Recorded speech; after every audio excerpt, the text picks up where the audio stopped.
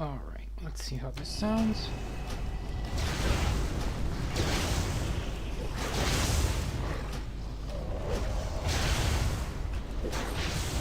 Oh, that's not good. That's not good.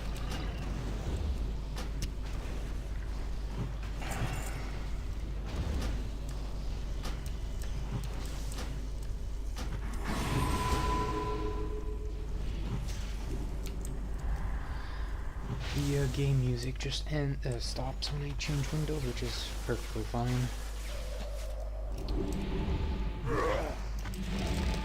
Oh, it doesn't affect. I don't think it affects other WoW clients, right? No. Does it? Let's see.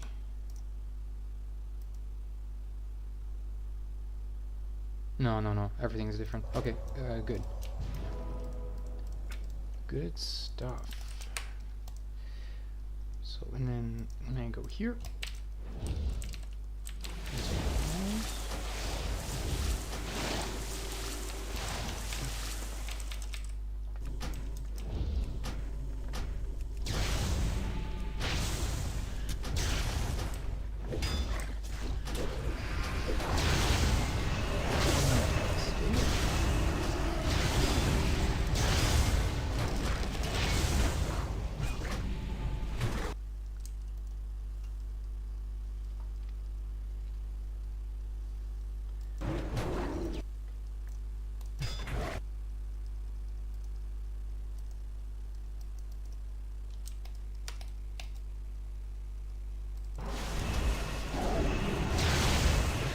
see.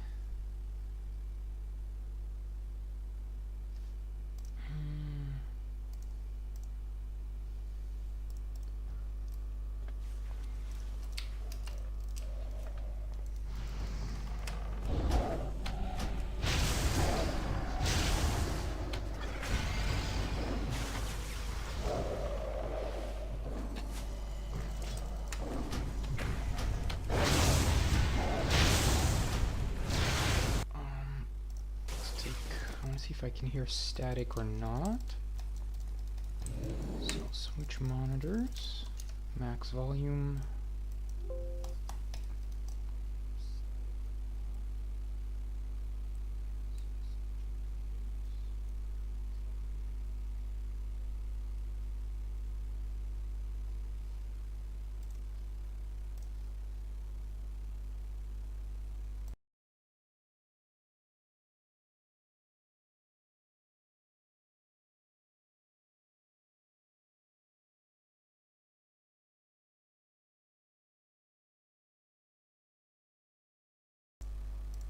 Okay, so it is the microphone.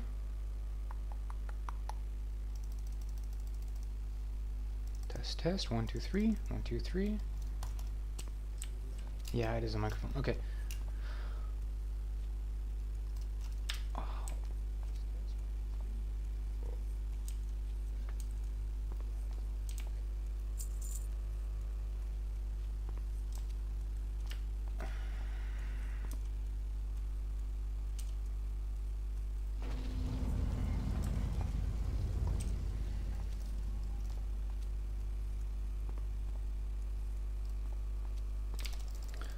Can I ever fix that? I don't think so.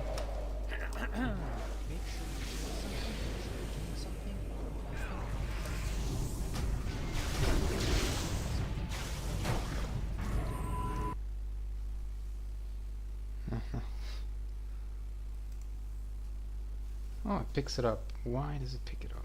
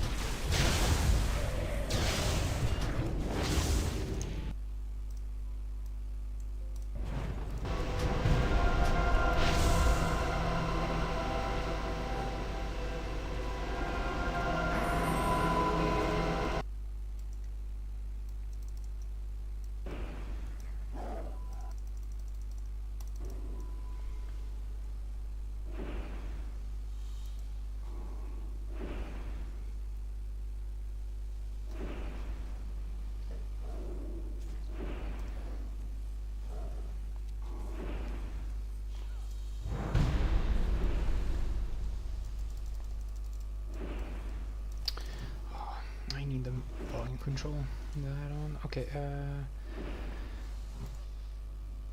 what's it called? Master volume per tab. Chrome extension. Volume per tab.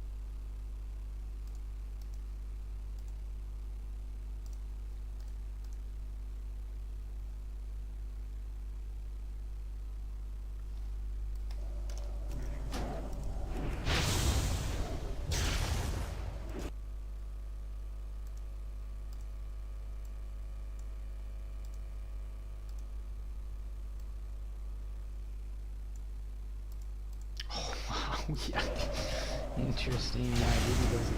Wow.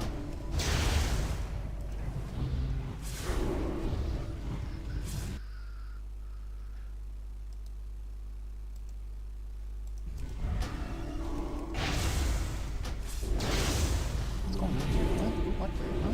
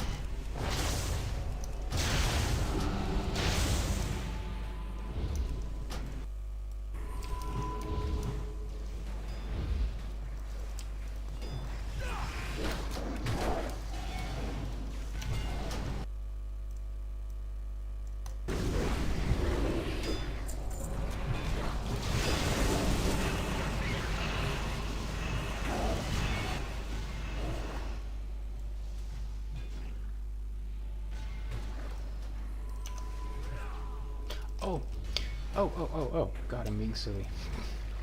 No, that's sound effects. Sound effects are. It's not a. Yeah, no sound effects.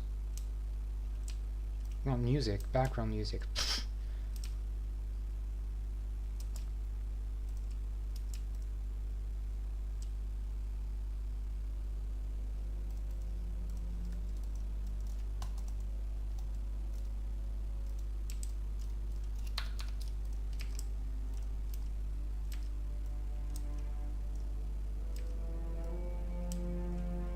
Ambient.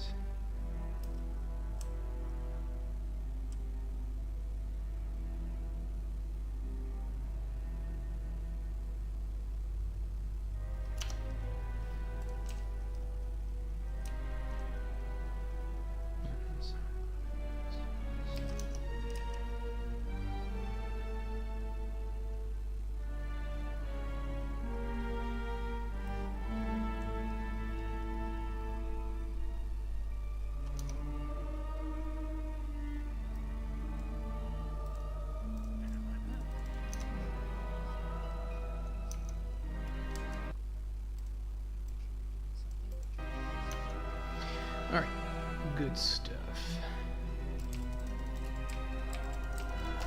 Yeah, it's a bad idea to have sound effects turned on. Otherwise, I'd be speaking over a fireball being casted, like and just me trying to speak. Meanwhile, a mage is spamming arcane explosion in the background. It doesn't really work.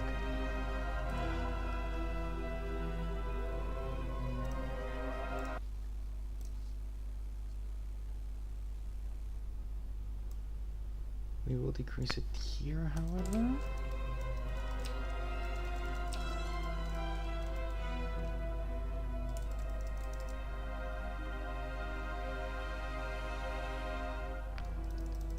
So if I do this, it goes lower.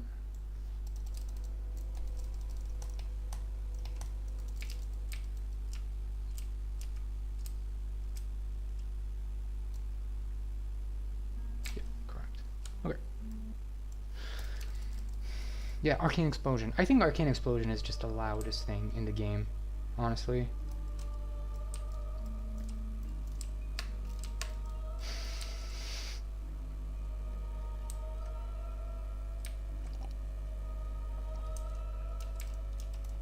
So and there's nothing similar to Arcane Explosion. Everything else is somewhat yeah, it's Arcane Explosion. It's not debatable. It's Arcane Explosion.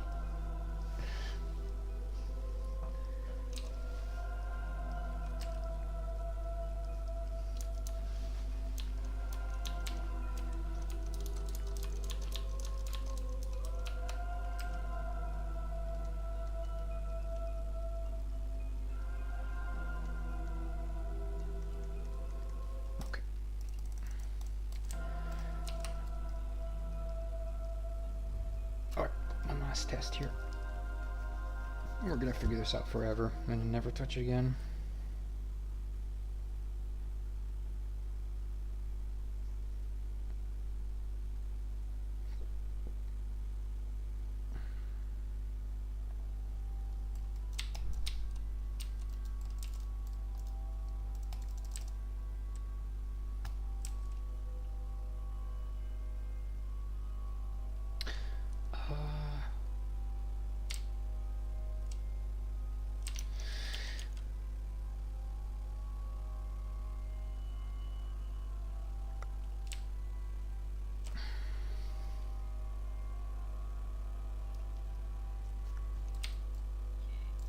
Okay, oh yeah, it's the app. Okay, it's the app that has universal sound.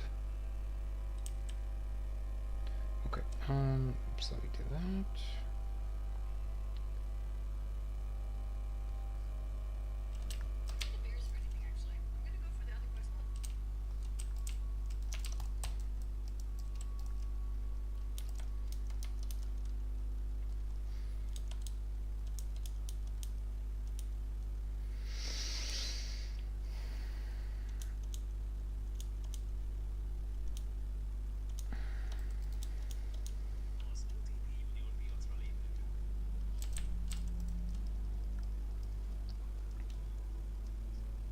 WoW Ultra Hardcore. No health bars. No enemy HP. Alright.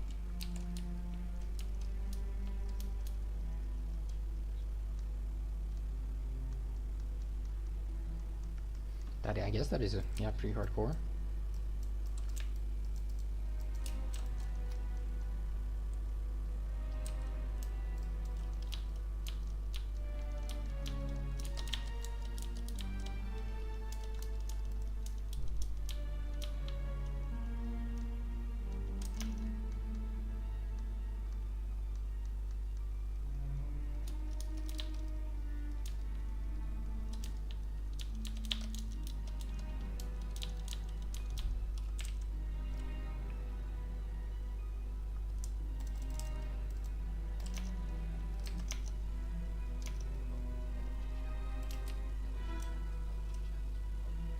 Huh. I wonder if there's more relatability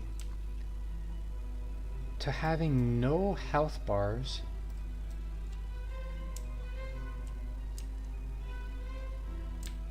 compared to playing an off-meta spec. Because you can only relate to someone who uses no health bars, but you yourself playing no health.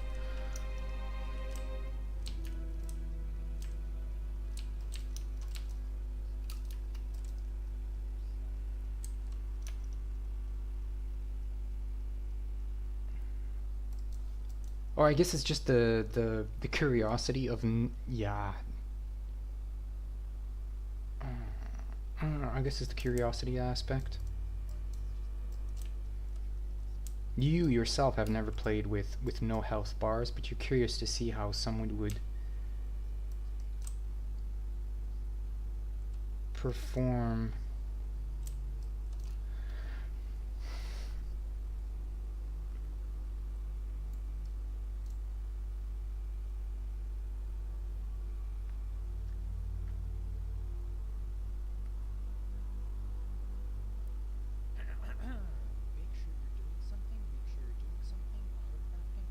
Yeah, I guess it is an untapped market.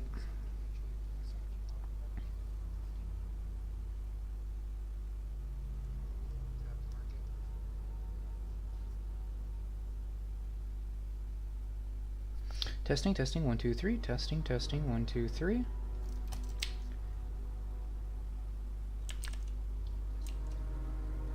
Fantastic, I can hear myself good.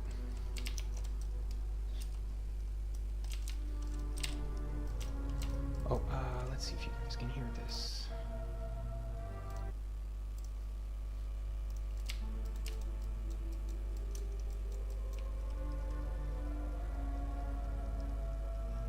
Welcome to the stream, Bean. Are you only using Chain Lightning and Lightning Bolt? I hope so. God forbid I'd put in more effort.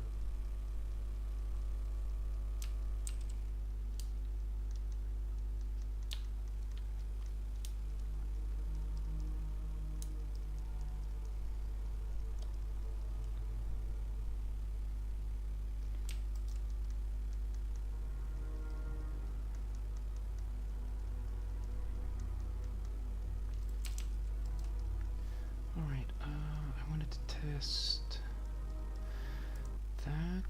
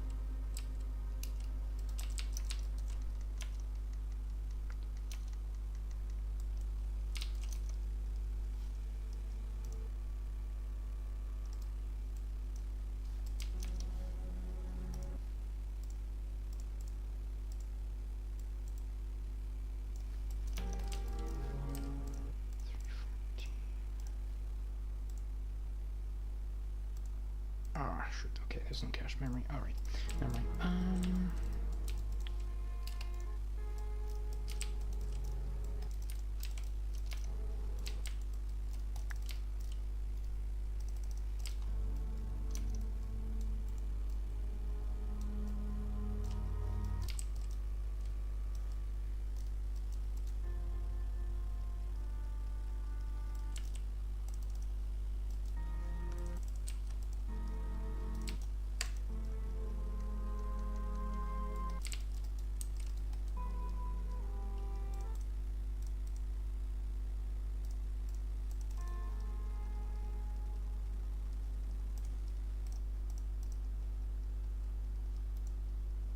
Oh, you know what?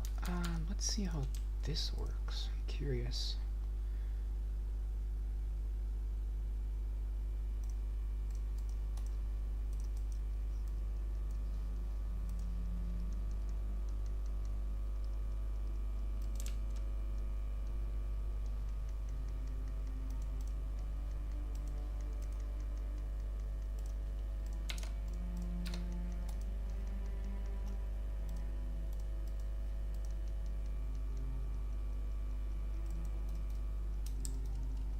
Okay, so I changed tabs. Let's See if the music keeps going.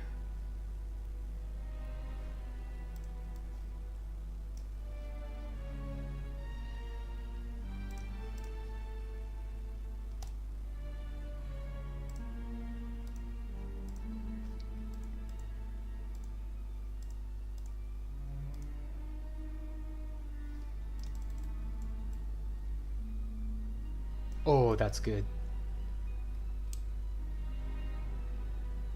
Oh, that's fantastic. Good. Okay. So the background music continues even when I'm tabbed out. That's good stuff. I don't need to have a separate... That is huge. That is huge. Oh man, I'm super happy. That's good.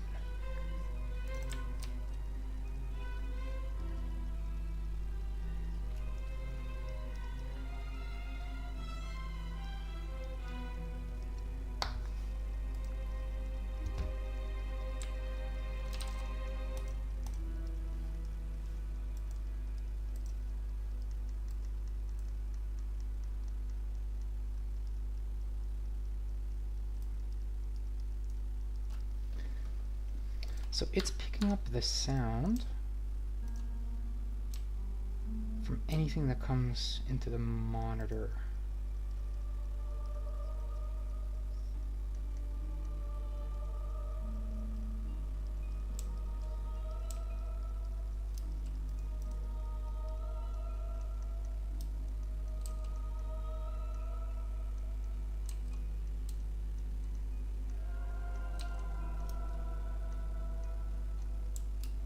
Okay. Ah, okay, okay. Oh man. Okay.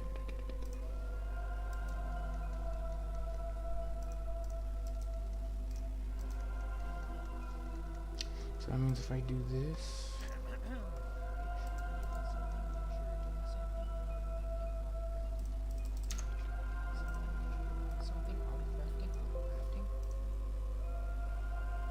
Ah, these guys can still hear it.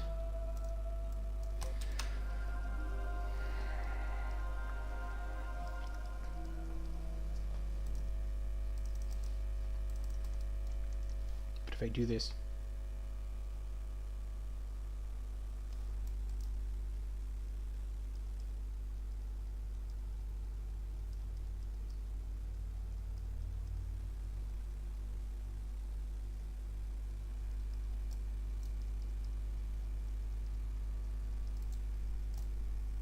No, I think there's just a break in the background music.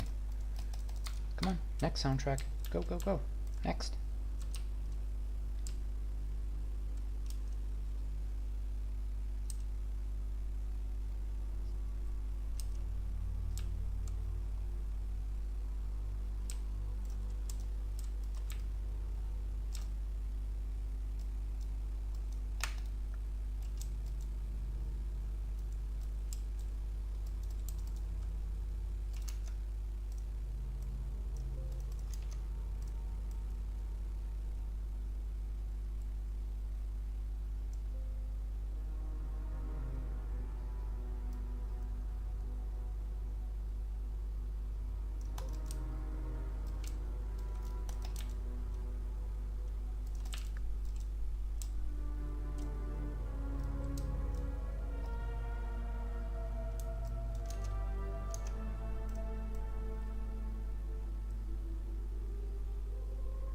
Good. Alright, and then if I do this, you guys won't hear anything. Let's see.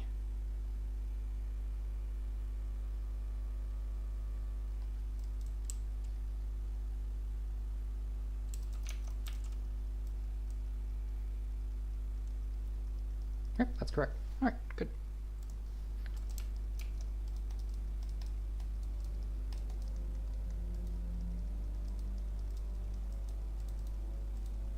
So I'll just use this single output channel for background music.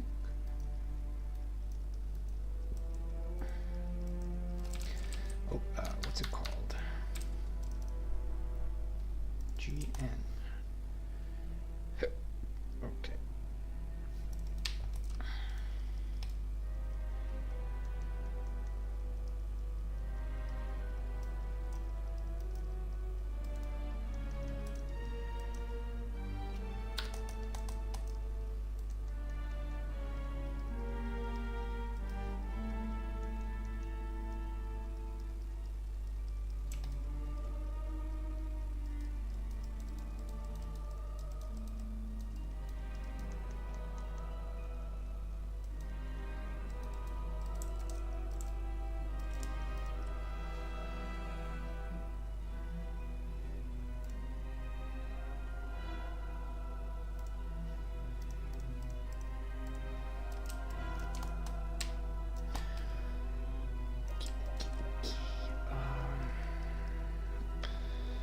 how I look at it, we'll still need weak aura even in mop. There's just so much useless stuff being shown to me. It just makes me tired over time. Yeah.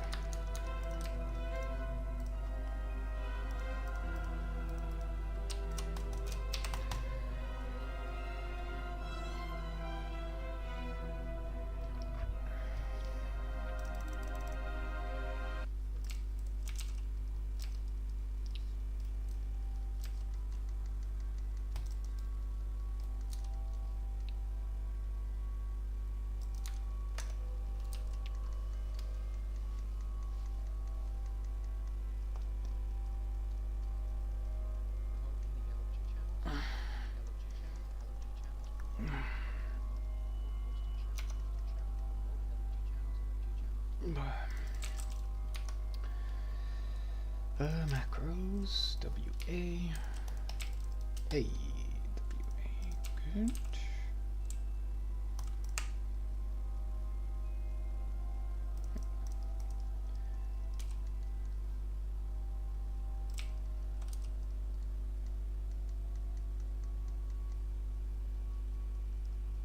Is there any way to get rid of the visual effect of fulmination proccing, or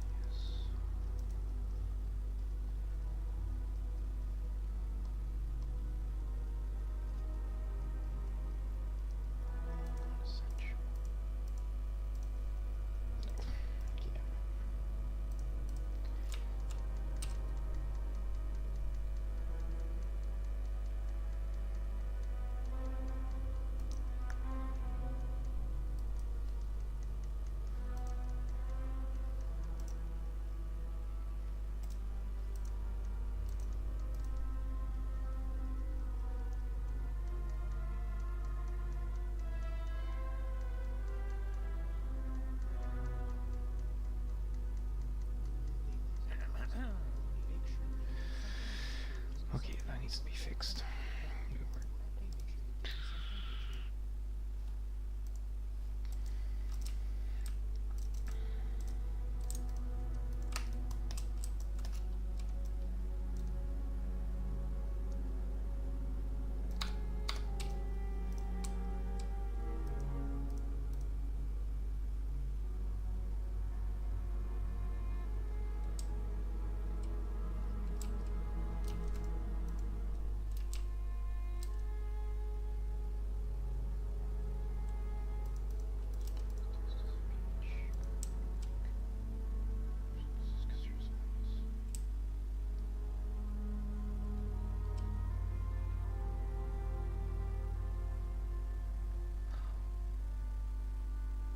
Oh, this is it, I think. Spell alert opacity.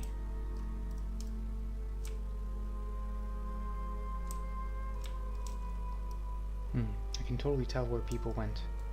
I think I see something over there.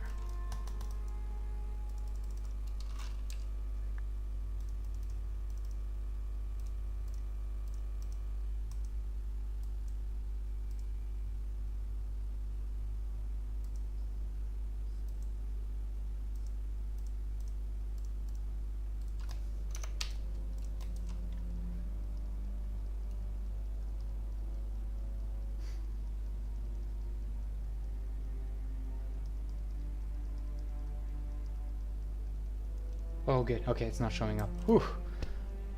Oh man, I thought I was gonna have to trade my eyesight for more mana, but it turns out we can. Good. All right. At least. All right. So I didn't know we can set the opacity. So yeah, we can cast Lightning Shield, which is better mana regen.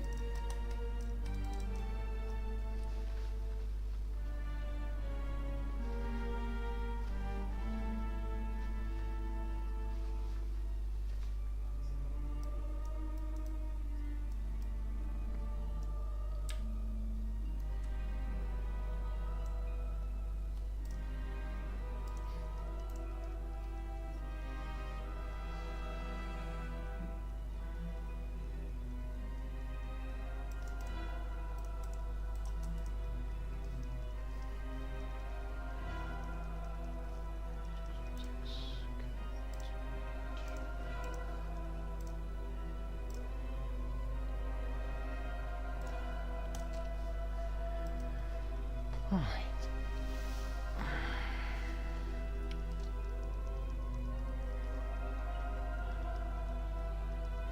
Oh, yeah.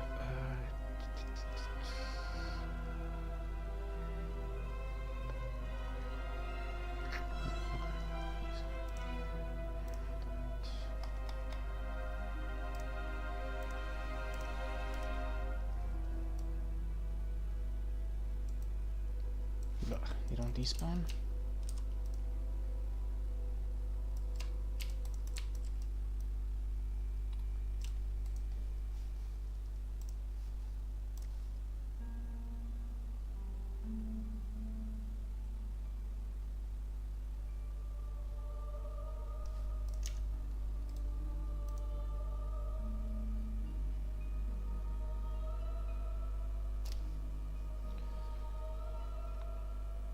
Okay, the background music is still a bit loud for me, but that's because I have... still needs adjusting.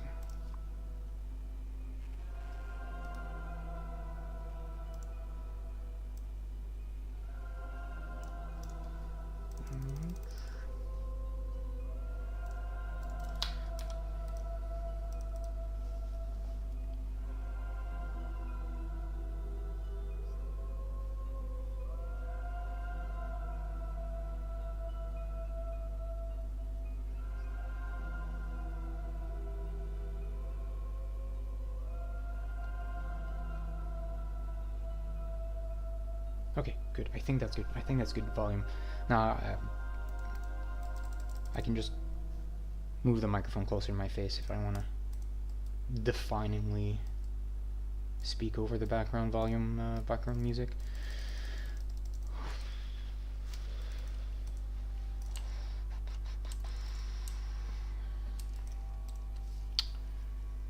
Good stuff.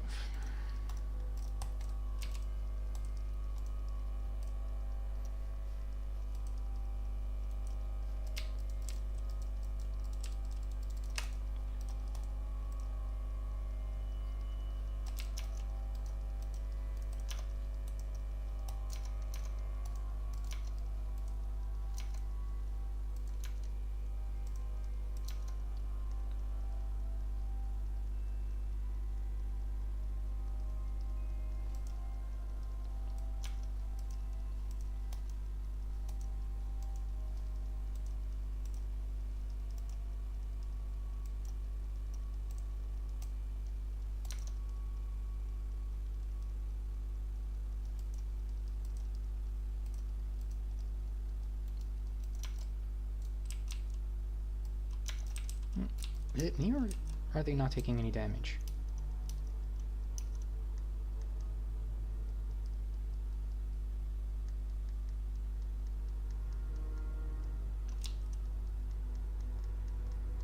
Okay, now they are.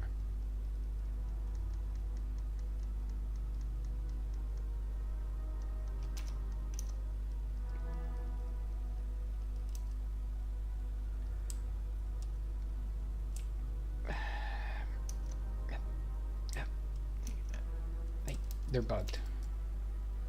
Right? I think they're bugged.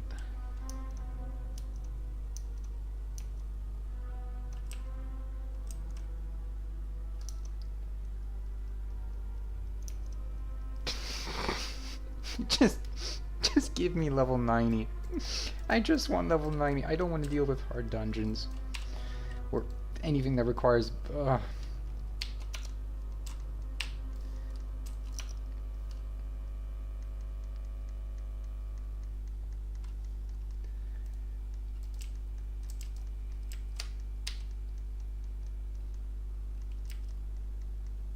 Ah, it's something on the ground that heals them.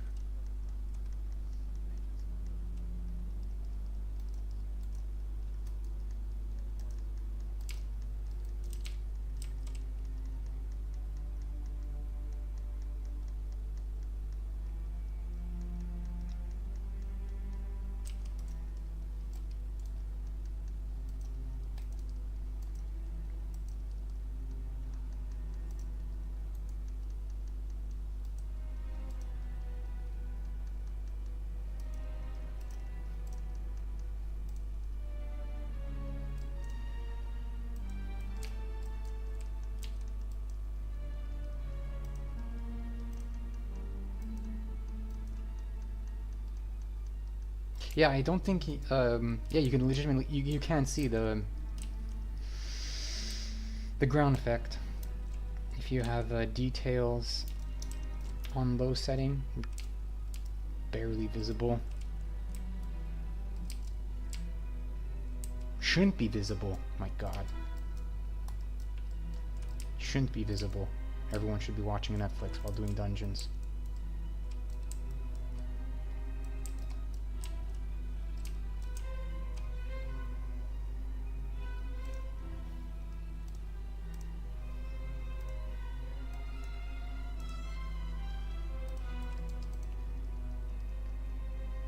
I'm sure this paladin tank is removing the whatever this dungeon is from the dungeon list in the LFG. It's it's convinced me, and I'm not tanking right now, not to do this dungeon. I'm not even tanking, and that spell alone completely acts the whole entire dungeon from my dungeon. Unfortunately, you can't really control which dungeons you get from the random dungeon tool, but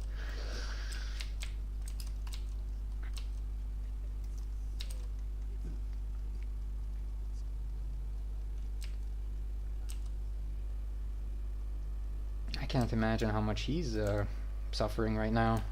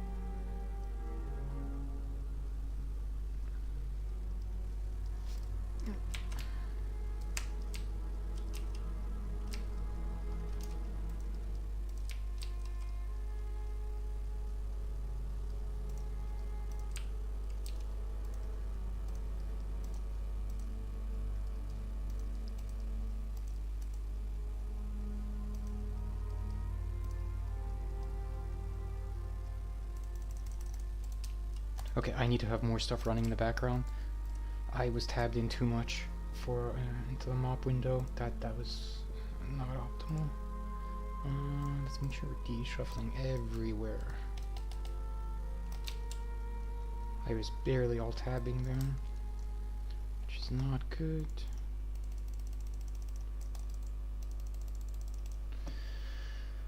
Okay, that's going, that's going.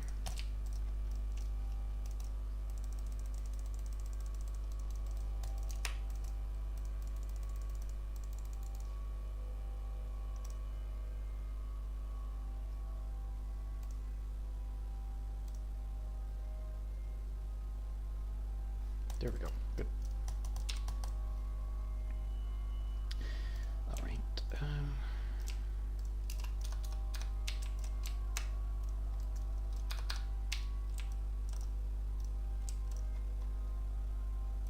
Whoops. Look at that.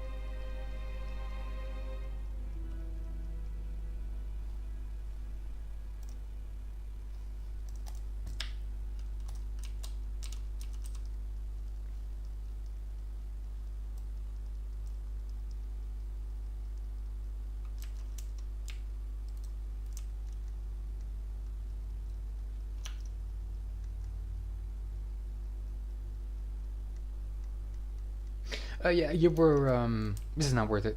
We are leaving if we get this dungeon. What is this dungeon called? Halls Origination. Okay.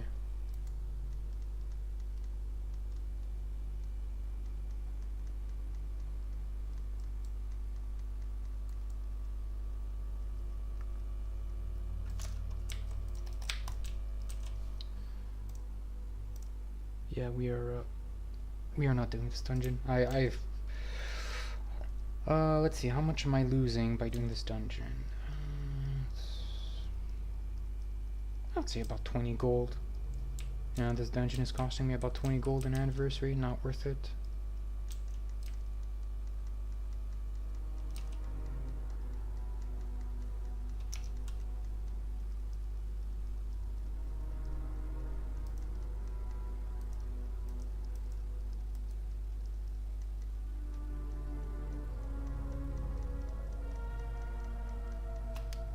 We might just not finish this dungeon. Wow, okay, yeah, okay, so that's pretty bad. I'd much rather get Deserter on Switch. Alright, now we know. Halls of Origination. Origination, we'll remember it.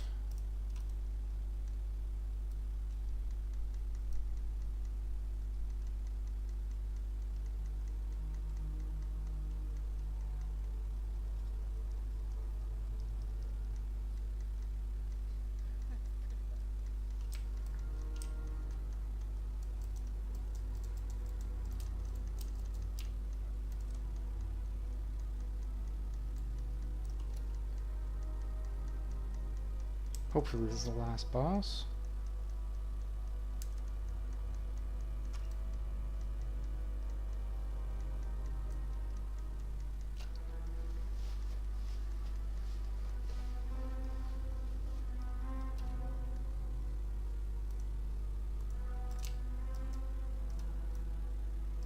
Can't tell.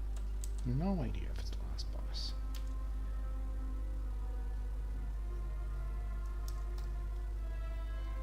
It is not.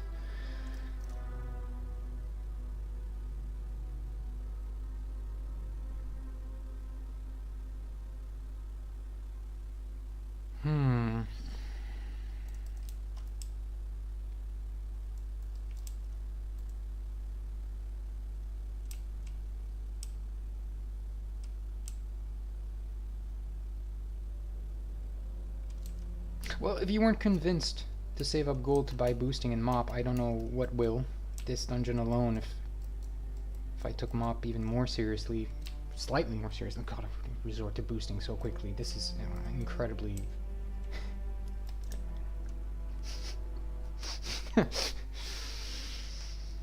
Yeah.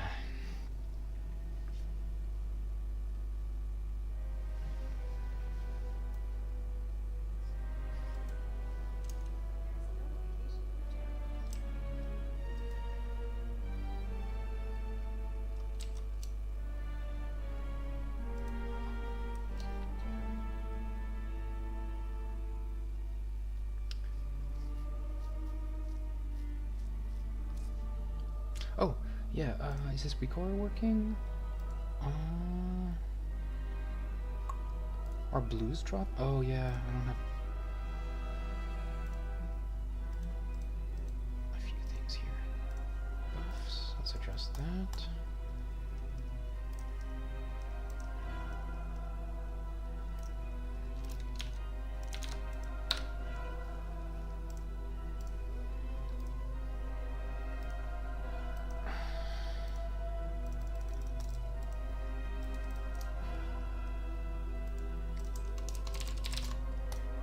Hey Google, what is it?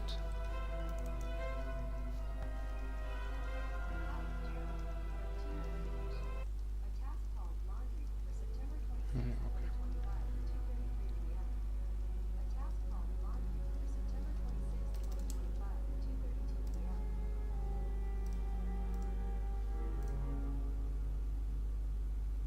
I think it's custom, blues, pass. To user move, pass.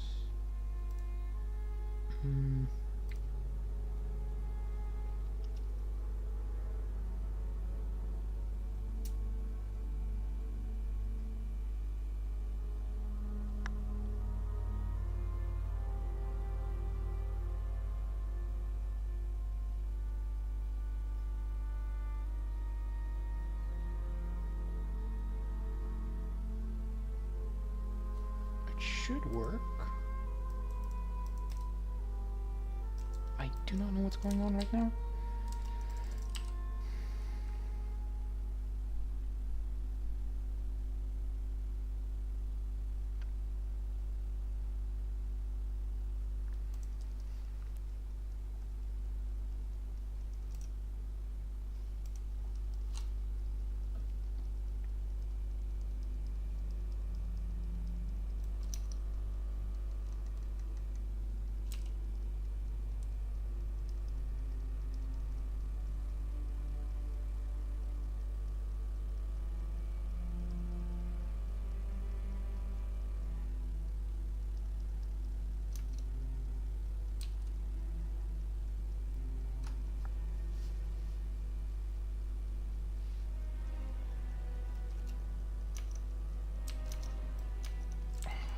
The same thing? Are they getting healed?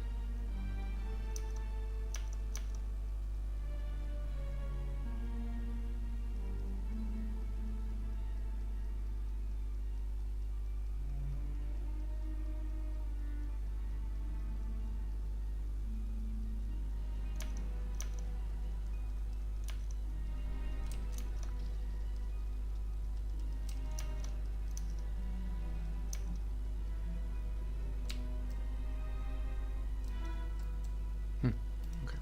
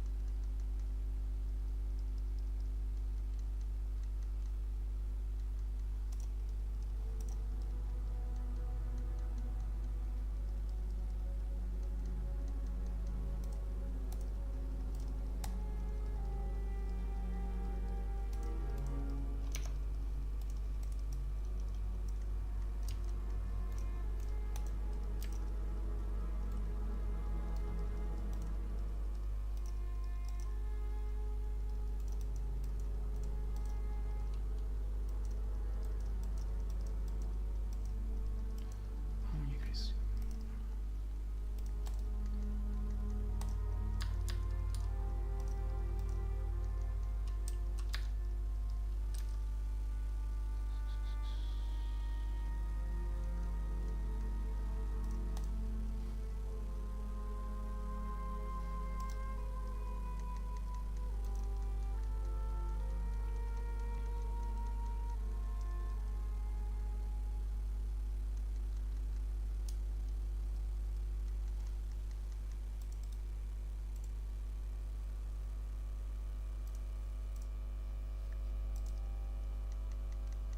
Okay.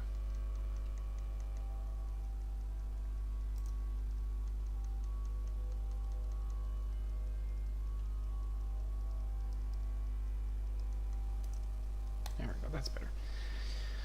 Alright.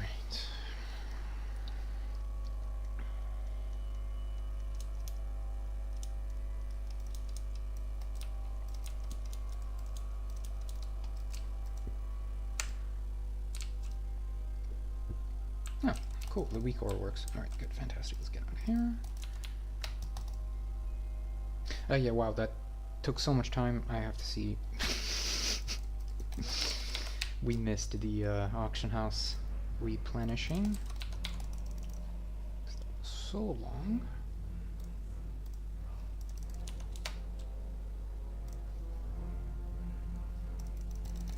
Actually missed the timer.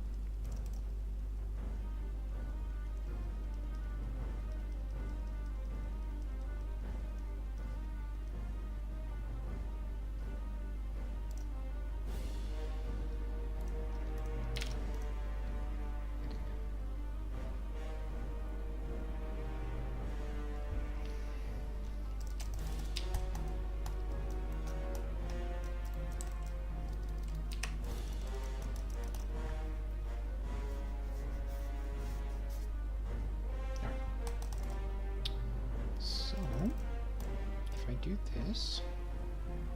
Do that. That.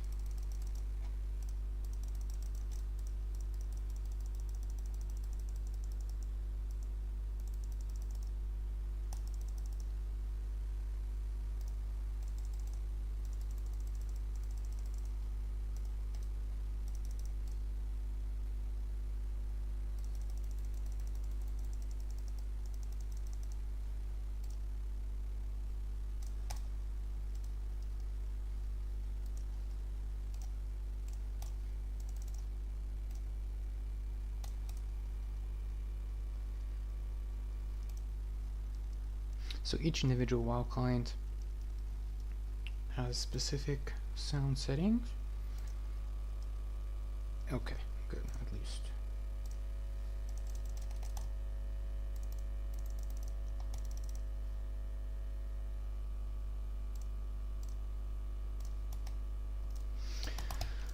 Okay.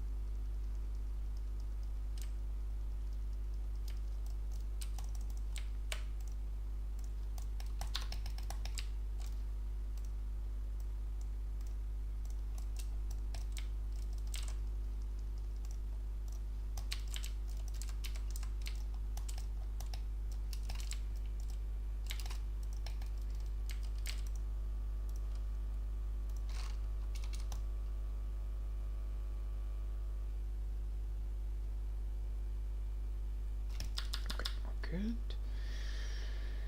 Exit game. There. Missed.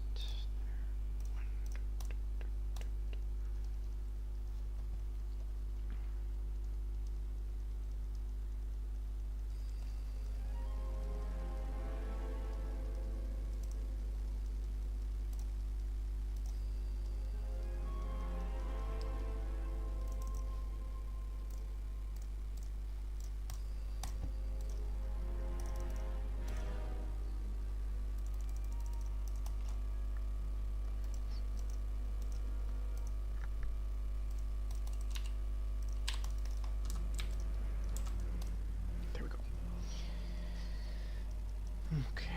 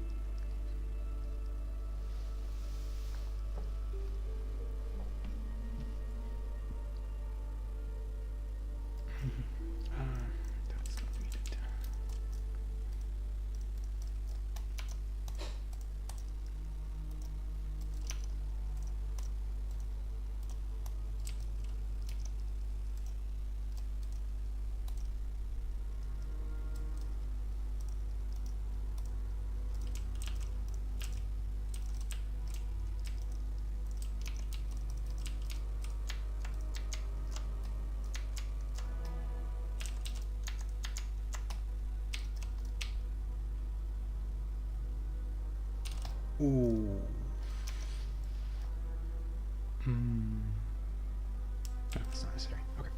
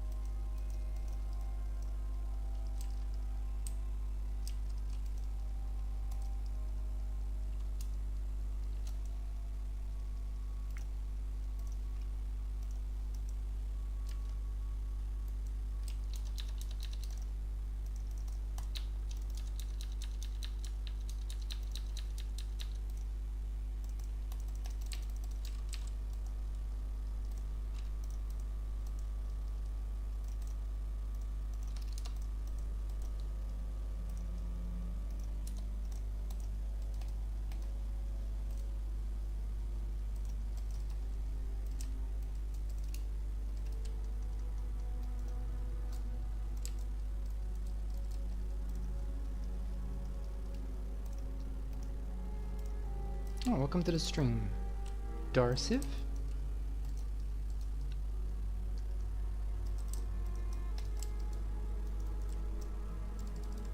Watch any good movies lately?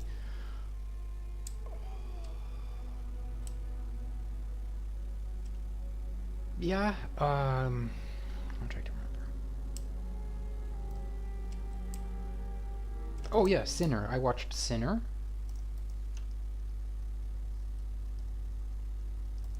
I think that's the most recent movie I watched.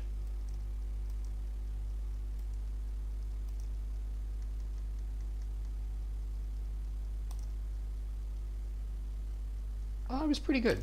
Pretty good. Music was very good.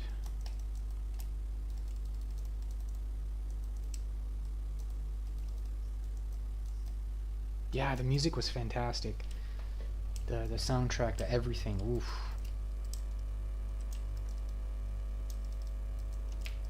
Really good. I think music theory. Yeah, we call it music theory. A lot of. Oh.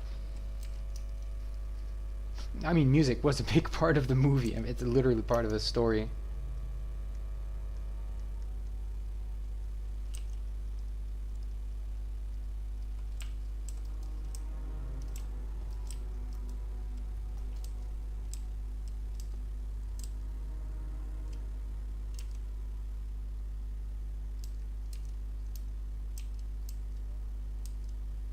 The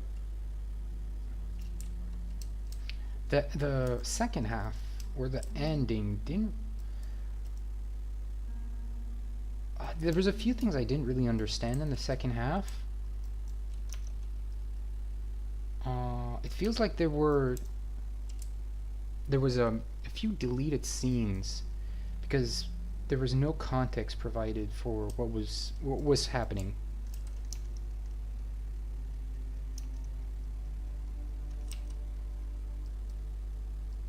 I remember myself questioning every single one of their actions.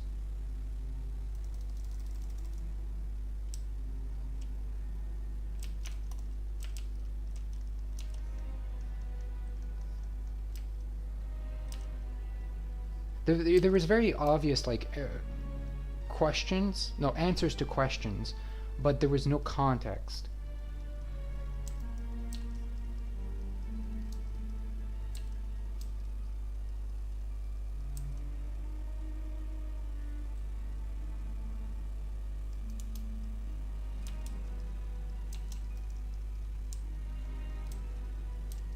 I don't think I'm spoiling it, right? No, I'm not spoiling it. Nah, I'm not spoiling. The I'm assuming you. Oh, wait, have you seen the movie Darcy? What's her person's?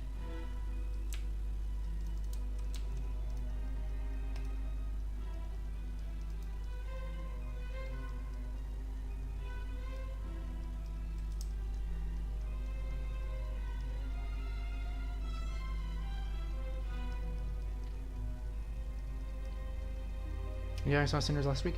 Okay, so why do the... Okay, I'm just gonna spoil it. Well, I don't know if I'm spoiling it by asking questions. Why do the vampires, the when the so-called witch gets bitten and she's on the floor dying, uh, and she asks to be killed with a wooden stake. I think that's what's called, the wooden piece of thing. And the vampires are concerned for the witch's life. I did not understand that. Why do the vampires care what happens to the witch? The I don't know, witch, voodoo, witch doctor. I don't know how to. I think she was a master of the dark arts. We'll say. I don't know what does that qualify her. Why do the vampires care what happens to the? They've been turned to vampires. They have no humanity. They are mindless automatons. The vampires are a husk of a soul. They have no mind. They're all being connected to one person. They're a hive mind. They're ants. Well, not ants have individualism. They do not have individualism. They are, yeah, mindless automatons. They have enough memory or enough of a conscience to just walk, eat, and sleep. That's it. They're like, those are the basic primal instincts that's it. No, they don't have memories. They don't have anything else. Why do they care what happens to the witch doctor? They don't have memory of the witch doctor anymore.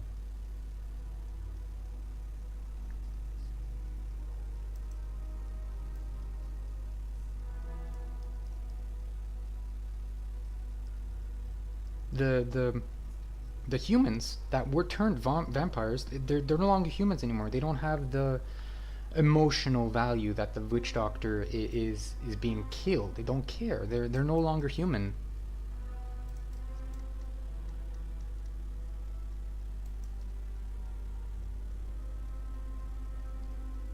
Yeah. Oh, that made absolutely no sense.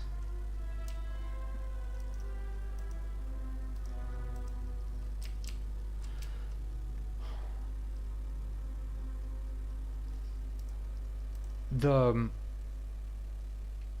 one thing I can think about that I can theorize is that the wooden stake stops the vampire process. So when the witch doctor gets bitten and she's slowly turning into a vampire, if she gets struck by the wooden stake, she no longer becomes a vampire. She just dies. Just dies. And the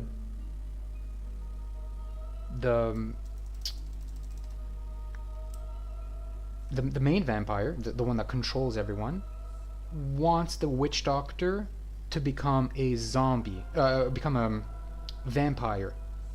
He wants the witch doctor to be a part of his army. He wants her to be part of his group. Because he gets more powerful the more memories he has, the more people he has under his wing, right? If he has the potential to turn someone who knows martial arts, well, that's awesome. I want that guy in my army. and he wants the witch doctor to be part of his army, but unfortunately she's killed at the last moment, so he doesn't get to recruit her. That is not said at any time during the movie, that he wants her as part of his army.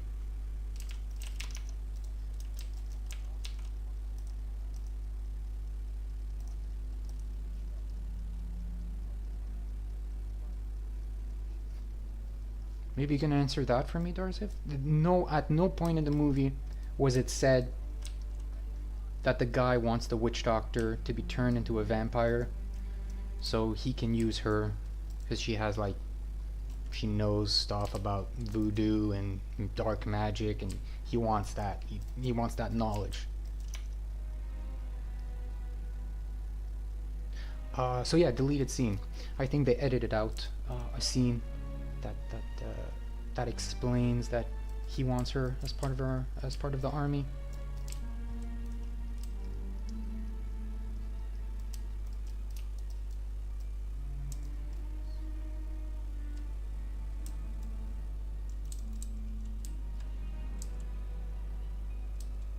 Um,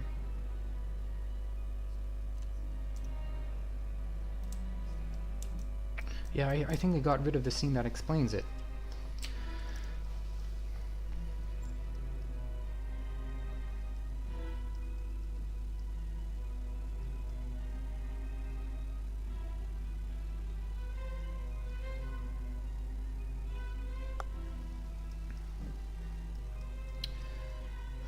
I don't think it was implied that she knows. Oh, I mean, just that she's like more knowledgeable about dark stuff, and he wants that knowledge. Not necessarily that she's like can move stuff with her mind. I'm just the knowledge of witchcraft and stuff like very basic. I'm not. I'm not saying he wants the ability to like float on air or something like that.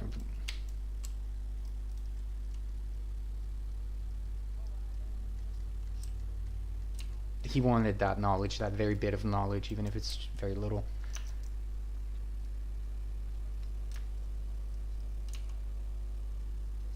Because he is constantly trying to acquire knowledge, skills, and traits. That's why he wants the guy's music. That's why he wants to turn Sammy? What's his name? What's the young guy's name? Sammy? Sammy or Jimmy? He wants to turn Jimmy to a vampire so he can gain Jimmy's talent in music.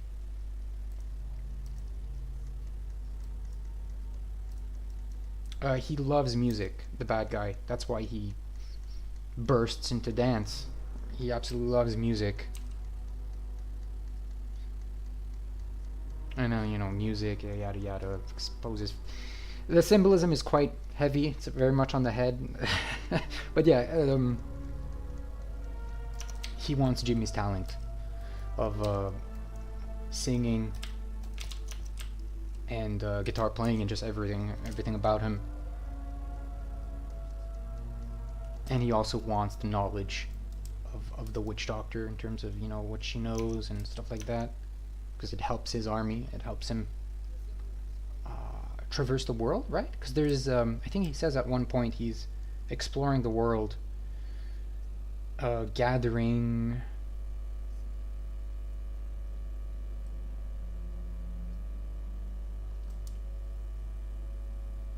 what does he say? He says something adventures. He wants to venture the world.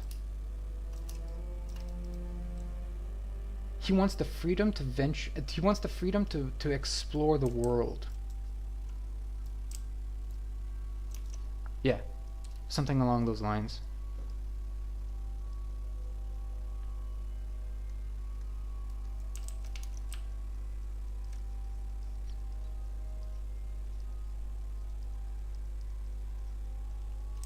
I mean, quite literally. I think they start playing music outside of the barn, and he goes, We're great, not perfect. We need a fourth to be perfect. Jimmy or Sammy, won't you join us? That's the implication, that he's like seeking talent. Yeah, we're great, not perfect. We need a fourth to be perfect. Jimmy, Sammy, whatever, won't you join us? So yeah.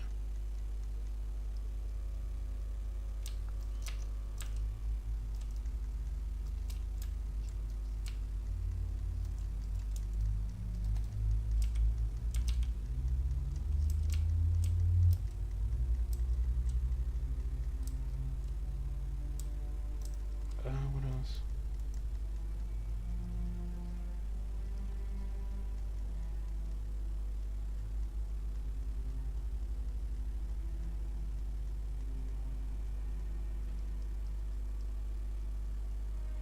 Oh yeah. I'm trying to remember. There's another moment I didn't really understand in the movie. Uh, when does the barn catch fire? The farm, the barn house, does it catch fire?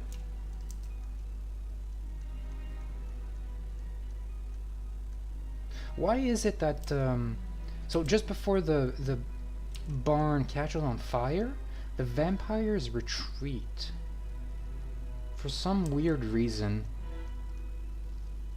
The vampires have the upper hand. They're about to turn everyone and kill them essentially, and then they just randomly retreat.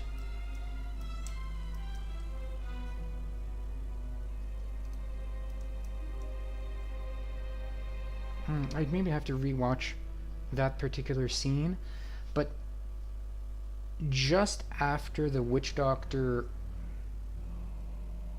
gets the wooden stake through her chest, either just before or just after she gets the wooden stake in her chest, they retreat. I don't know why. So you have 20 vampires against 4 humans. The vampires are successful in killing 1 human, so it is now 3 versus 20. And then all of a sudden, the 20 vampires retreat.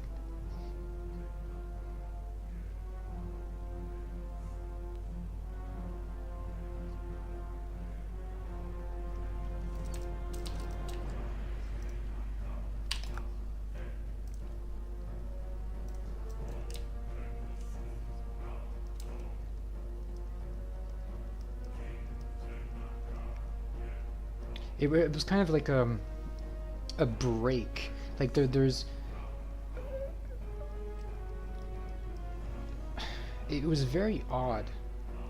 The vampires are clearly winning, and then just on a dime, with no symbolism or visual effect or line being spoken, they're like mid-fight. And it's just like, oh, as the punch is flying in the air, oh, let's just retreat out of nowhere. No indication that that vampires are losing or anything like that. In fact, the humans are losing, so there should be more incentive. But vampires just randomly retreat.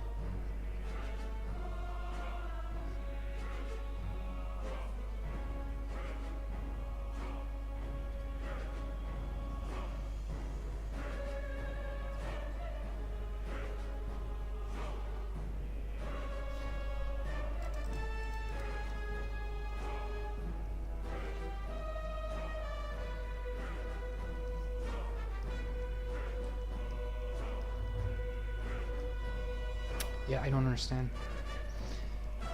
Answer me that one, Darciv, in chat.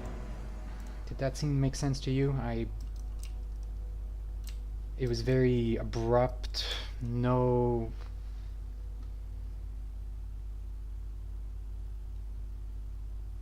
I didn't understand it. I remember that scene particularly because it made me mad. It's just like, it was so obvious something was cut. Some scene that explained why they retreat. It's just, it was too weird for there not to be a scene explaining why they're retreating. It was like, ooh, yeah, we're missing maybe like a 6-second scene explaining why they're retreating, because just out of the blue.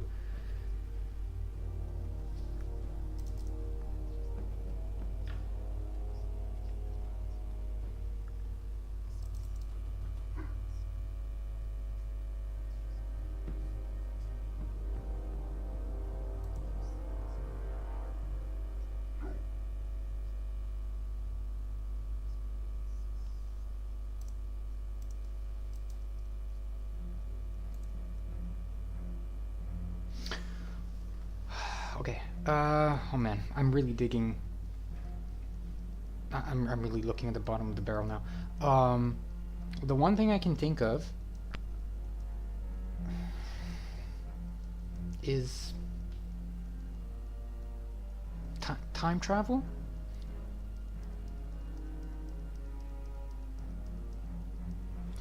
Is it possible? I'm gonna go on a crazy theory here.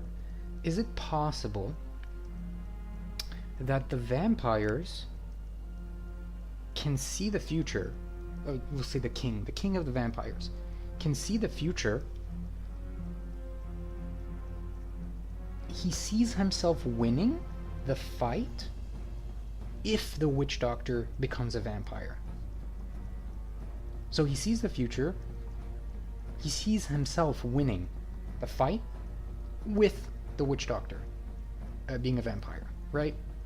Her knowledge, her being a vampire helps him win the fight. It hinges on the witch doctor becoming a vampire. So when he sees the witch doctor dies, he's like, oh, I needed her part of my army. Maybe I should retreat. Because he foresaw the future of him winning, but only with the witch doctor by his side. So when he sees her die, he's like, maybe I won't win this fight. It's not even move forward. Let's just retreat. I came here to turn the witch doctor, and she's dead now. No point. I'll just retreat.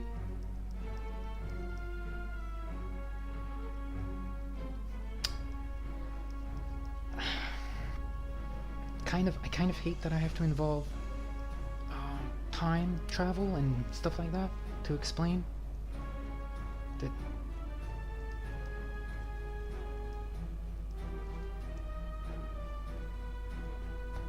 This could all have been explained by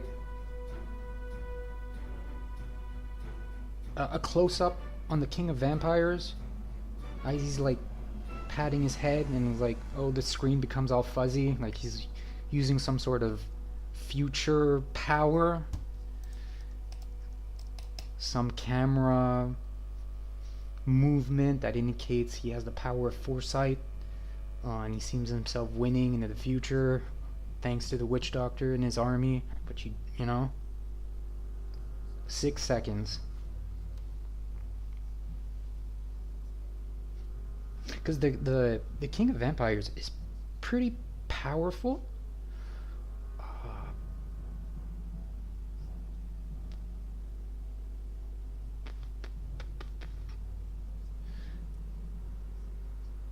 He's strong physically, and I'm just gonna guess he's very strong mentally, just because of all the knowledge he can gather.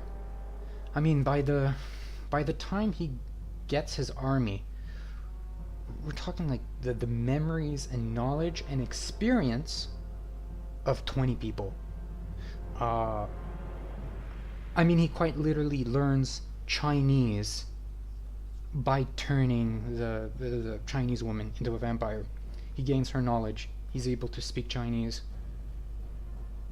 So I'm going on a limb and saying he's pretty smart.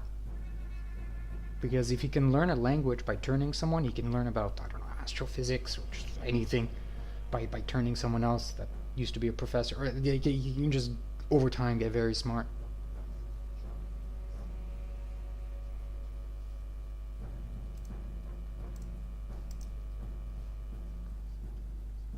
Darcy, there's a lot of stuff that's not explained. Yeah,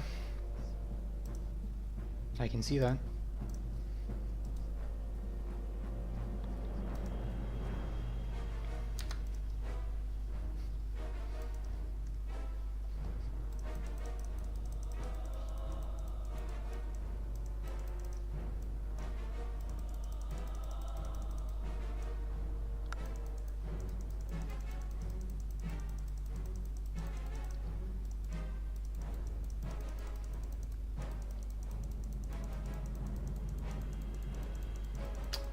I don't mind if stuff is not explained, but something as basic as the power of foresight. The guy used foresight to see the future. It's kind of a big missing element as to why he's winning and then decides to retreat out of nowhere. It's kind of a big thing. Kind of wanna. It's like the.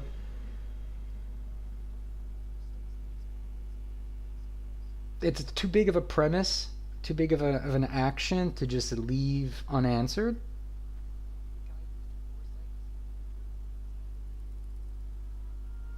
Like, there are two armies battling each other, and then one wins and one loses. Okay, why did one win and the other lose? It's kind of a little so on the.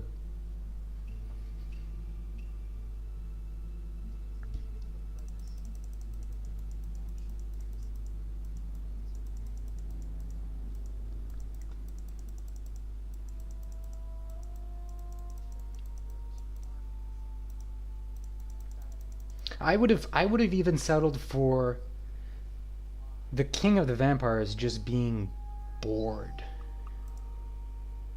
Like him just like sighing and going, this is too much of a drag, too much effort. Um, yeah, that's it. And then he says, I'm out of here. This is too much of an effort. Stuff is catching on fire. I'm tired. I'm bored. This is not worth it.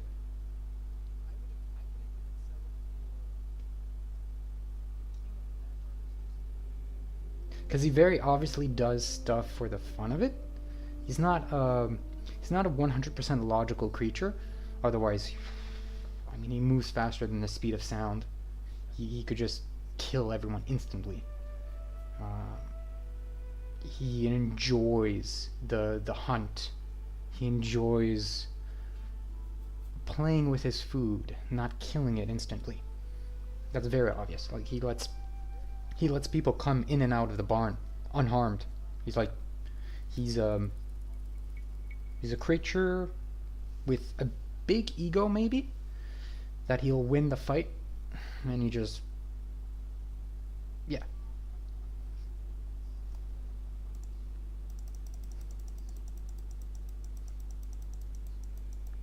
Does he fly at one point? Can he fly? Or does he just levitate? I can't remember. Anyway, uh, yeah, he's a big ego that he'll win regardless, so he can let people just move about. He can catch up to them faster than the speed of sound, rip someone's head with like the flick of his wrist. It's just god level of powers. So he has the maybe a built-up ego, right? From the power, from the surge of power he has. Um, and yeah, and he just got bored with the fight. Yeah, yeah. I would have accepted that for the reason why the vampire army just retreated for a second there.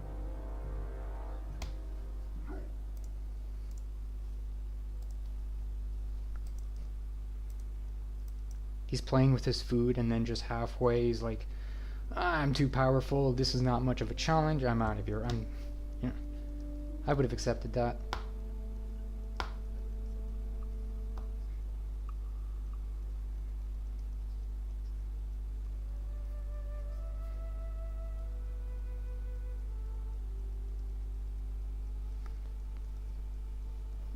Um.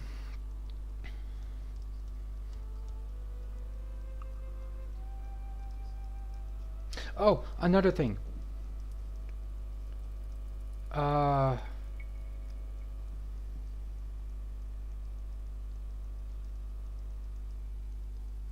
The end.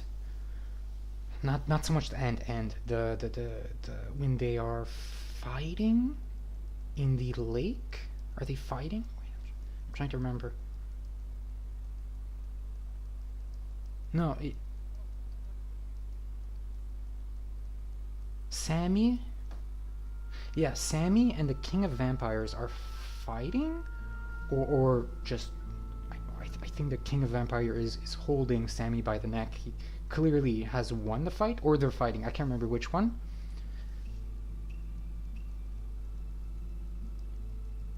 Uh,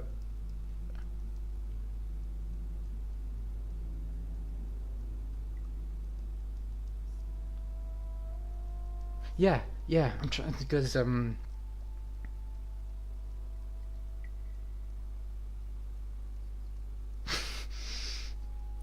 I think 4 characters in that movie have a similar name, so it's hard for me to remember. I think you have like Sammy, Jimmy, Smoke, and then Stack.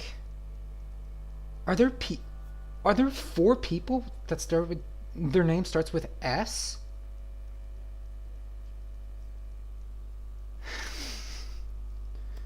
Smoke, Stack, either Sammy or Jimmy.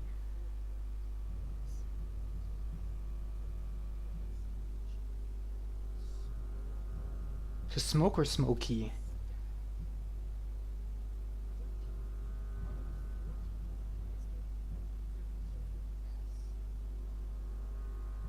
Darcy, yeah, they all have similar names. Yeah, okay.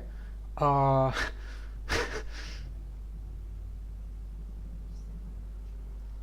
okay. So Jimmy is about to be turned into a vampire by the King of Vampires. He's about to die. And then the King of Vampires gets stabbed. Yeah, he gets stabbed. He gets a wooden stake through the heart. Classic death of a vampire. He gets stabbed by Stack.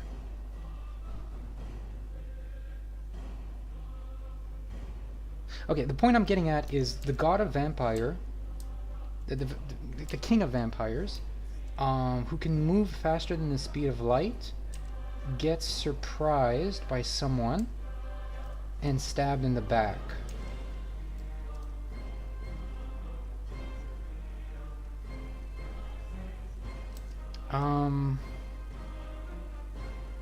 What?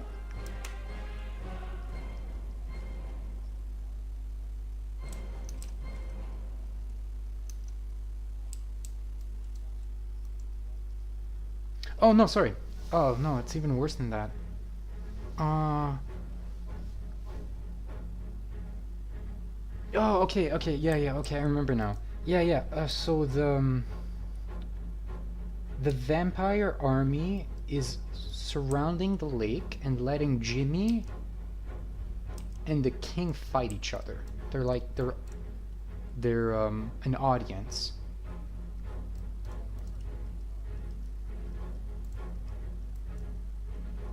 Yeah. So the army is just standing by watching the fight. Watching the fight of 2 people in the lake. How does Stack surprise the King of Vampires?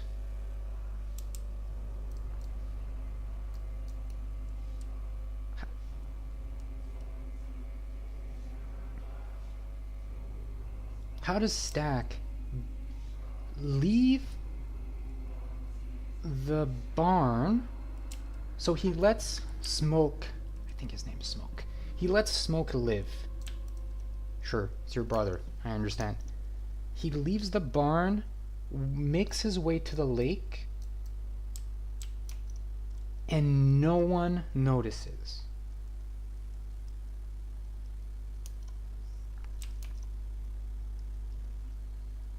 No one notices. The whole lake is surrounded by an army of vampires watching these two fight, and then smoke just kind of like, I can imagine this is what happens diegetically and behind the scenes, shuffles past the army of vampires, walks into the lake, gets behind the king of vampires, and then stabs him.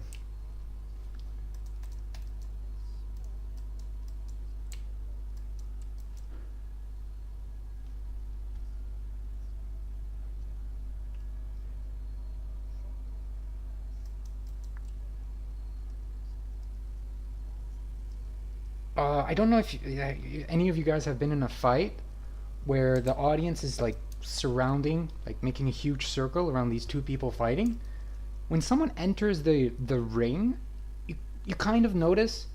You kind of notice. It's kind of. It's like, okay, there are two people in the fight, and now suddenly there's a third guy just making his way closer to these two guys fighting. You kind of you see it. It's hard to miss.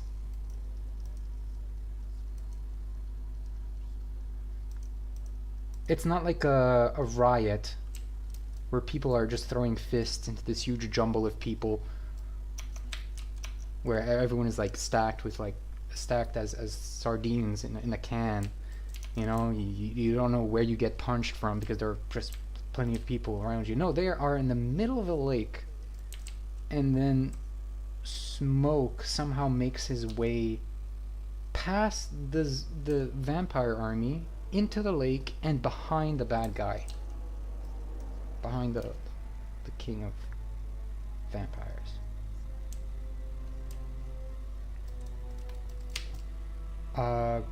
Quantum teleportation? Quantum teleportation, anyone? Is smoke a supernatural creature we don't know about? Did he just develop teleportation in the last minute to surprise and appear behind the king of vampires?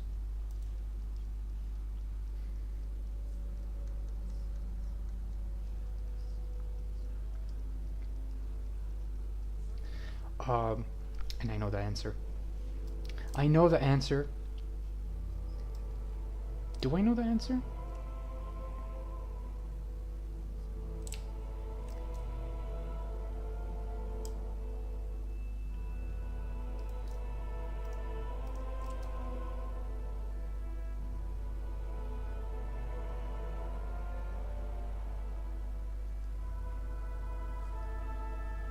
There are two possible answers that I can think of.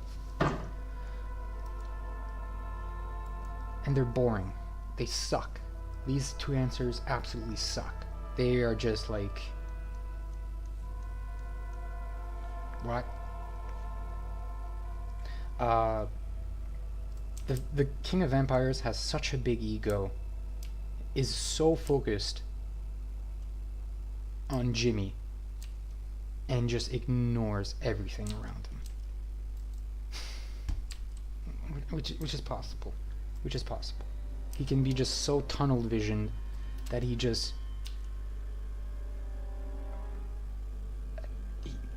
He doesn't use the vision of his army, right? Because he can like interchange his vision.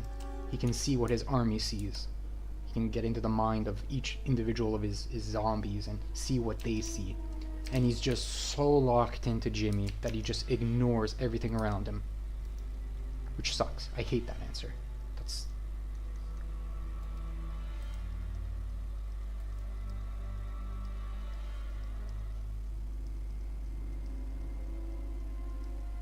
And unfortunately, it's the classic villain trope where you get so close to your objective and you're just blinded by your ego. I hate that. That's a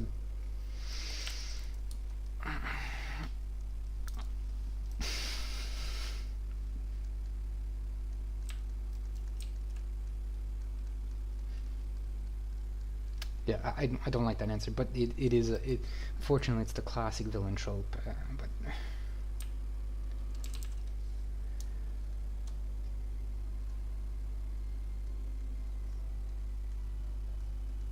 the second answer, Smoke is, funnily, invisible. The guy is invisible.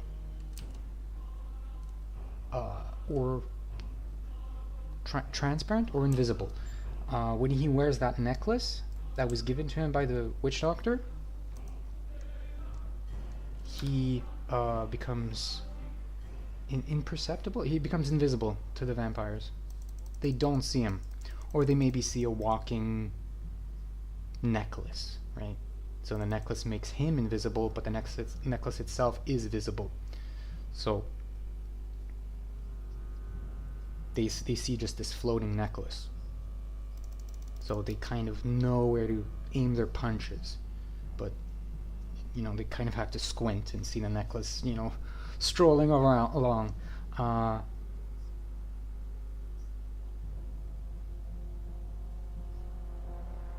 That answer also sucks. Because you're supposed to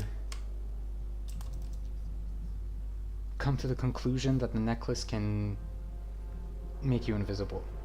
Because that's the second only answer that explains how he was able to get past the vampire army.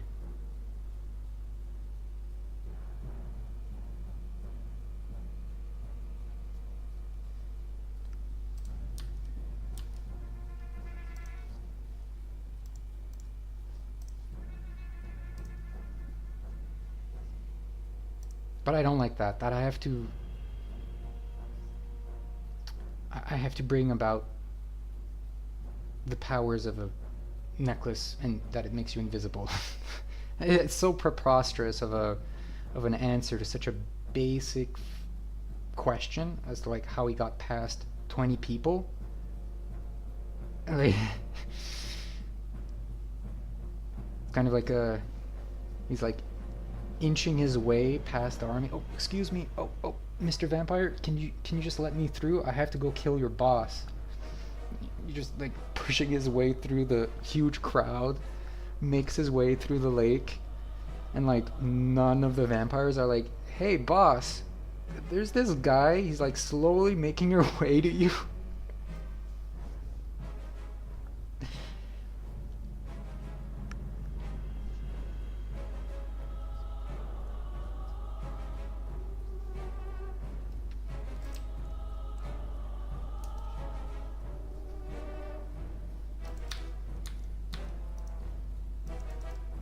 I, I'm sure some of you have walked in the lake before. It's not only was it in the movie a very big lake that they were surrounding, if I remember correctly. Yeah, it was a pretty big lake. But it is hard to walk into a lake, so they had to let him pass and then just stare at him as he painfully tries to walk in the lake and make his way to the center and then stab the vampire. It's comedic.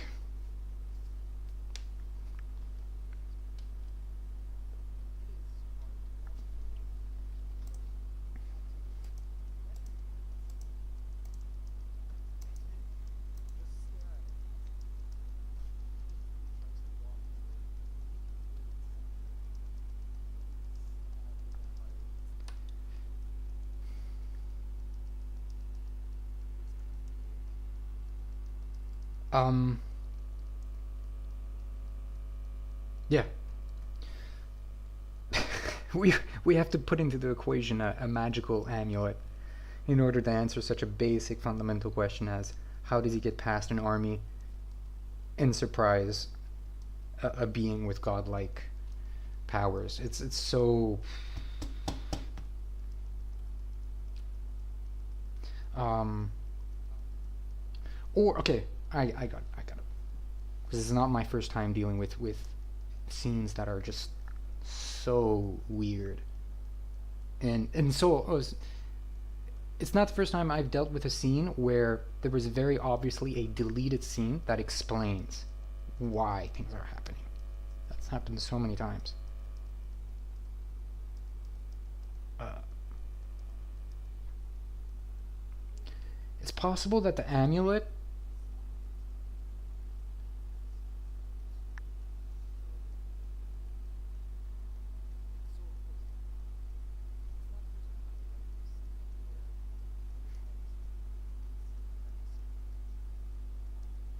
No, no, it makes him invisible.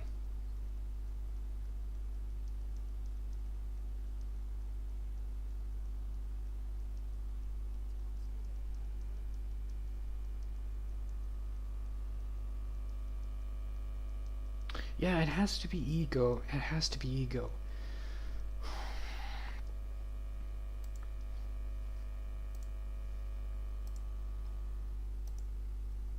It's the classic villain trope. You've done all this preparation. The stars are lining up perfectly. Months of planning, and then at the last minute, when your emotions are running and you're at the finish line, everything is coalescing beautifully, and then you just get your ego kind of comes into play, and you're like bombastically having a monologue, and like, oh, would you look at that? The hero who doesn't have an ego triumphs over the bad guy.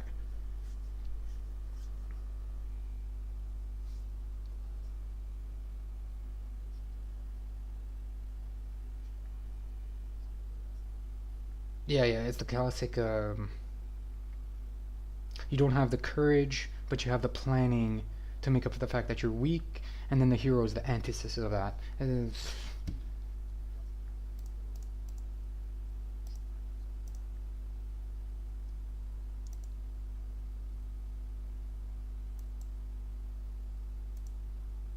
Yeah, yeah. Love, whatever, yada, yada, yada. You have someone you love, it's the motivation. Bad guy doesn't have someone he loves, therefore he can develop the ego, but the hero doesn't. It's classic movie making trope.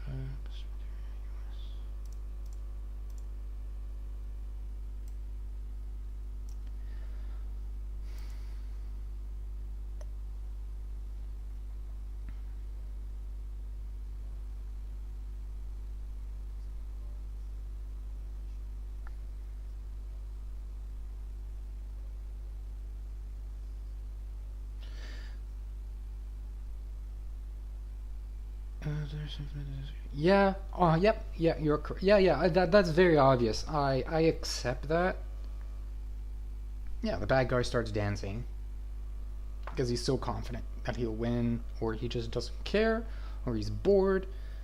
If This is a classic vampire thing as well. If you've lived thousands of years, you kind of are bored, right? You're constantly looking for a challenge. You're looking to seek power. Your time is kind of invaluable, so your experience is kind of blurred, and you just don't take any moment seriously. A dozen vampire movies come to mind.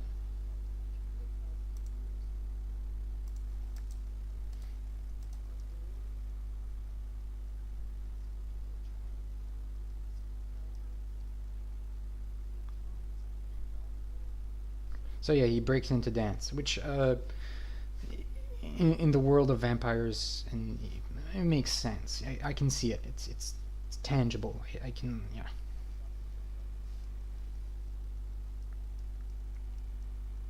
Yeah, the same thing with him trying to gather experiences. Yeah, if you can live a thousand of years, no, like of course you're gonna try to experience as many things as possible.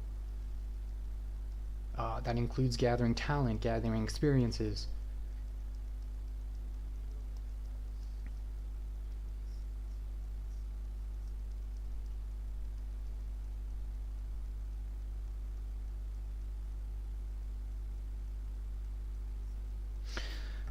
but that...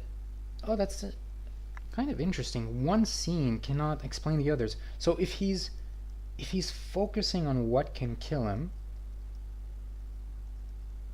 why... Okay, if we're assuming he wants the witch doctor, part of his army, right? That's his goal. And then when he sees her die, he gives up because he's scared. So he's logical in that regard, that he acknowledges that, oh, kind of needed the witch doctor on my side. Things are not looking good. I'm going to retreat. But then get caught off guard by a guy with a wooden stake slowly inching their way behind you. This doesn't...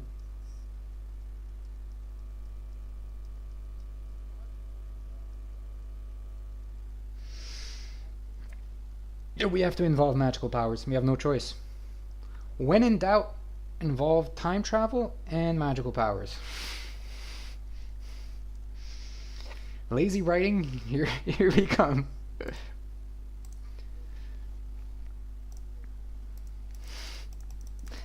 Can just imagine the board writers. Okay, how do we explain this? Well, lunch is in 10 minutes. Can we just add time travel? Promotion for that man. Time travel. Let's do it.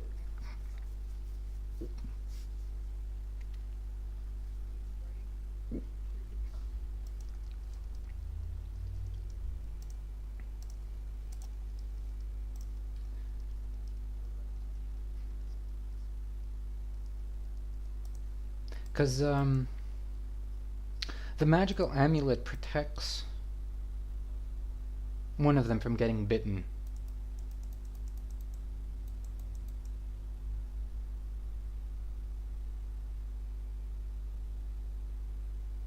Yeah.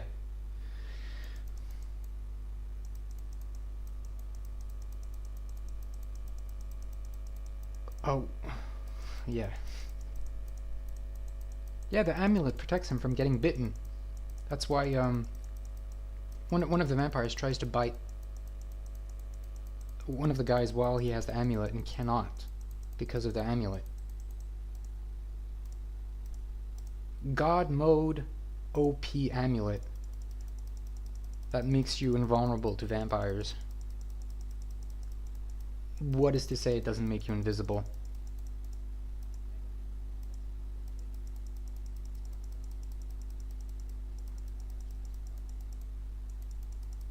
Like, if we're going towards that extent that it makes you invulnerable to a whole entire being, you know, it's not that preposterous that it makes you invisible, or we don't even have to go invisible.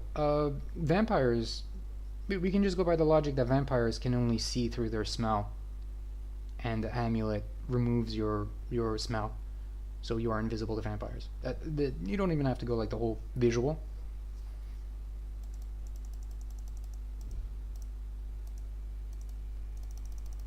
Alright, the vampires see by smell, or the smell of a soul. There, we can involve that if you want. The smell of a soul.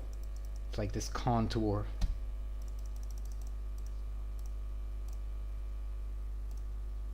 So, and yeah, the amulet makes your soul, the odor of your soul, hidden. So therefore they can't see you. There you go.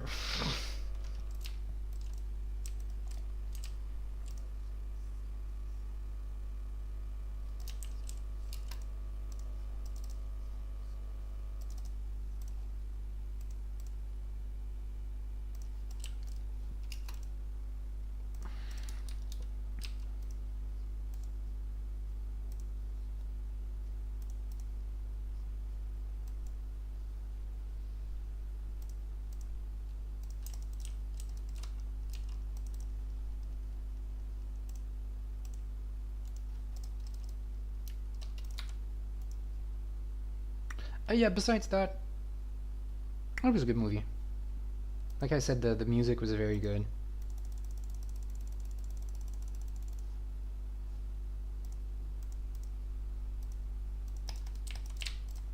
Acting was very, yeah, even all around a good movie.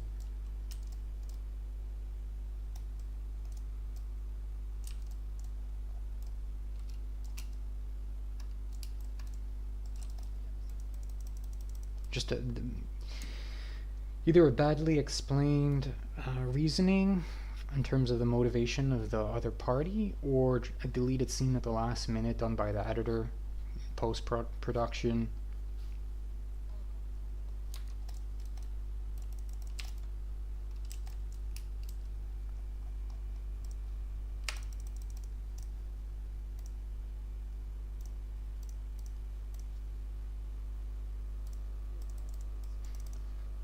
I'm actually a bit curious. Where is it? Incog.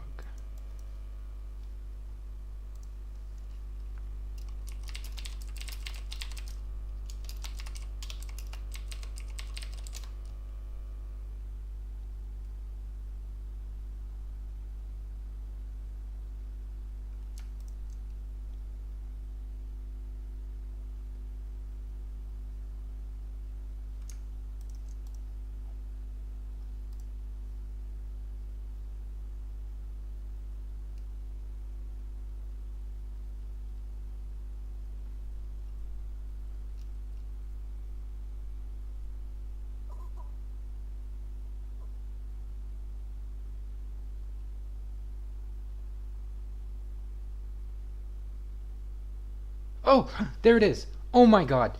I knew I was not the only one. Uh, Reddit post. When the invincible vampires that outnumbered our protagonist like 20 to 1. Oh my god, I got the number right. How did I get the I bluffed 20. Okay, like 20 to 1. Give up for literally no reason halfway through the fight and just left. I knocked a whole point out of my subjective score. A lot of first draft screenplay logic in there of, and then the vampires retreat, and a lot of.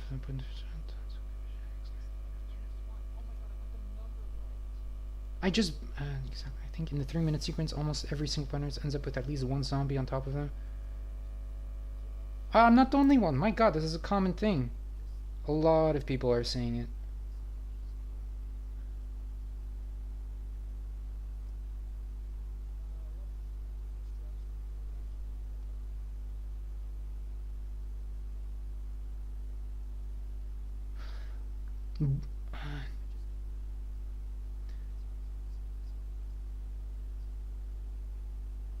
No, this guy. Okay, this guy provides a reason, but it doesn't make any sense. He says the vampires were not invited to the second floor of the barn, but they retreat before they make their way to the second part of the barn.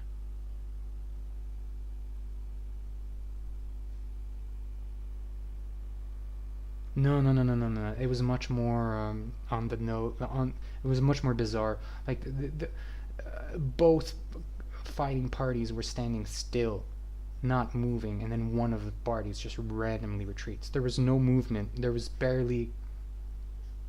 It was.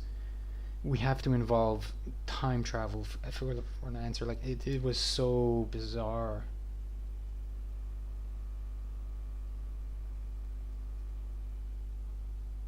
Oh God. Okay, so it.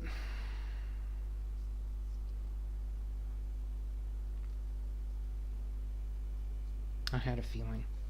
I had a feeling this is one of the answers.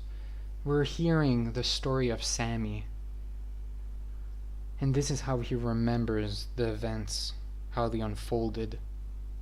So we're hearing. So the sinners. Well, yeah, it is technically, but so the movie Sinners is being told from the perspective of Jimmy.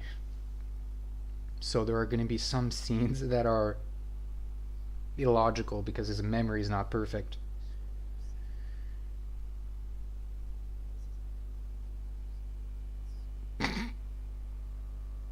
Then how am I supposed to take anything seriously? Or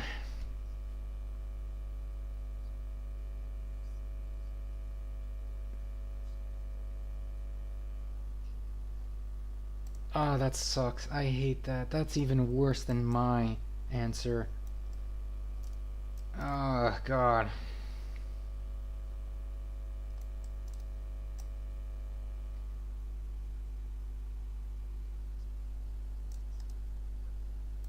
How am I supposed to even follow the plot or anything? If it's being told from the sharded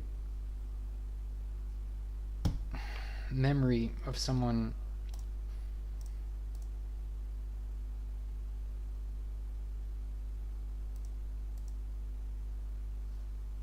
No, that's an even worse answer. I would have accepted time travel if that's what it is. If that's the reason why that scene didn't make any sense, I would have preferred time travel.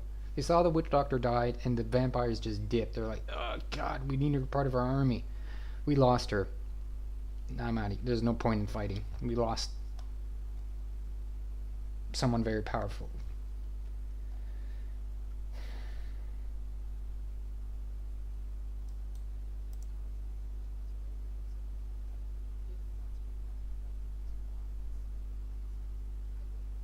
Oh yeah, look at this. Ah man, I've watched too many movies, guys. I've watched too many movies. A lot of people are pointing out potentially deleted scene. Some of the editing of the surreal montage was a little haphazard, like the twins rolling around fighting intercut with whatever else was going on. Yep, deleted scene. There was a deleted scene. Very obvious.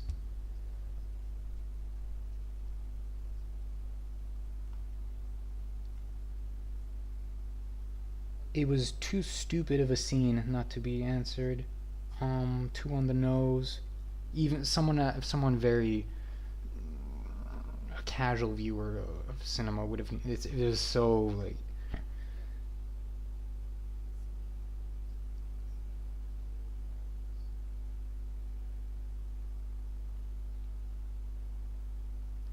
Mm-hmm.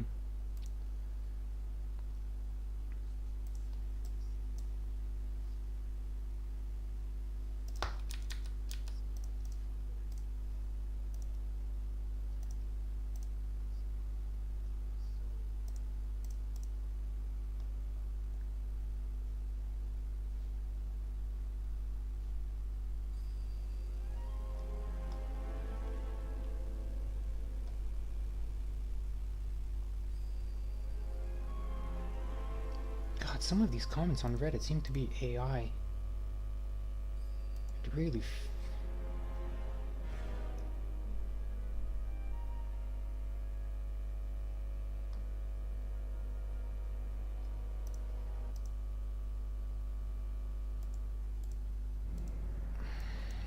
Can I not get blinded by?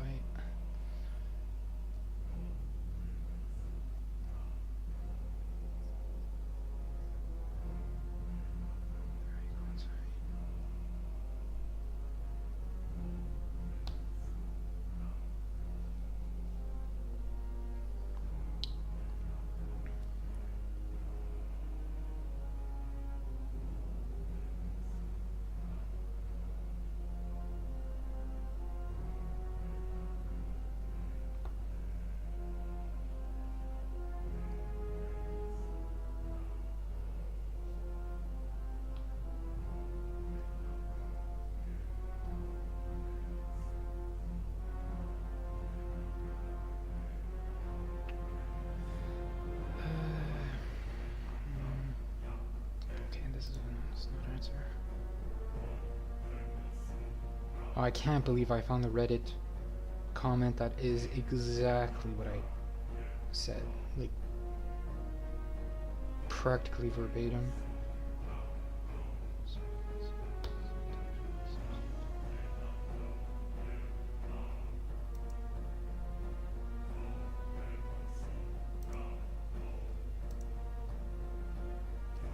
Oh, wow. Okay. If I have ad block on, your site doesn't. Never mind. Spoilers. The sinners threw me off. How fuck are the boys?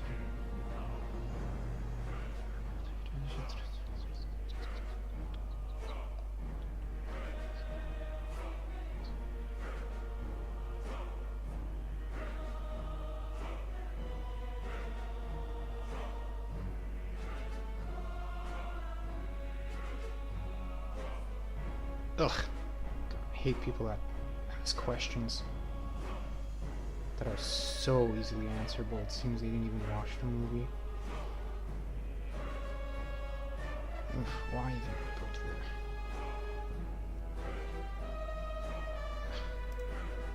there? AI. AI. If the question is so basic that is answered by just watching the movie, 9 times out of 10 it's an AI post.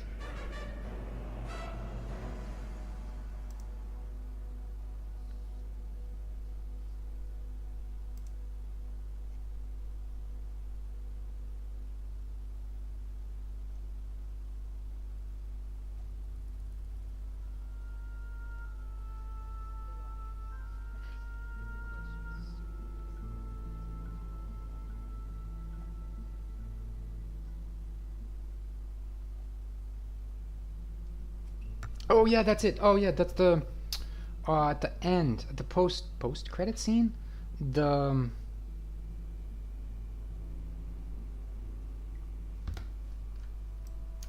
oh, this is maybe why I thought time travel was involved.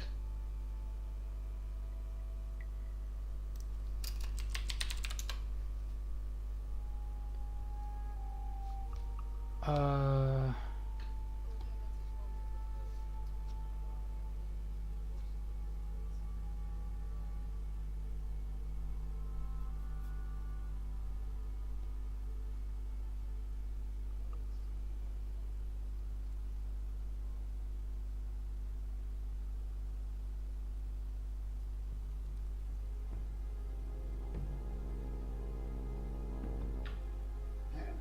oh no, okay, no. Uh Shoot. The post credit scene, um the years don't line up, but we can just yeah. We the post credit scene, there's a suggestion that time travel might be involved, but you can just equate it to like, oh, it's a different reality. Like their universe is slightly different than ours, and that explains it. It's that just because there is similar stuff in our world to the movie doesn't mean that we share the same universe, or there has to be some following train of thought or path. I mean, there's quite literally vampires, so obviously it's not our universe. So the time travel thing, it's not applicable. You can just the civil rights movement can just have started later or earlier in their universe. That's it. Simple answer.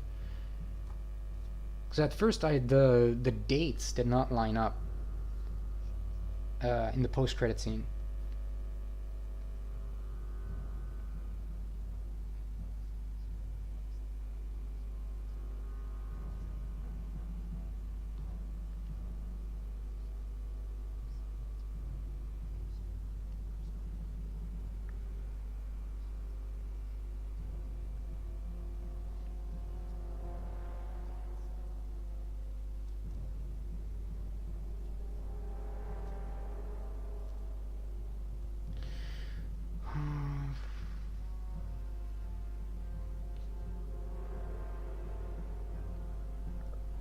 Oh yeah, there's a lot of comments here that they're very obvious.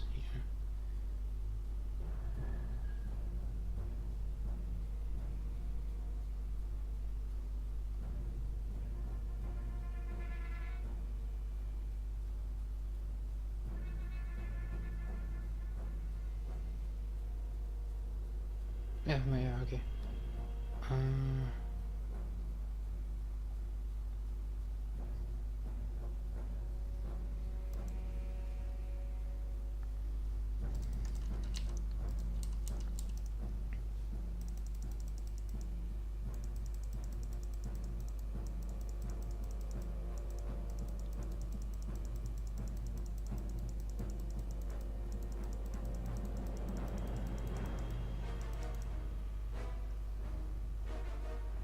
so I doubt time travel is involved, but the power of foresight, heavily implied, heavily implied, that the King of Empires can see into the future, or some fragmented future.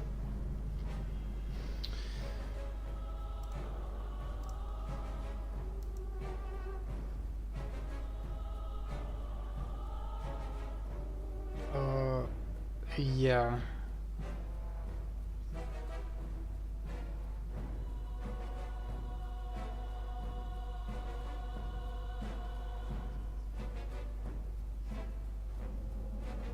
Yeah, yeah.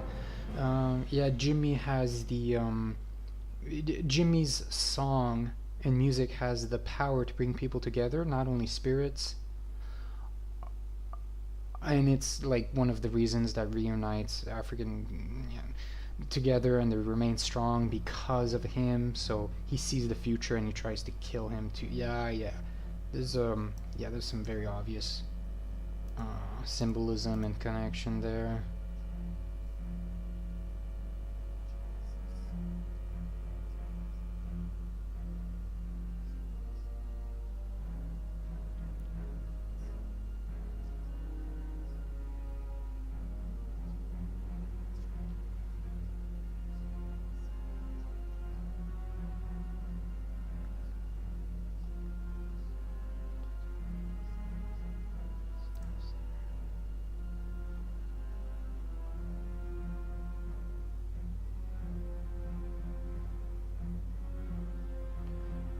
Oh, wait a minute. I misremember.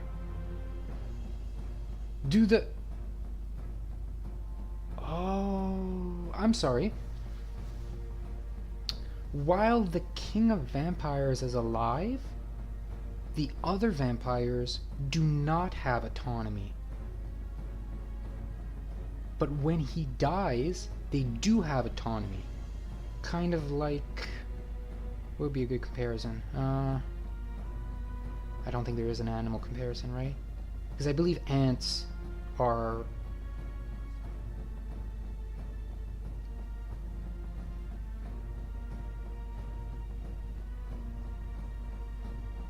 Oh, maybe the ants comparison is good. Uh, it's just the ants do have a bit of autonomy, even when they're. Um, or bees? Is bees or ants? Man, what's the difference between bees and ants? I know bees will work till death.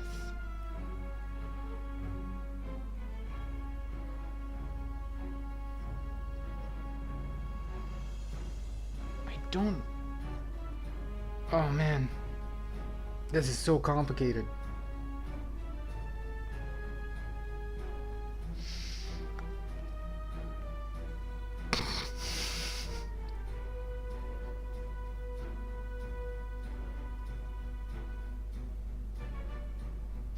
I can somewhat understand it. You know, they have no autonomy while the god of empire is alive, but when he dies, they do gain autonomy. It's kind of like, oh, our king is dead. No point in following his orders, even though they have no will or anything like that. It's just like this lack of motivation to follow his orders, or for that connection, that's connection, that bond between the king and his subjects.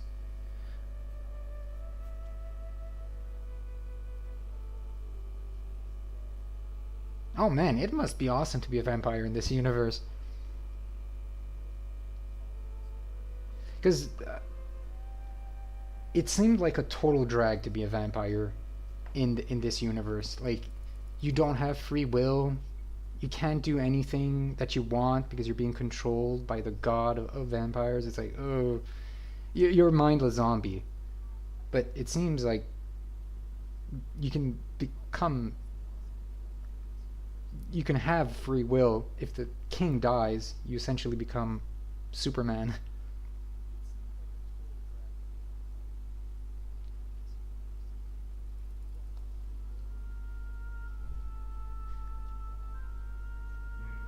Oh man, with some prior knowledge, you can become incredibly powerful in this universe. You purposefully get bitten by the god of vampires, but just before that, you pay a bunch of humans to kill the god. So you get turned, you become immortal. You don't have free will, but you paid some humans to kill the vampire, so you do have free will. It's a loophole. Oh, that's interesting. We've just loopholed our way into becoming a god.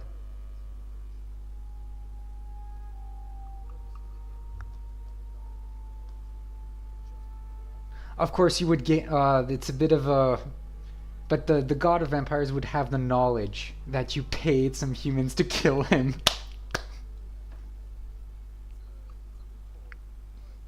That's hilarious. You could not get away with your master plan to become god, because as soon as you got turned, the main vampire would learn what you know, and he would know your plan. It you would need to involve some precise movements there. You get bitten, get shot. It would be very quick, but yeah.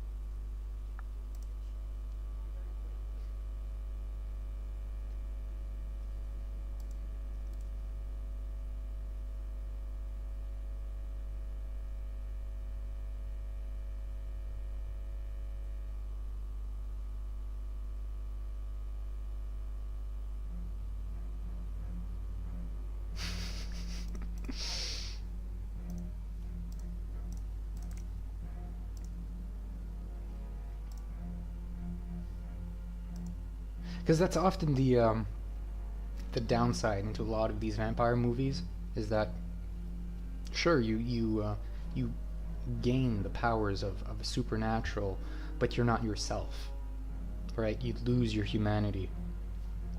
You lose a bit of who you are, uh, and sometimes even memories, right? Because they define memories to having a soul and whatnot, and that's like the drawback to becoming a vampire. You sacrifice your past self in the form of your memories to be very powerful, physically and mentally, I guess, right? Yeah, physically and mentally. It's like a second life.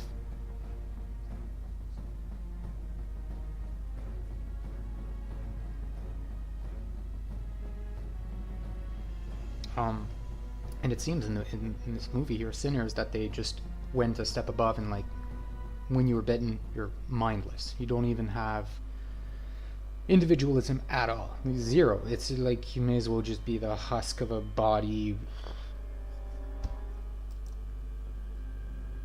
No past, no former past of yourself. You can't make memories. You're just a walking corpse.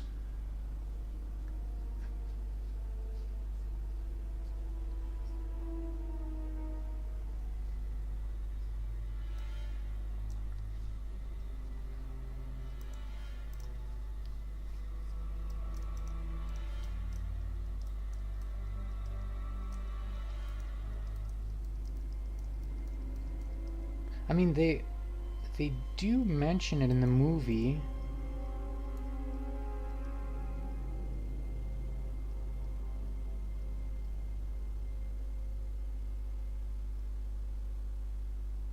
They say that you're.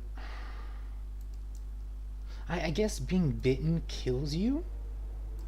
Yeah, being bitten kills you and then turns you into someone else.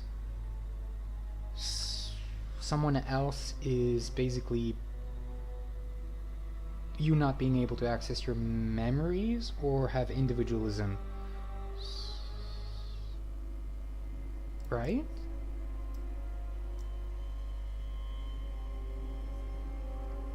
I know I'm trying to apply logic to a vampire movie, but I'm not the only one that was like finding some pretty big gaps. From what I can see on Reddit, every single third person is complaining that there is literally a missing scene, a deleted scene. Like there has to be a deleted scene in post production that was just quickly taken out, and that answers a bunch of questions that are so obvious.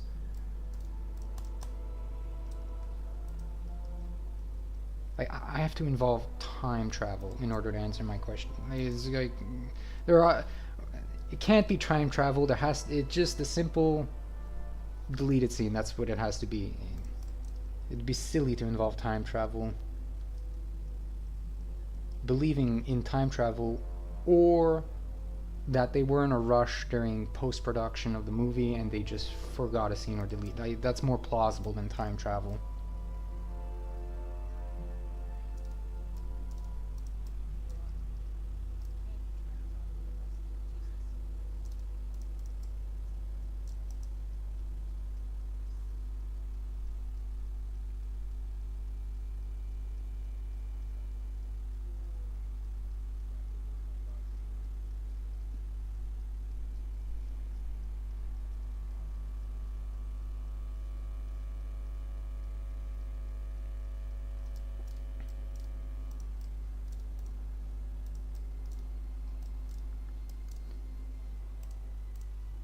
Welcome to the stream, Parchiv.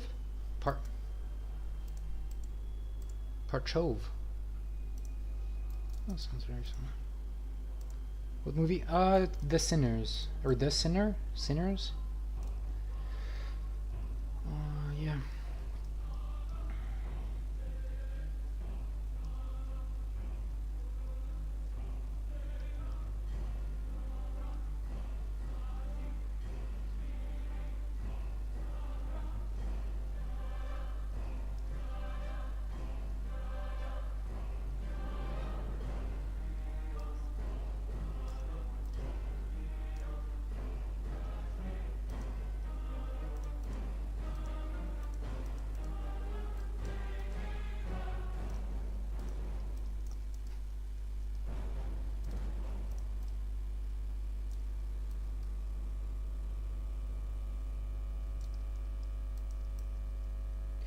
It was when the witch doctor mentioned vampires. None of them seemed surprised. They were like, "Ah, yeah, vampires. Heard about that." They, it seems vampires were part of common culture. There didn't seem to be any surprise in the existence of vampires. It seemed to be like, "Oh yeah, saw one yesterday."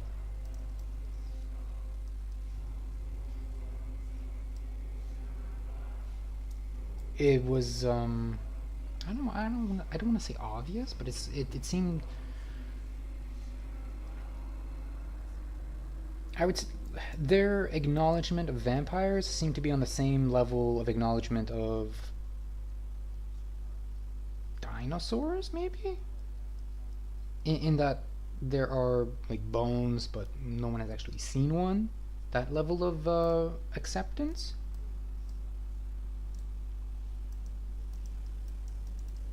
Yeah, it seemed to be on that level. You know, there's high credible proof that they exist, but no one has actually seen one in real life.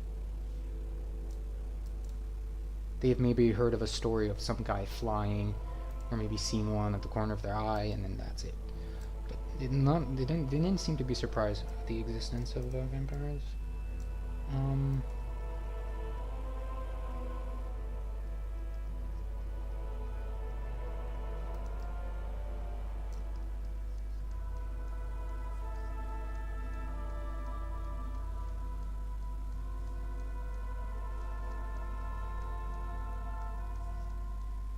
which does make sense, because quite literally in the movie, the main vampire says he's been alive for 1,000 years. It's hard to be alive for 1,000 years and not get noticed.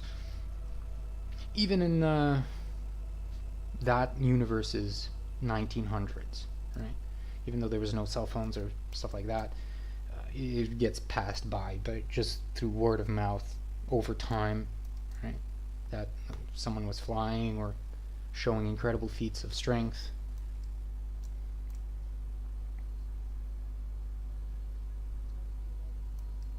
And it's also hard to be alive for 1,000 years and not be egotistical, like flaunting your power and whatnot. Kind of get bored with life, and you want to do stuff that's really cool. So like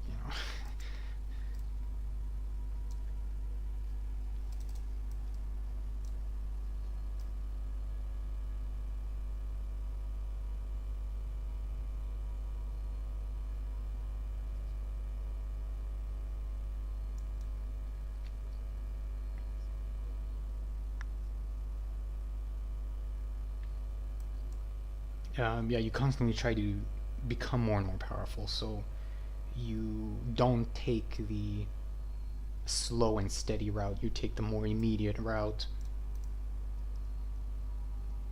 Especially because gaining power is an acknowledgement that you're not perfect, therefore you try to seek power, yada yada yada. You know, like it's the, yeah. As high, as big of an ego you have, you acknowledge that you're not perfect, so you try to get more and more powerful, and you're not satisfied with the slow and steady route, so you start doing bodacious feats and just crazy stuff to speed up the process. You can involve fear if you want to, as a catalyst, as an explanation.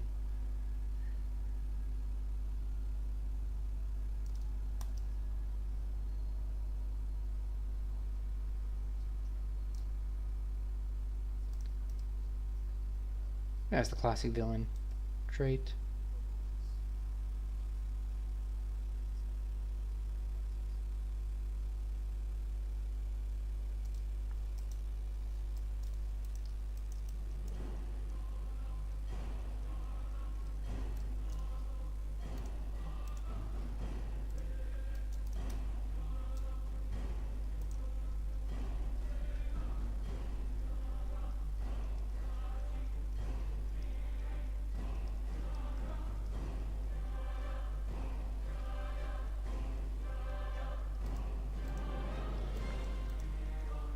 Yeah, I wouldn't be surprised if in their universe vampires are like,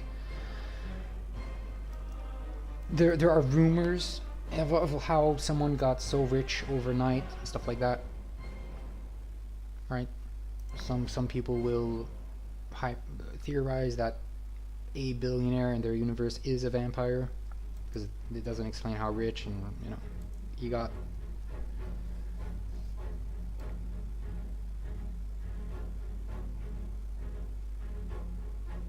Um,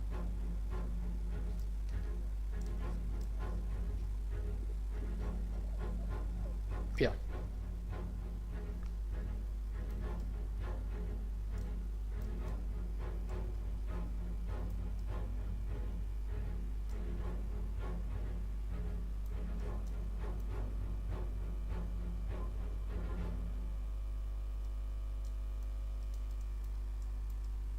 I think this dungeon is bugged.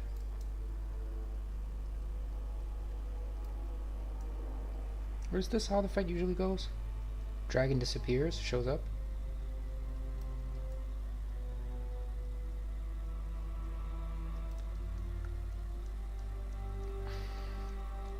Oh, where's this room?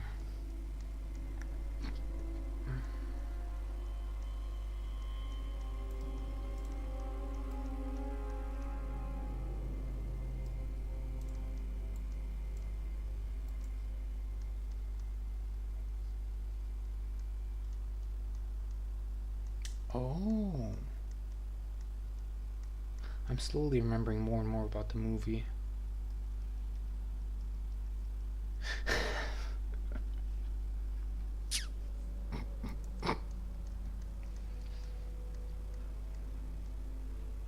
What does the...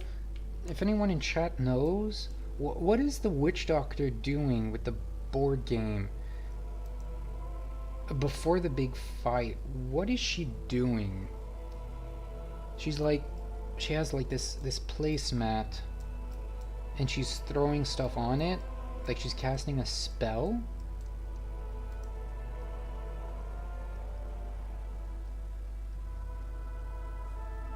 What is she doing? She casting buffs or something? She's buffing her party?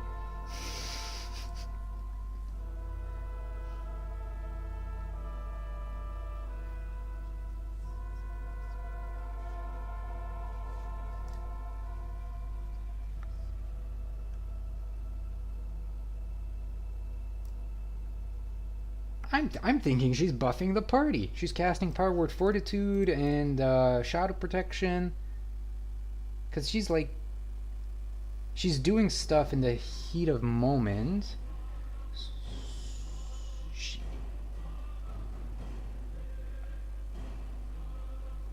She's like...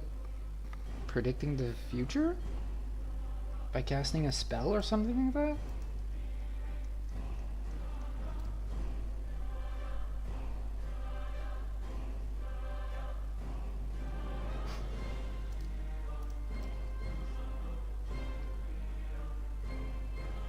Yeah, that would be a more plausible explanation than what I saw happen in that scene. Yeah, I'm more willing to accept that she's casting invisibility on one guy, powered shield on another, shadow protection. What is it? Fade.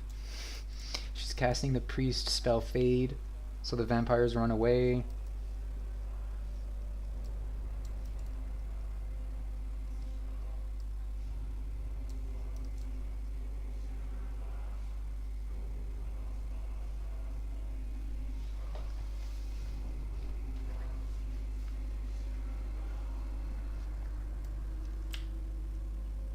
Yeah, she's the one buffing the party. One guy's a warrior.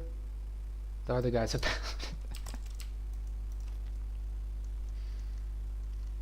I mean, one guy is quite literally a bard, right? That's the whole purpose of a bard in fantasy, is to inspire the group. Oh my god. We're falling down the rabbit hole here because this... I'm finding more and more similarities.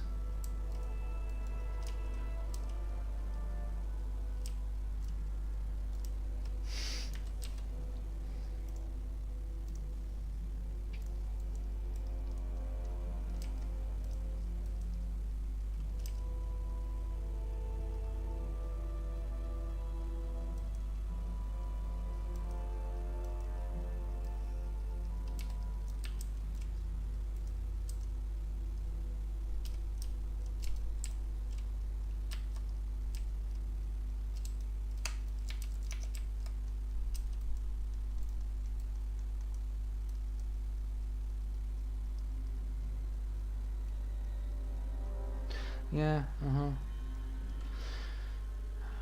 Yeah, there's a lot of... There are some also similarities with like the classic vampire tropes, you know.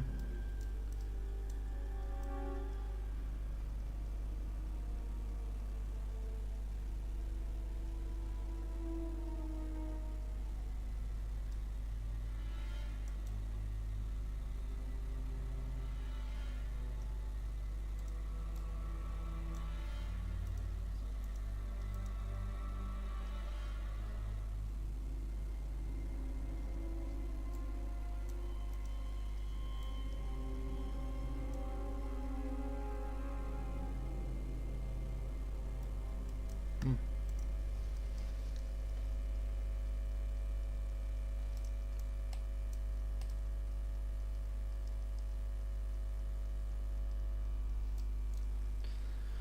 Uh, yeah, to the new people in live stream chat, if you guys have any questions, feel free to let me know.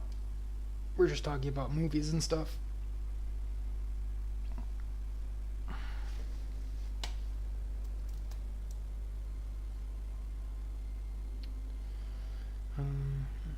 Oh, we have a question here.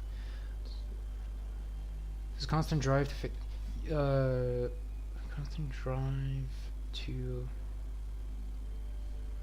Yes, there is. Uh-huh. Yeah, they try to vampires in a lot of fantasy, a lot of material, or they're depicted as having lost their humanity and try to regain it by experiencing as much as possible. They have like this need, this urge to relive their past self as much as possible. Yeah, it's the main drive to a vampire.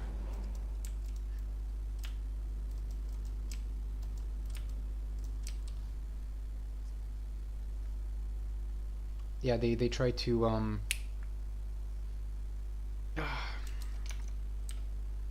But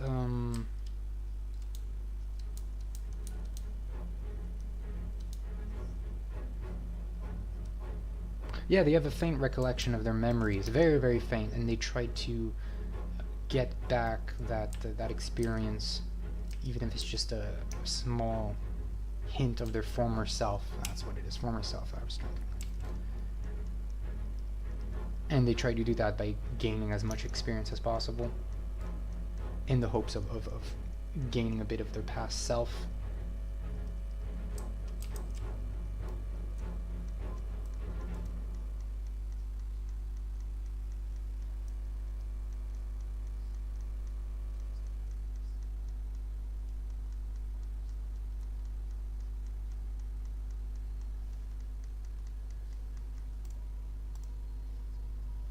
Oh, welcome to the stream, Marilicious.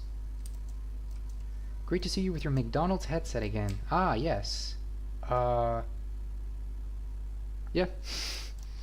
No better headset than the McDonald's headset. I can't imagine spending any money on yeah, any more money than what I have now on something that is used pretty much daily.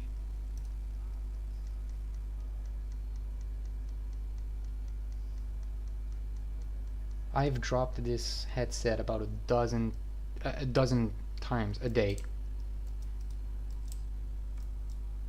I would be panicking if I had an expensive headset and constantly worrying about where I put it and stuff like that.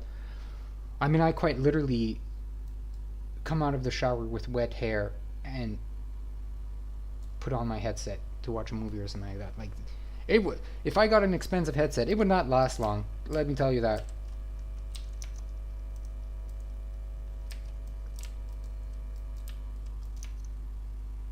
It would not last long.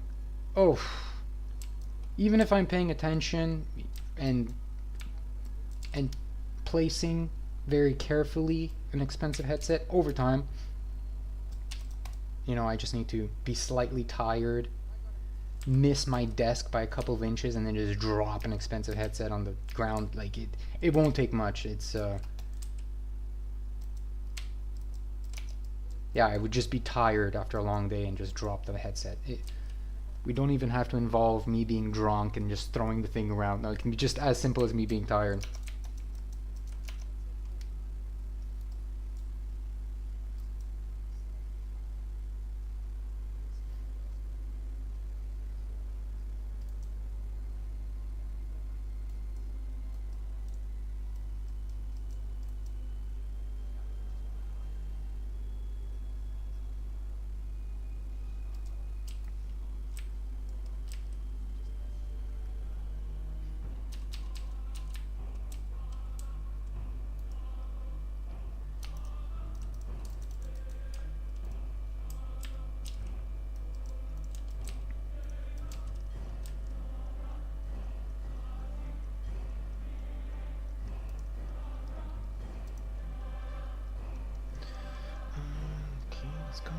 Going.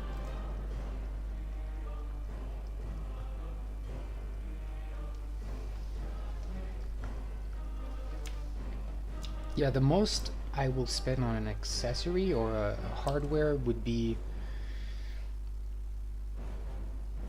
keyboard, right?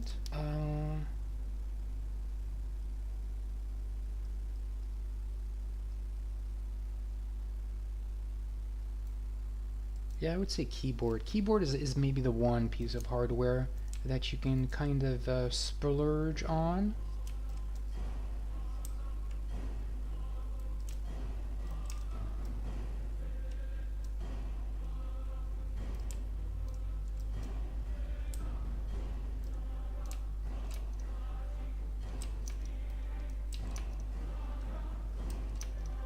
Yeah, keyboard. Keyboard is the one piece of hardware where spend a bit more money on.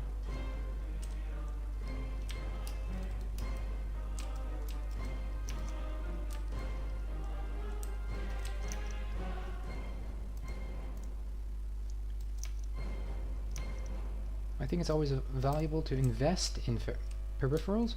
Yeah. Um,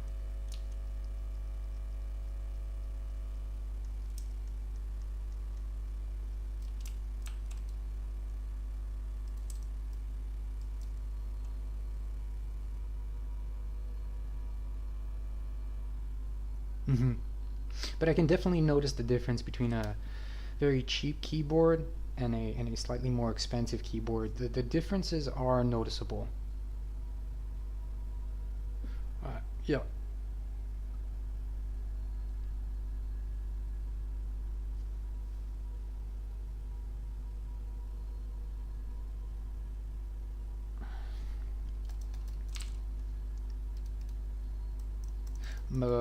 Mouses have gotten very good over time. The difference between a wireless and wired mouse is indistinguishable. There are some wireless mouses out there that are as responsive as wired mouses.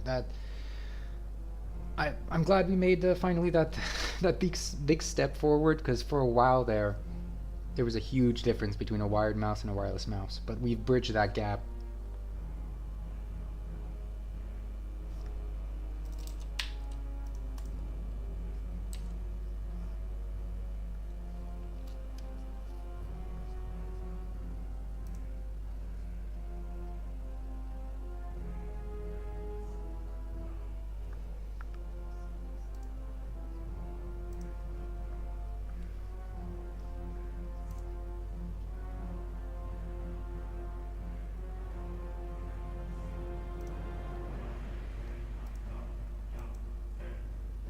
Oh, and also, yeah, the cost. Not only, yeah, so we've bridged the gap in technology, but also the cost. It's not that more expensive to go wireless mouse over wired mouse. The cost is pretty close. It's, yeah, you won't burn a hole in your wallet going wireless. It's yeah.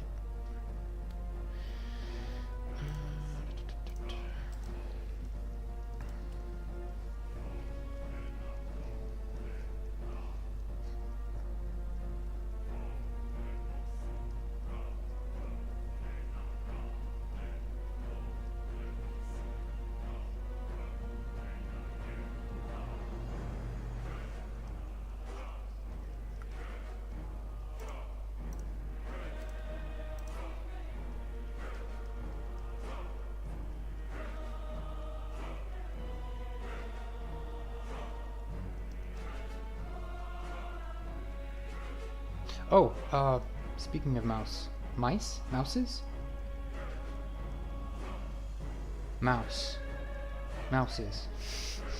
I think it's mouses. Uh, Getting a MMO gaming mouse, huge step forward. If you play MMO with many spells,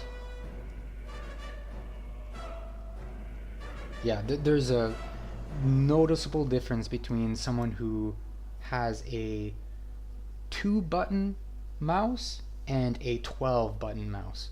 Massive.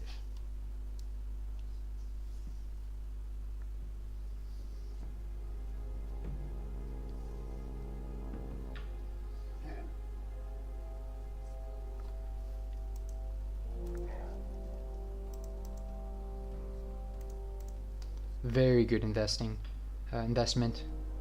to splurge a bit more and get a, well, not much. No, it's not that big of a cost difference between a 2-button mouse and a 12-button. You can even get a cheap quality mouse as long as it has 12 buttons. You're better off than someone who uses a mouse with 2 buttons. Yeah, I go so far as to say that. Yeah.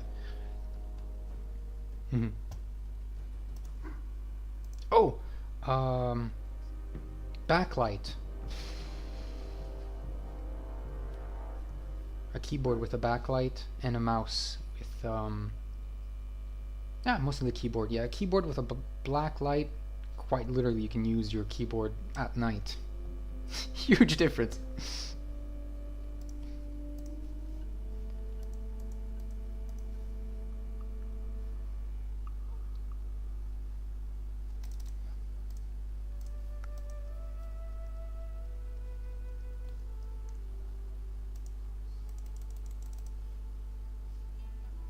Yeah, it's the difference between what was it?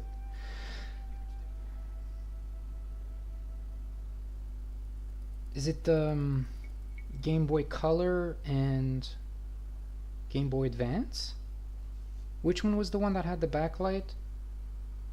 I remember I in the span of 3 years when I was a kid, I went from playing Game Boy from morning till evening to morning till 3 a.m. and like the whole day, just because of the backlight that the Game Boy Advance had, or Game Boy Advance SP, or yeah, I remember that huge difference in how much time you spent playing Game Boy. It went from like a few hours to all day because the backlight allowed you to play in the evening. You started off as a casual Game Boy player and then just became terminally stuck to it, glued to it because of that backlight.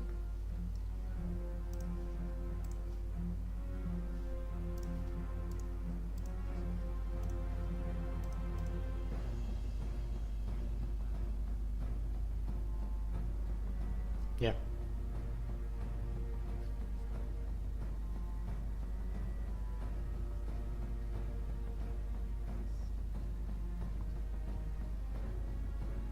Yeah, because I remember when I was a kid, during the evening, I was always looking for a place with a light to play. Uh, I remember like trying to find a good chair near a lamp to play Game Boy at like 8 p.m. because there was no more light. So I was like trying to find good nest, like a good place to play. And then at one point, I could just be anywhere in the house, outside, doesn't matter, play Game Boy. It was like a radical shift in how much time you spent playing Game Boy.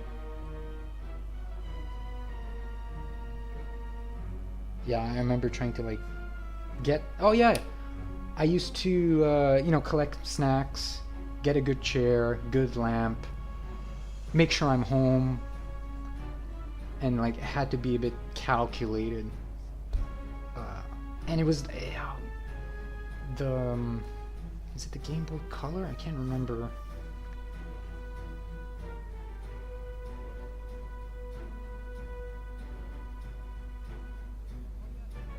Yeah, no, the Game Boy Color was a bit of an improvement over the Game Boy Pocket because of the color.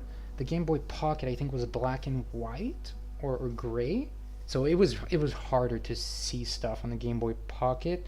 And the Game Boy Color obviously added color, so it helped a bit with the brightness.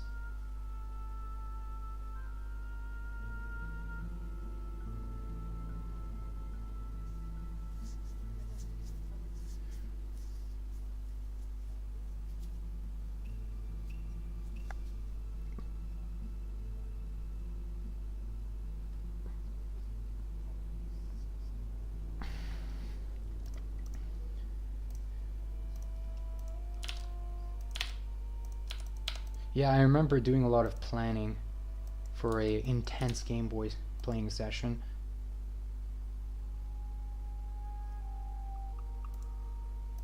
Getting a good armchair, snacks. Yeah, yeah, yeah. And then the Game Boy Advance, or the one with the backlight. Oh god, yeah, I remember the advertising for it when I first saw the backlight.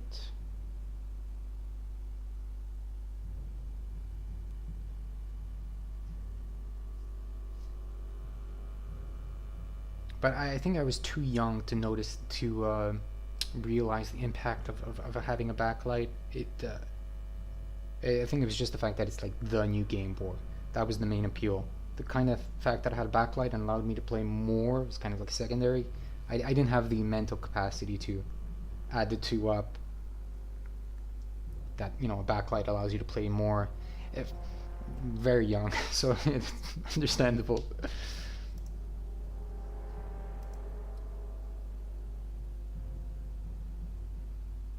When you're that young, it's more like the games and what the game is, and not so much the technology and the fact way it impacts your life. That's more secondary to a kid. When you're growing up, it's more like, oh, what were the games? Was it Pokemon, right? Pokemon was the main thing. Okay.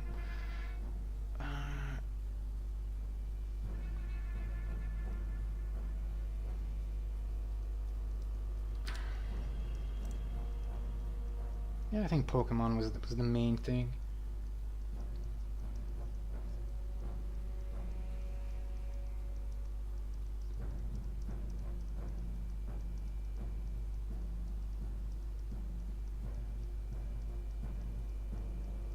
Man, I just remember Pokemon. That's it.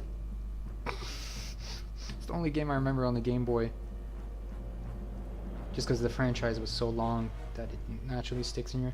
Oh, Metroid. There was Metroid. I remember playing a lot of Metroid. Yeah. I remember the very vivid colors.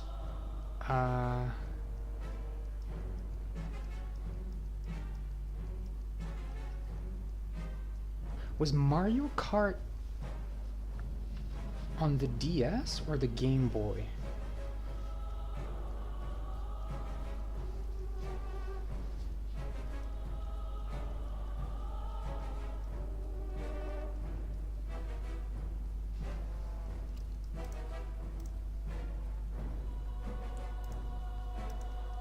Oh, yeah, Zelda. Yeah, Zelda.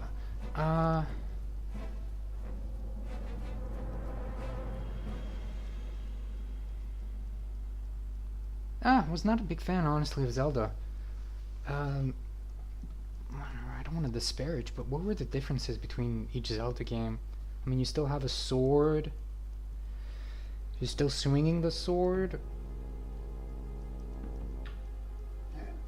It's a dungeon crawler. Like, I don't... What are the huge differences between each game version? It's not that... Oh! No,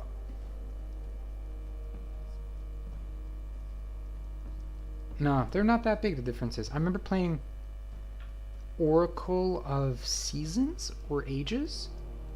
The Zelda that had like a color associated with it, like red and blue. Now that I say it out loud, it sounds like Pokemon, but there were like two Zelda games, and they had like Oracle of Season, Oracle of Ages. I remember a lot of discussions when I was a kid, and which Zelda was better, the red or the blue. That was the main talk in the streets, in the park, was which Zelda version you played.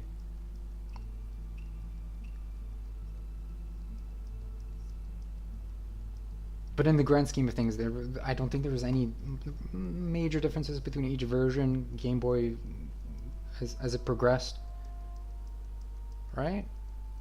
New items, but yeah.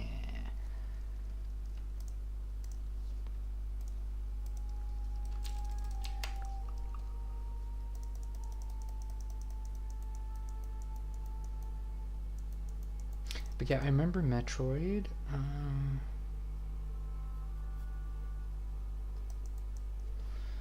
I remember Advance Wars. That's a bit too much of a classic. I feel like I'm tipping my hat when I say Advance Wars, because it's like, I mean, it was underrated when it came out.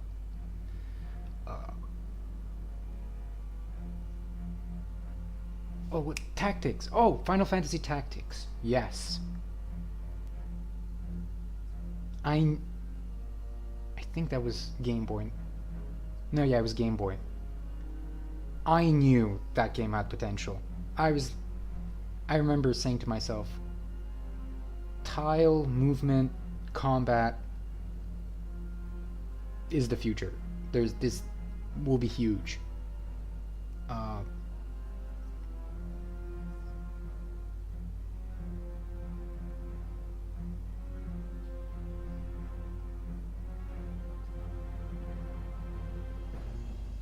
Oh, I love that game. Yeah, I remember that.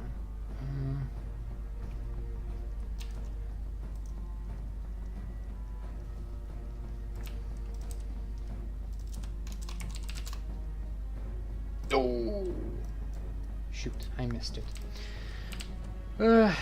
Reminiscing too much, and I missed the Brewfest buff by an hour and 30 minutes.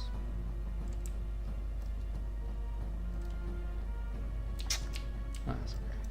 It's just 10% EXP buff.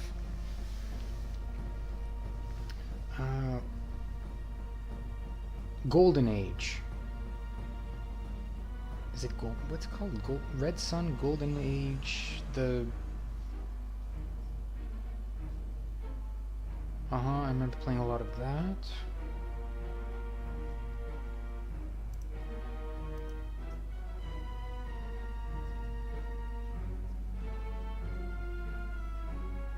Golden Sun? Golden Sun. Yeah. I remember like the big sun on the cover of the game and like a solstice. Yeah, Golden Sun, not Age. Golden Sun.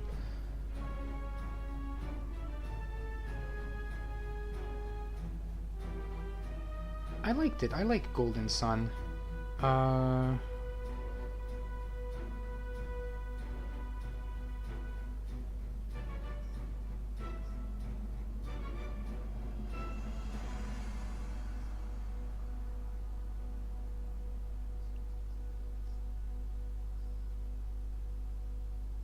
Yeah, that's what comes to mind.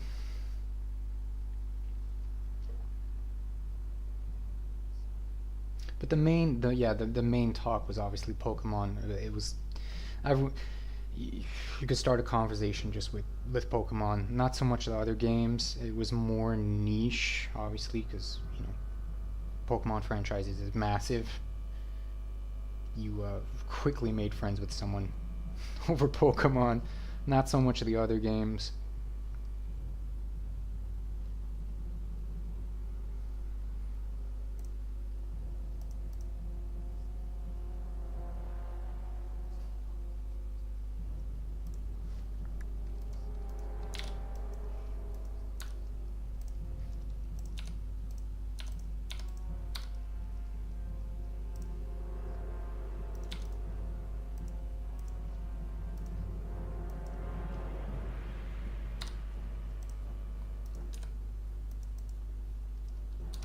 Yeah, I don't.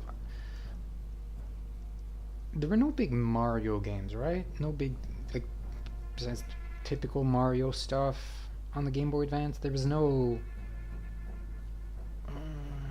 No. Maybe I can't remember if Mario Kart is in the Game Boy Advance. If it is, then that.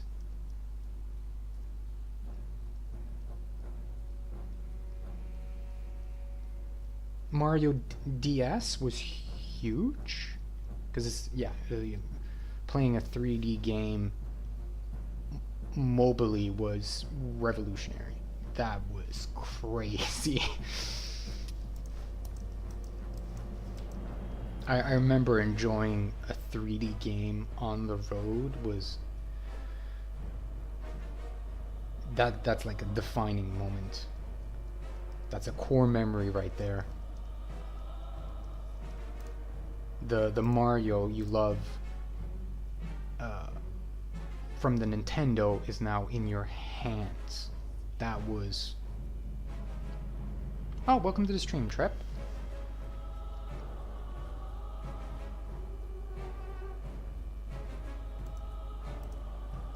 Yeah, Mario 3D. I was not ready for it. I'm completely not ready for Mario 3D. That was felt like alien tech. Playing a console game in your hands.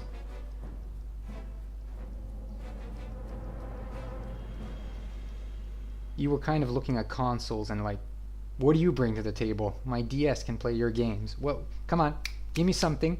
Give me something, because you're not offering much right now. I can play Mario 3D while on the road to school. I have to stand still in a chair to play you, bring something else to the table.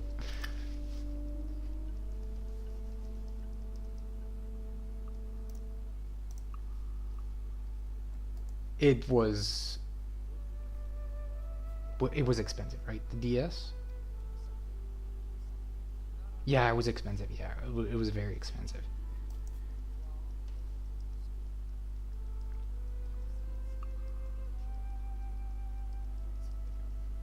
Yeah, the DS was expensive. I remember that. Uh,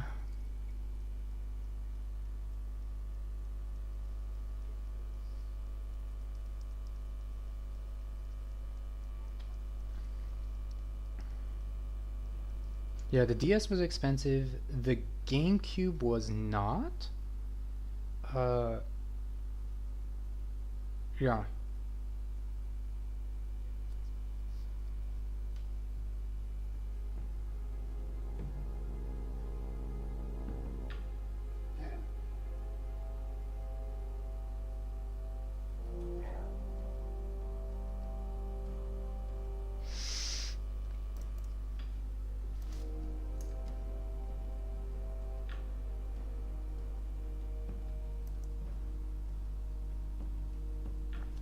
I remember the GameCube getting quickly bundled up with a game as an incentive for people to buy it. Yeah, the bundled up games with the console. It was a popular thing with the GameCube.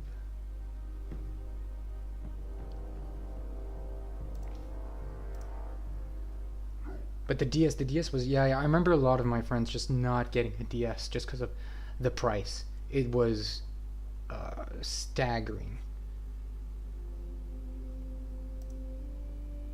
And it should be. Let's be honest, the price of the DS was felt like something from the future. Well deserved. Oh my god, well deserved.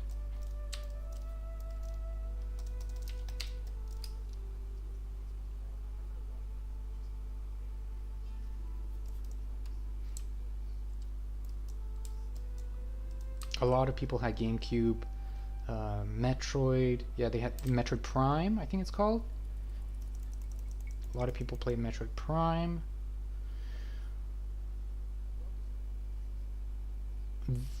I think one of the Mario Karts was in the GameCube.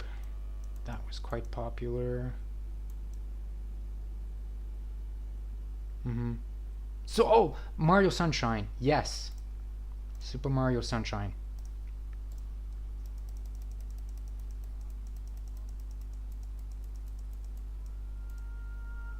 Yeah, most people played Super Mario Sunshine. Yeah.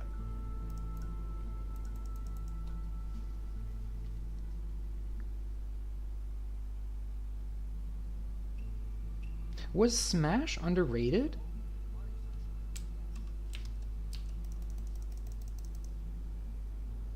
I don't remember a lot of people playing Smash.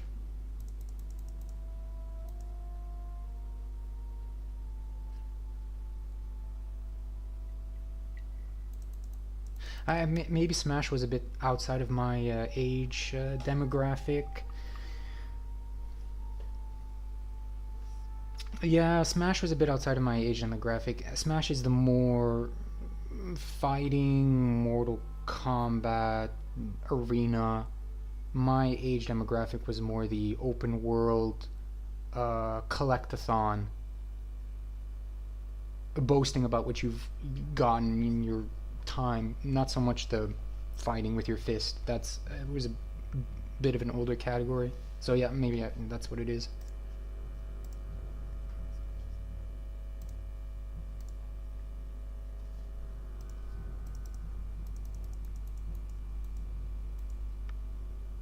Yeah, yeah, I'm coming off like the whole Pokemon phase of like how many Pokemon I have, how powerful they have, how much time I spent in Pokemon, everything I've gathered.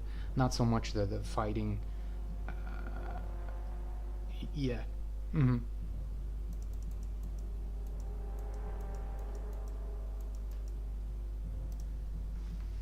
Yeah, I remember, yeah, boasting about how many stars I have in Mario and stuff like that. Secret places, the environment. Not, yeah. So it's outside of Mario. Yeah, I remember being too young for GoldenEye. Yeah, I was too young for GoldenEye. On the Nintendo? I never got to enjoy GoldenEye in its prime.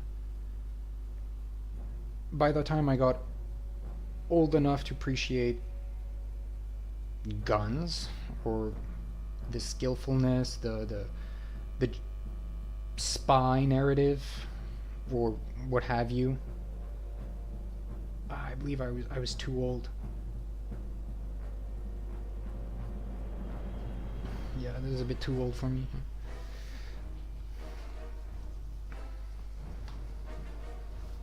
I mean, I remember the first shooting game I could truly appreciate was Halo.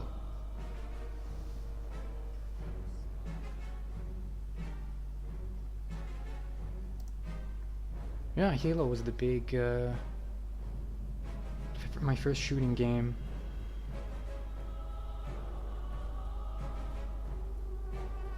Yeah, Halo.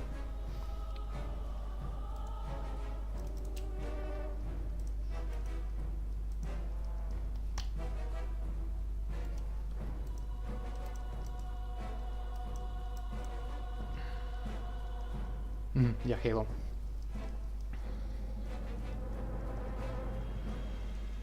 Yeah, yeah. By the time I had appreciation for like big explosions, guns. Oh, how cool the Matrix was! Matrix was a huge motivator for gunplay. I don't know how you describe it. Marksmanship, right?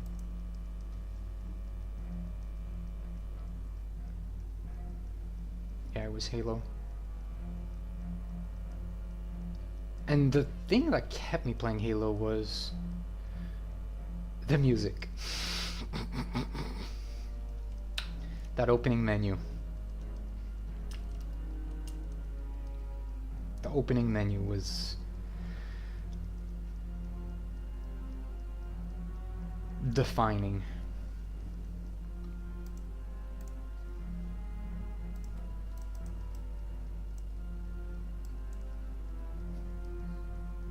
Yeah, the all around music. The all around music.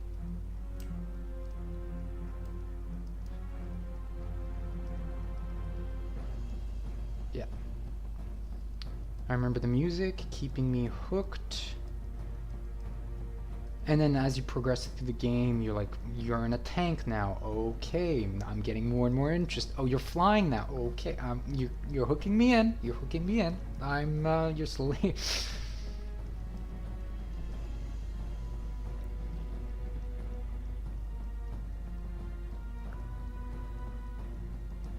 Yeah.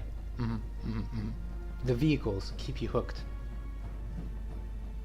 You start with the Warthog, but it's a bit slow and sluggish. Controls were a bit off, and then you transition into the tank,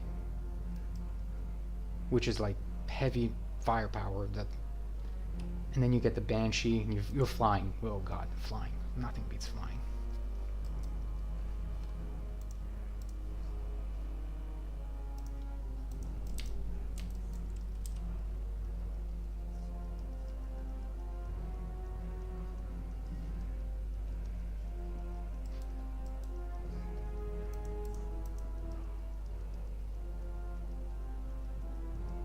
Oh yeah, the sniper. Oh, that's true. Yeah, yeah.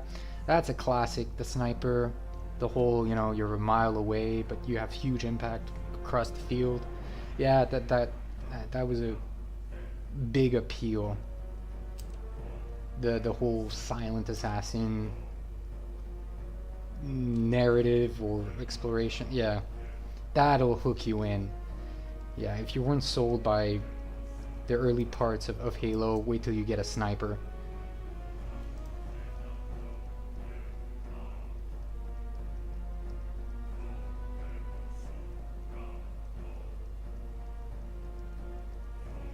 Mm-hmm.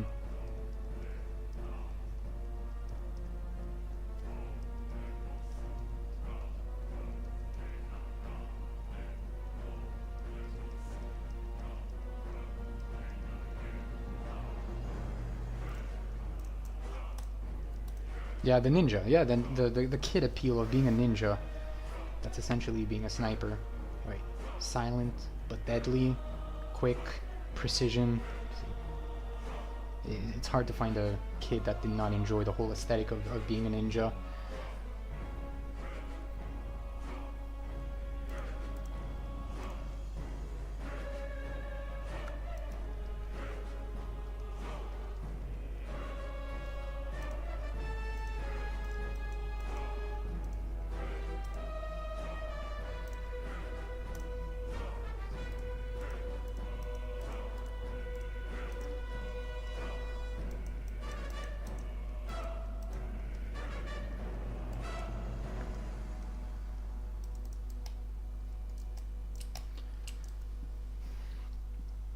Mm-hmm.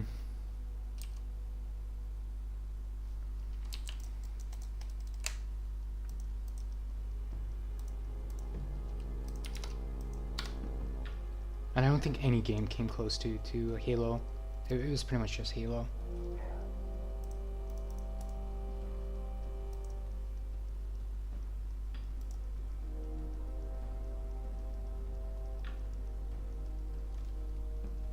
Yeah, I remember Halo being a bit underrated.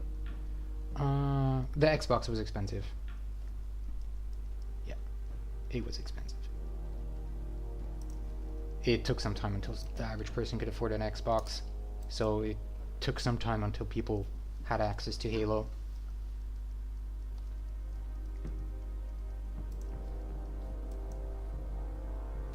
But once you got an Xbox and Halo, and progressed towards the second half of the game, you were hooked. You're hooked. You just needed to get over that bump.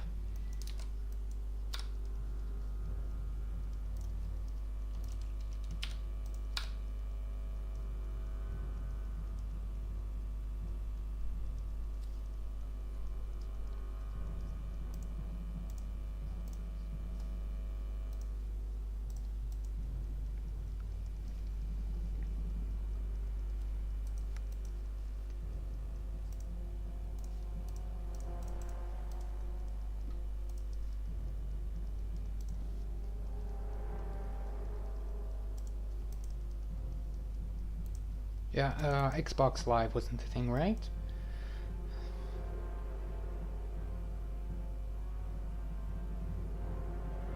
No, Xbox Live was a thing, but I don't think anyone had internet.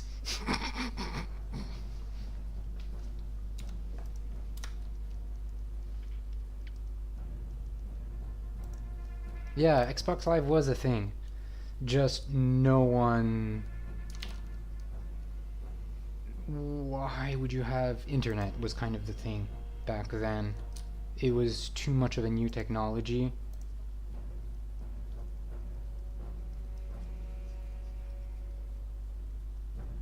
Yeah, very few people had internet.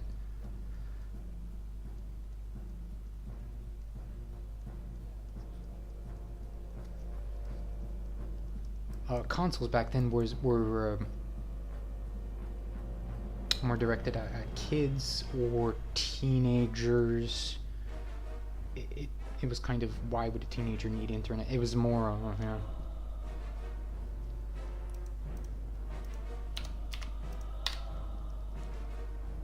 It wasn't as ubiquitous as it is now to have internet. Back then, you needed to have internet for a reason. It's like you're a stock trader, right? Both of your parents are stock traders, something like that. Day trading. Yeah, it's a slight chance you have internet, but outside of those niche situations where you have internet, yeah, you didn't have.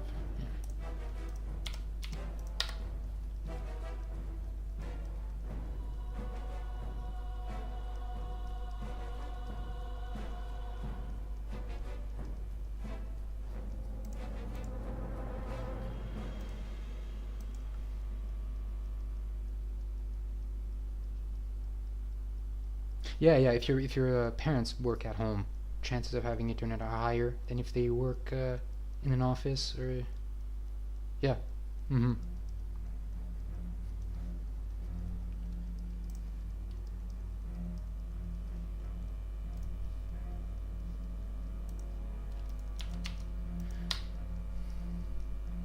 Yeah, yeah. That was a very much of a niche to have a job that required internet back then. There,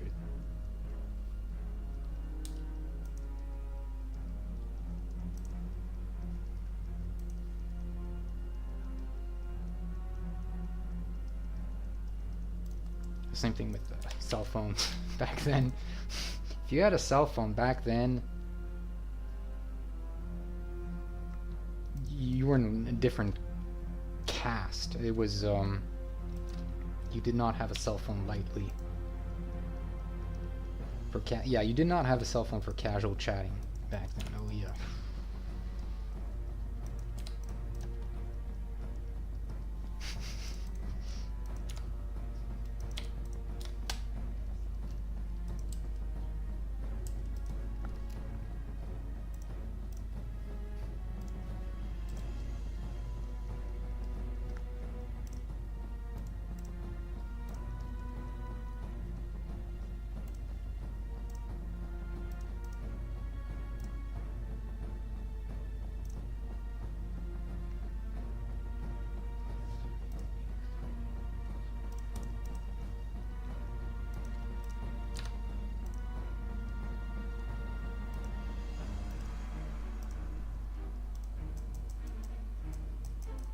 Yeah, I think Halo 2. By the time Halo 2 came out, Xbox Live was a thing. Yeah, I want to say around Halo 2 is when a much larger demographic had access to internet.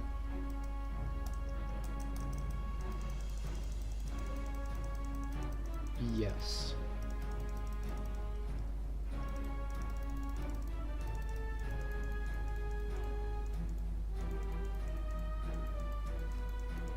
Mm. It was Halo 2.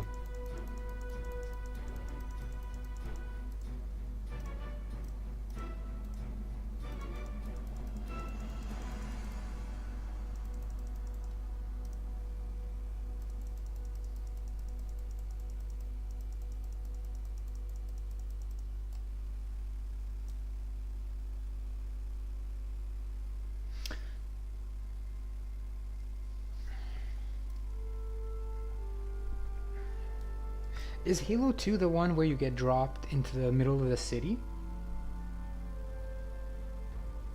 In Halo 1 you start off on the ship, on the big ship.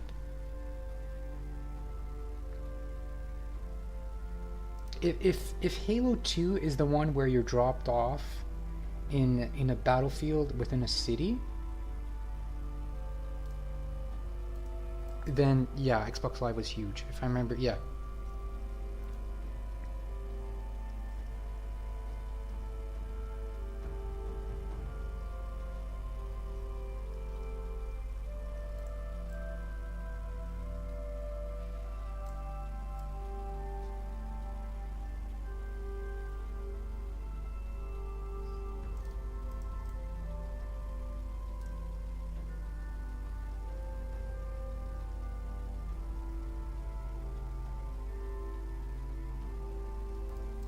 Yeah.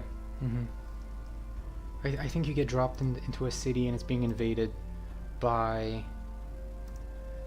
Okay, I can do this. What are they called?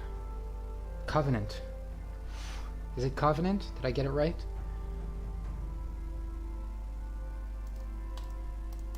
I think it's Covenant.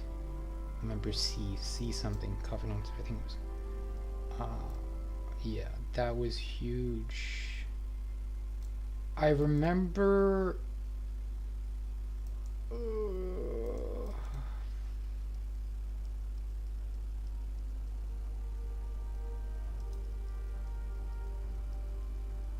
I remember Game Critics. Was it either a game magazine or a game show? And then just the general populace of people losing their mind when they saw the hunters, the giant dudes with the shields.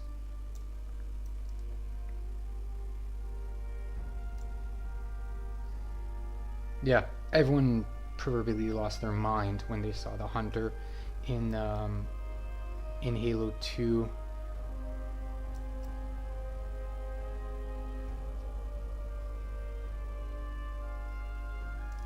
Because the hunter was such a memorable enemy of Halo, like the sound it makes, the everything.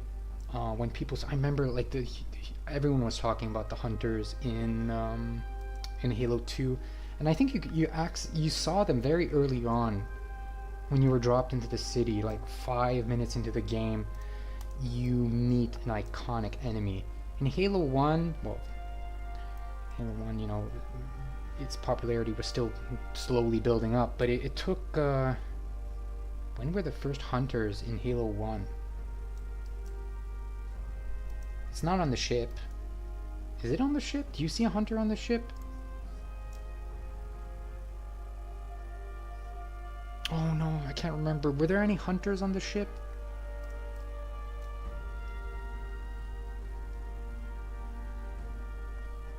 Forget it. They were iconic. People saw them in Halo 2, lost their mind. I remember every single magazine was like, okay, we're covering Halo 2. Oh my god, there are hunters on level 1.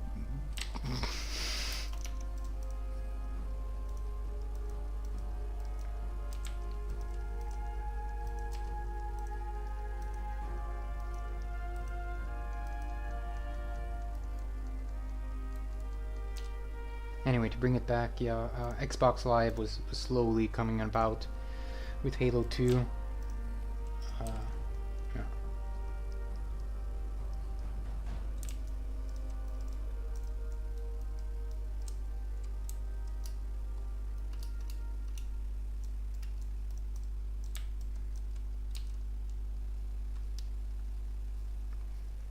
To the new people in live stream chat, if you guys have any questions, feel free to let me know.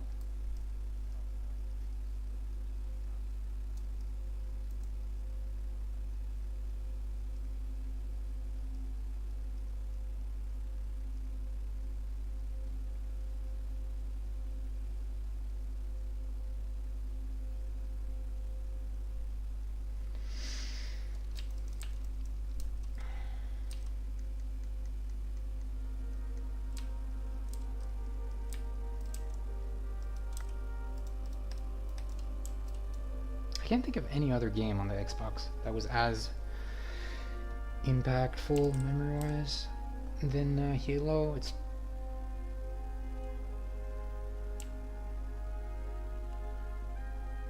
no, nothing. I can't think of anything.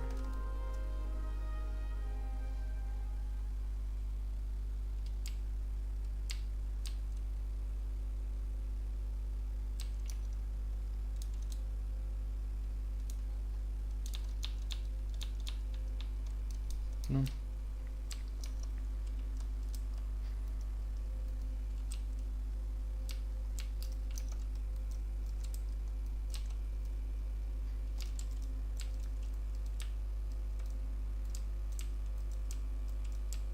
I remember being perpetually scared of the flood. I'm still to this day scarred by the flood and how creepy they are.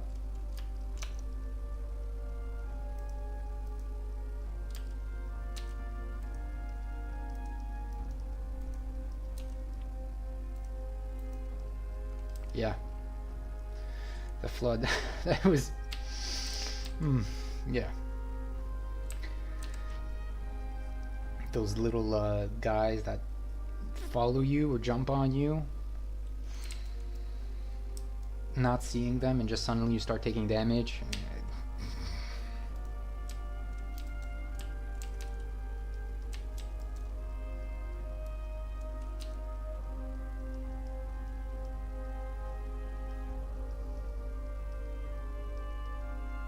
Yeah.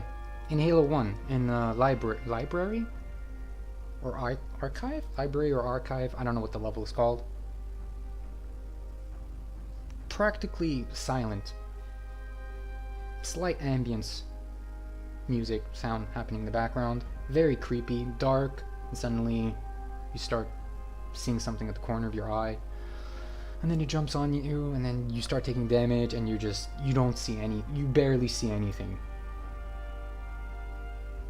You have no way to prepare, and it's just terrifying.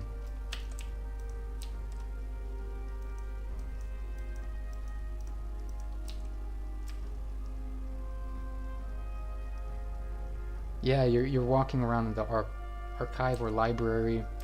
Dark, everything is dark, you don't know where you're going. Oh my god, I got lost so many times. I remember, I think I was using the end of my gun as the light, I think, at the end of the gun to like try to decipher where I'm going.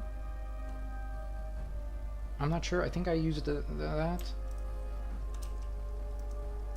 And then you just out of nowhere. Terrifying.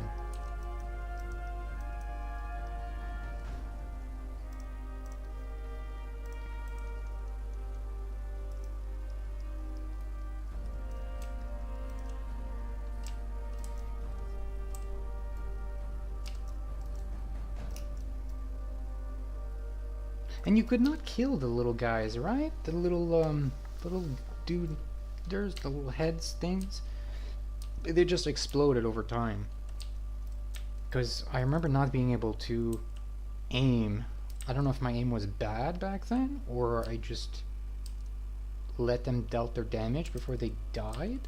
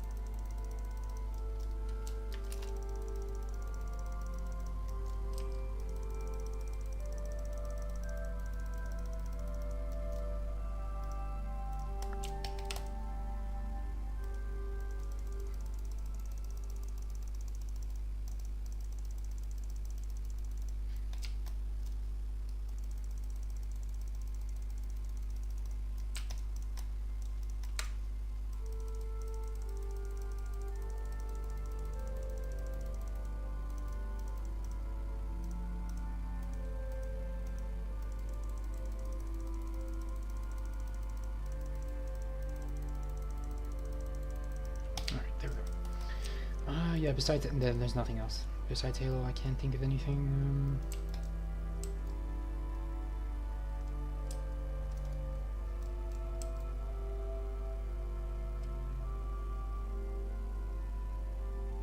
No.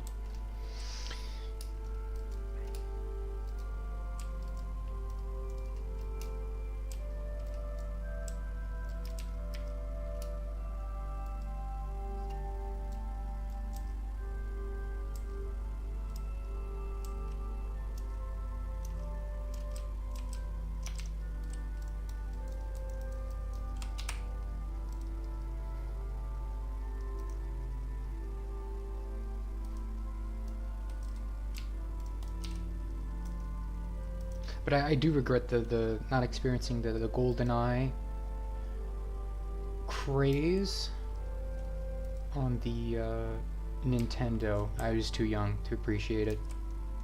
I could see that it was a big phenomenon. I could see from other people's expression and passion for the game that it was a defining moment in the console's life.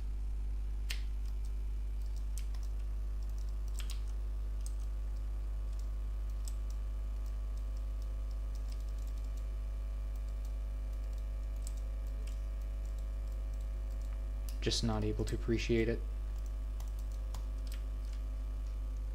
And Was it the first time a movie was successfully transitioned to a game? Right? I want to say it's GoldenEye.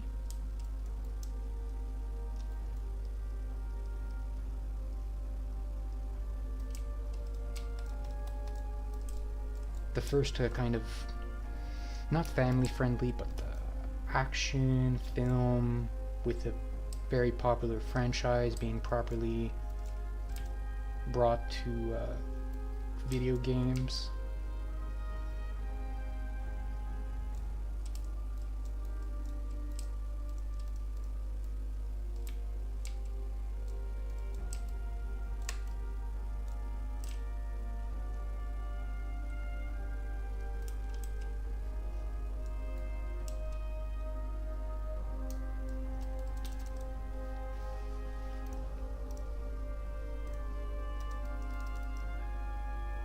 Oh, Donkey Kong.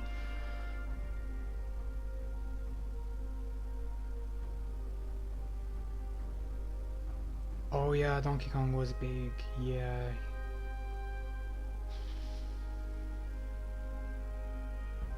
Yeah, Donkey Kong was big, you're right. Yeah.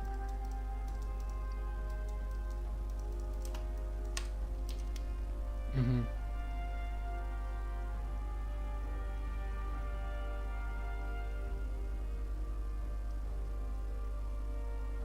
Mm-hmm. Yeah.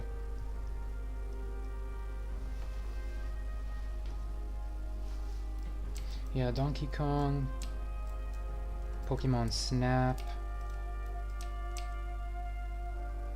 Well, that's because of the Pokemon franchise. That's kind of unfair. Like, of course, if you're borrowing on the Pokemon franchise, your game there. It's like a game about staring at something has the best chance of succeeding if it involves Pokemon. It's oh, Pokemon Stadium. Yeah, Pokemon Stadium as well. Yeah, Pokemon Snap, Stadium. It was kind of hard to fail when you had the Pokemon name. Yeah, Mario Kart. Yeah, Zelda. Yeah, that's too obvious. Those are.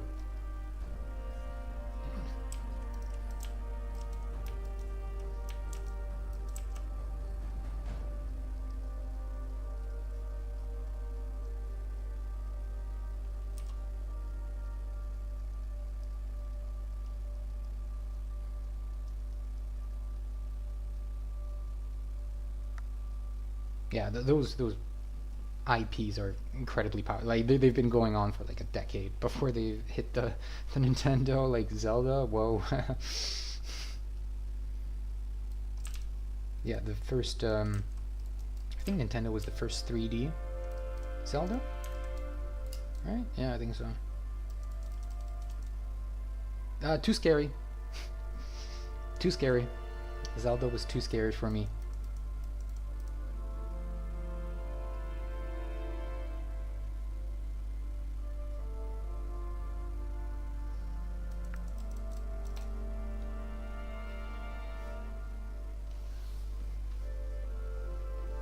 Yeah, I was too young for Zelda.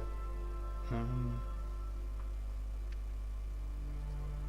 it's only towards the tail end of Zelda Ocarina of Time that I start getting into the whole fantasy swords type deal. Yeah.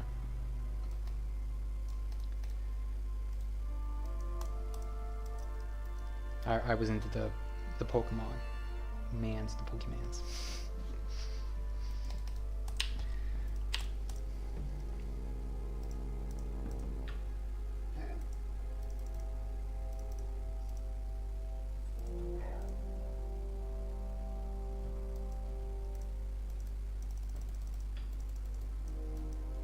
Yeah, unfortunately Majora's Mask the moment in my life where I started appreciating swords and swinging the sword and the jumps and the acrobats.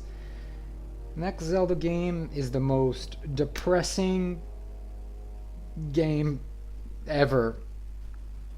Majora's Mask was so creepy.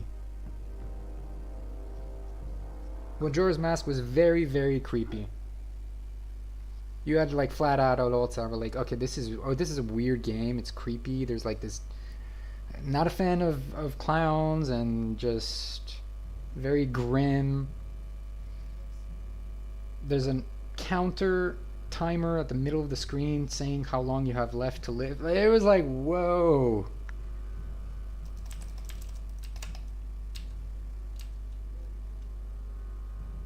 Ocarina of Time was for like a specific age demographic, young kids, and then Majora's Mask was like, okay, you better be a teenager and like be able to deal with like blood and stuff like that, and just yeah, it was a huge gap in difference between Ocarina of Time and Majora's Mask.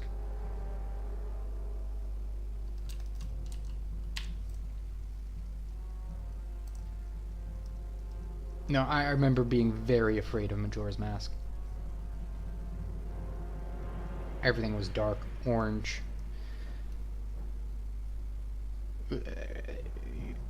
Goofy, weird, immobile, stationary masks with no emotions. Very, yeah. That's the whole doll, creepy doll type thing, right? 90% of the population is scared of that.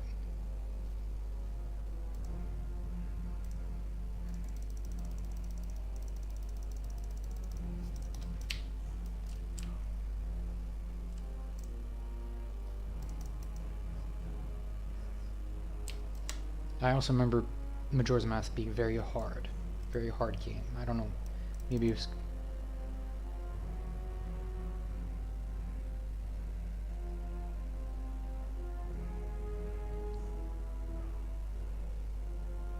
Yeah, I remember Majora's Mask being harder than Ocarina of Time.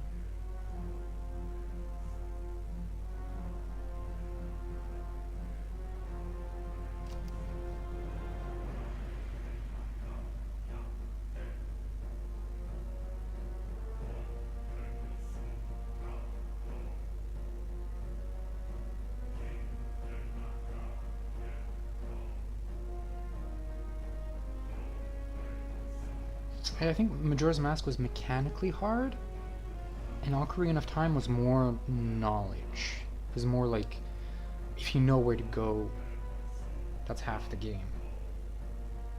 It was not so much like the precise aiming, it was like, would you move left or right?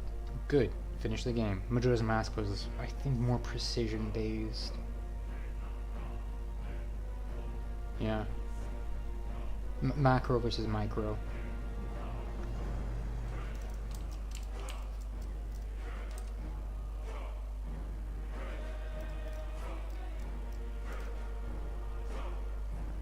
What's next? Wind Waker? Wind Waker feels like a dream. I don't know what happened with Wind Waker. Wind Waker is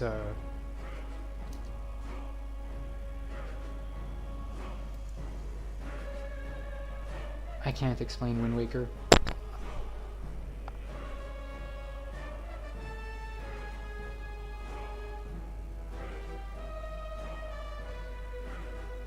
Yeah, Wind Waker felt like the devs understand if you stop playing the game because you're lost. They're like, yeah, it's a massive world. We understand if you stop playing. There was I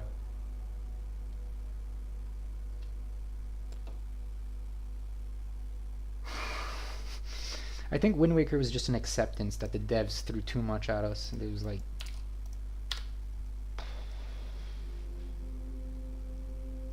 what's the game? What's the game with the huge map? Not Ultima. Is it Ultima? No, it's Darrow, Darrowshire. What? Skyrim. What's the? Is it Elder Scrolls? One of the Morrowind. That's it. Morrowind. The Wind Waker felt like traversing Morrowind. Morrowind has one of the or the biggest map in gaming history. Wind Waker felt like that, especially to a kid. you're given a game the size of Morrowind to like a 10-year-old. It's like, oh god. You don't experience 80% of the game just because of how large it is.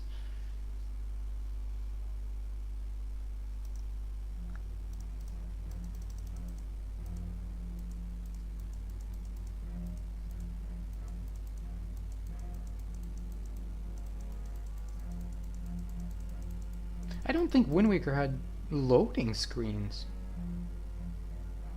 Yeah, Wind Waker didn't have loading screens. I remember being on the boat just for hours. There was no loading.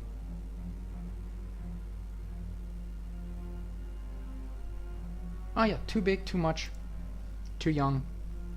You know, it's Wind Waker felt like one of those games where you have to like write stuff down of where it is on the map and come back to it. But that's like, you have to be a certain age for that. That's not.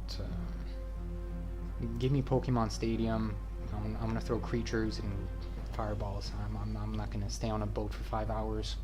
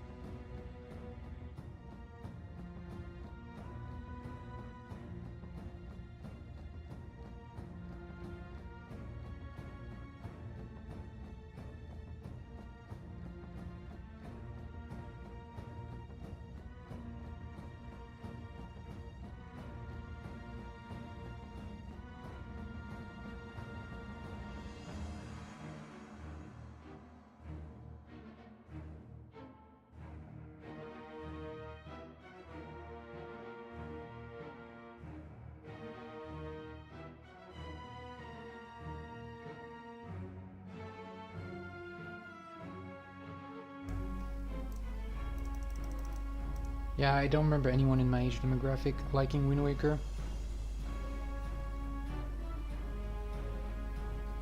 You had to be a special type of person to appreciate Wind Waker.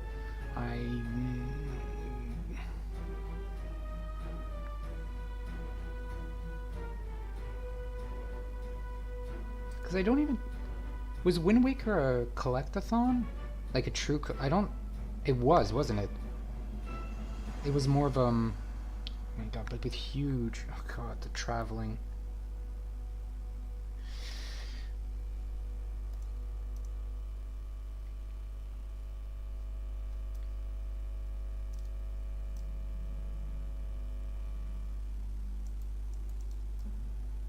Yeah, you basically have just stacks of Nintendo Power at your foot. You know, like, okay, let's play Wind Waker. Let's do this. That's the type of person you have to be.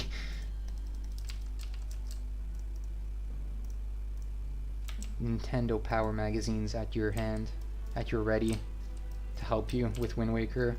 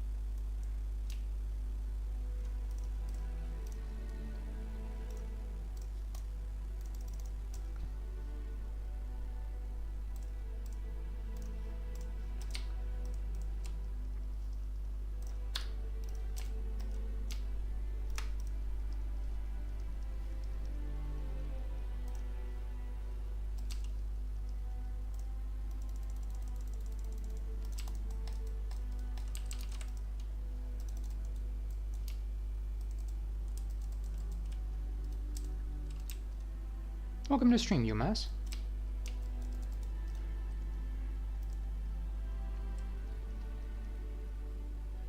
When did you start playing World of Warcraft?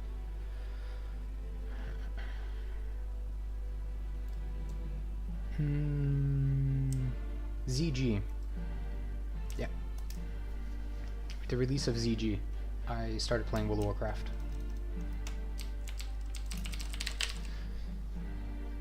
Yeah, ZG.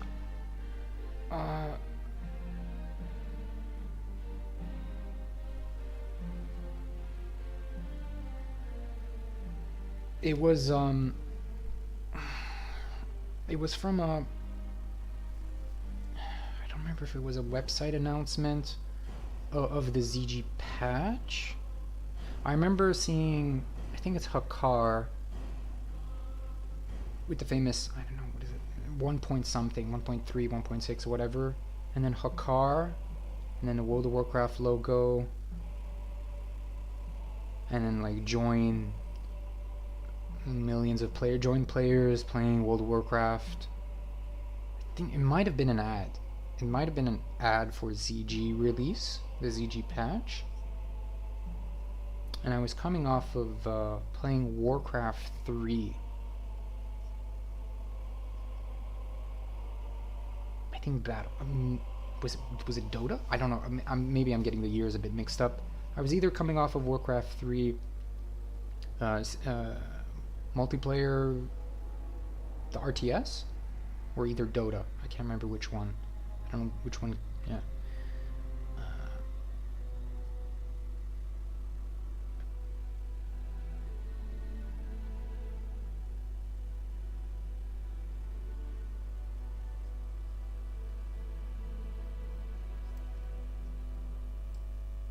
Yeah, I think it was Warcraft 3 RTS, the RTS version. Playing as Orc, really liking Samuro, the Orc that goes invisible and is a ninja, go figure. And then seeing rogues in World of Warcraft in conjunction with the ZG patch announcement ad. Yeah, it was in that circle. You get shown what rogues can do in some game, and then one after another, and then yeah, I got hooked. But yeah, the starting of ZG, I remember installing World of Warcraft, and shortly after logging into the game, the ZG patch dropped. Yeah, like 6 hours after I installed the game, ZG patch drops. And I played a rogue. Like everyone else.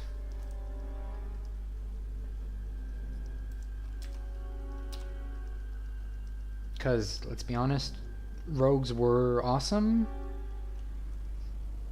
When you're that age, being able to go invisible, attacking really quickly, nothing more appealing than that. Yeah, Sprint. Sprint kept people playing rogue for a long time. The fact that your character can move like insanely fast, yeah, you're hooking a lot of people with just that simple premise. Sprint, evasion as well, right? You're not getting damaged. It's a pretty big hook, but it's a little bit later on.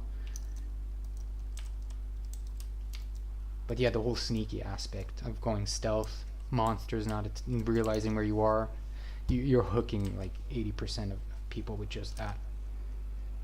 But yeah, I played a rogue, got to level 15. I remember the levels. I remember the levels because I did some research, I think a few years back, to try and figure out what I played. Went back to my old WoW account, saw the level 15, the date, back when it was a bit more categorized. And so yeah, I got to level 15.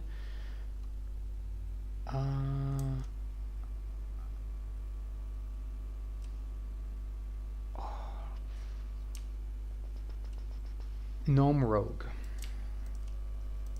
Played a Gnome Rogue. Absolutely was in love with the whole winter atmosphere of Don Moreau. Loved it. Loved the snow. Loved the crunching of your footsteps as you walk through the... Oh!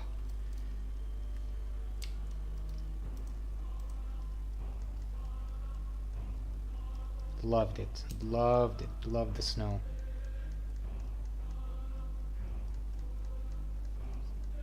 I knew even back then not to go human. Humans were, humans felt boring. Let's be honest. Like, oh, I'm a human. Yeah, look at that. I can play human. Yeah. Went gnome.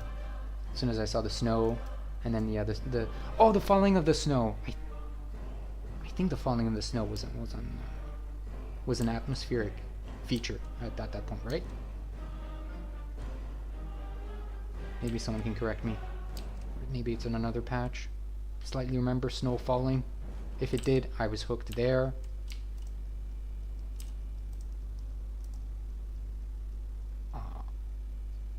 Yeah, walking in the snow. And then discovering Iron Forge. Huge. Huge. Yeah, I made my way to... I left the starting zone. Made my way to Karanos. And then after Karanos... yeah, I picked up some quests in Karanos. I could not do a single quest from the quest in Karanos. They were too hard. I think I was level 4 doing level 7 quest. It was too much for a young me to do. It was like, so I explored. Found Iron Forge. Oof, Iron Forge was pretty cool. And I believe Iron Forge was in my first player interaction. Oh, I remember making my way to Iron Forge. Just before you go up the path to Iron Forge, I was surprised by a troll on a raptor mount. The coolest thing. That moment probably got me hooked for the next 3 months, guaranteed to play. Seeing a troll on a raptor, it was the coolest thing. It was my first horde encounter, my first counter-faction encounter, and not only was it a troll, it was a troll on a dinosaur.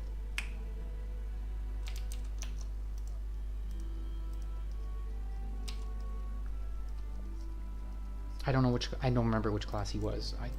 I vaguely remember a wizard hat. He might have been he was not a warrior, not a rogue.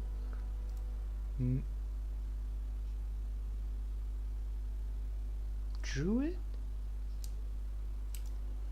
No, not a druid. No, there were no troll druids.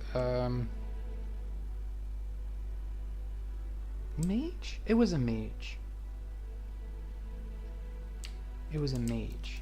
I remember his outfit being very colorful, and looking back at it, he did not have epic. I think he had blues that were colorful. So yeah, I'm thinking mage.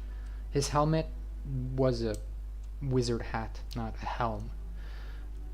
Yeah, I stood there in astonishment looking at this mage on his raptor, and then the raptor would move.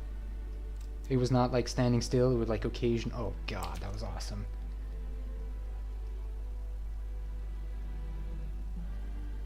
And I could tell, looking back at it, he was like, yeah, look at my mount. Look at my mount. And having a mount back then was... You were maybe one of 5 people in the realm who had a mount. Who even made it to level 40?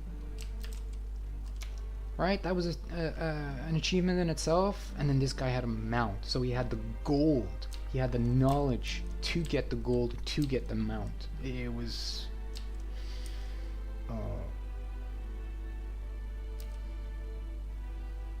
yeah, he stood there for a few seconds, and then he made his way to Lochmadon in the other direction, and I tried following him, but he was quickly gone. I remember chasing him, like getting as much time looking at the raptor mount as possible, with the tail going in the back. I remember that, and then he was too far. He the line of the POV, he just disappeared, and then I gave up. went into Iron Forge. Yeah, because I was enticed by the Storm Pike guards along the road to Iron Forge. The guards. I thought their armor was cool. And I was going up looking at each individual dwarf and their armor, and then I stumbled upon a paladin right outside Iron Forge, level 45.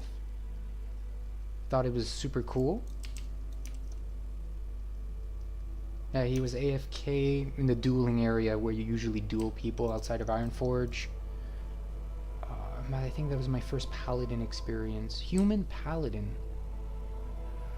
Which, to think of it now, how does a human get there at that point is crazy. No, you had to deep run tram, so it was not that crazy.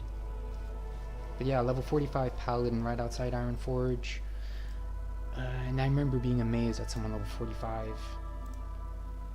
Yeah, I distinctively remember a 45 paladin.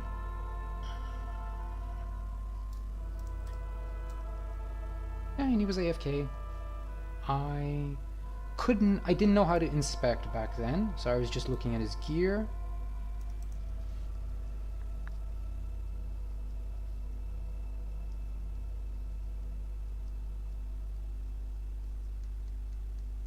Yeah, and then I slowly made my way to Iron Forge.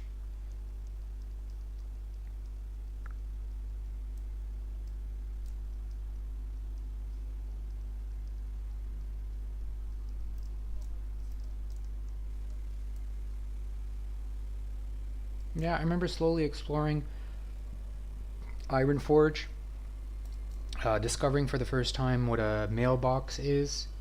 I remember like the interaction for mailbox,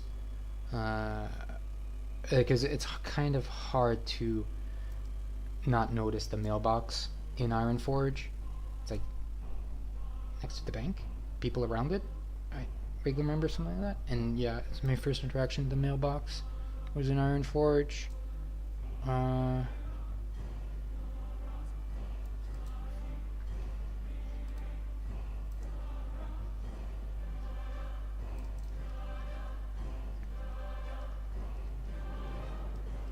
I think I remember clicking on the auctioneer, but they're just getting overwhelmed by what the auctioneer is.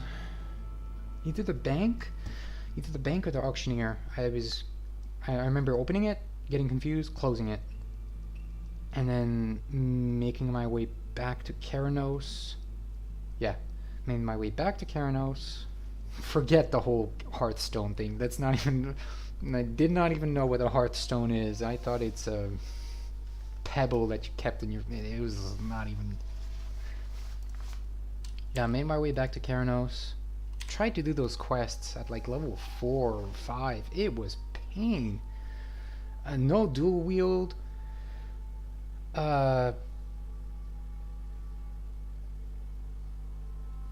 If I had gouge, I didn't really understand how to use gouge. I would gouge and then immediately attack.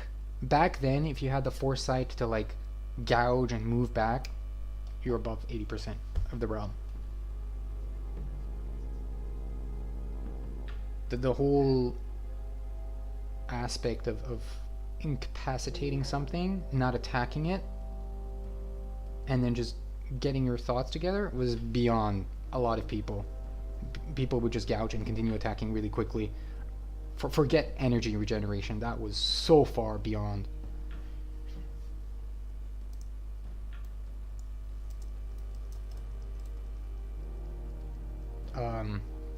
I was slightly above using the spell book. Yeah, I think 30 minutes into the game, I figured out I could drag my spells from the spellbook to the action bar. And then I remember the next day I found the interface options to enable the other action bars. That was huge. But then unfortunately I gave up on the rogue. I could not... the quests were too hard. I think I could not deal with the wolves on the left side of Keranos that are all red and all packed together. If I would have just went to the right of Keranos, where there are some boars, some bears, so yellow, red, I maybe would have played more, but I unfortunately went the left side of Keranos, and it's just red wolf, red wolf, red wolf, packed. One is traveling. Like, ugh. It was too much. Like, I had already difficulties dealing with one mob, let alone two mobs that are red. One is... I remember staring at one of the wolves as it's patrolling, and I'm like giving up as soon as I saw the patrolling wolf. Distinct memory of that. But yeah, I gave up on the rogue just based on that.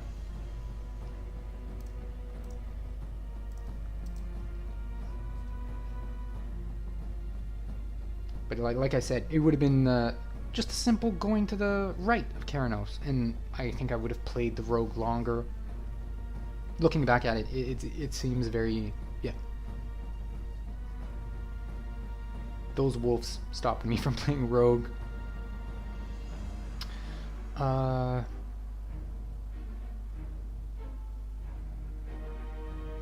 the rogue, I played hunter.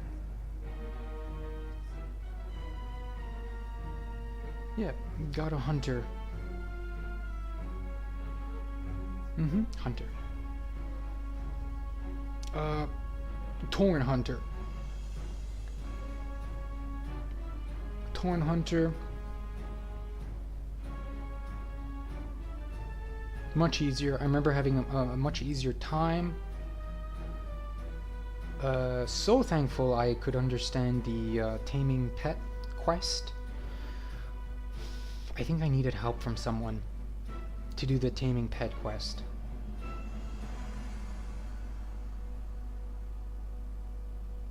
I didn't figure out the taming pet quest on my own. I needed a bit of help. I remember the charges on... are there charges on the tame beast feature? I remember running out of the charges and then trying to figure out how to get more charges. And then I remember I think it's either I asked someone in game or referred to the magazine.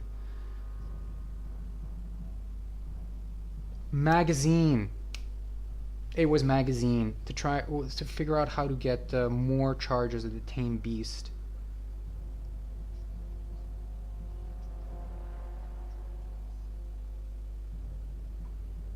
So yeah, Torn Hunter.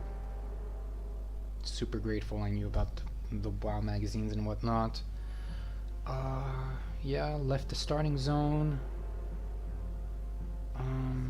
Did Bloodhoof. The harpies were annoying. Just like how it is in 2025, I still hate harpies. Both IRL. Yeah, I remember hating harpies even back then. I remember struggling on the harpies on the left side of Thunderbluff.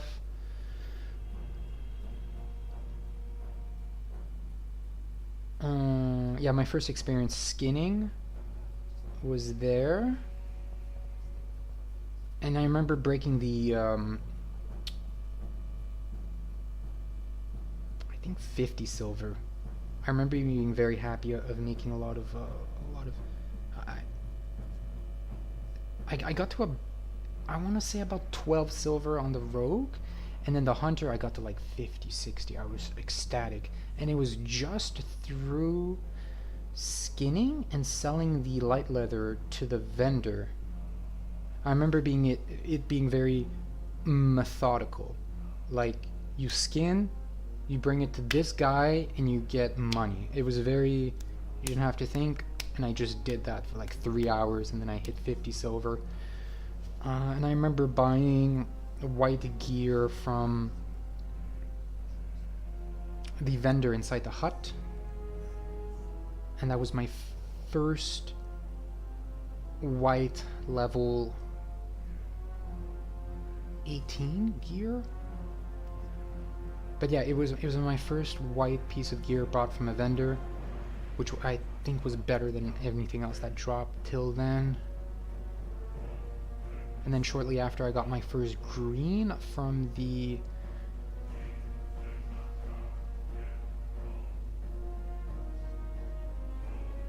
I think it's the cave.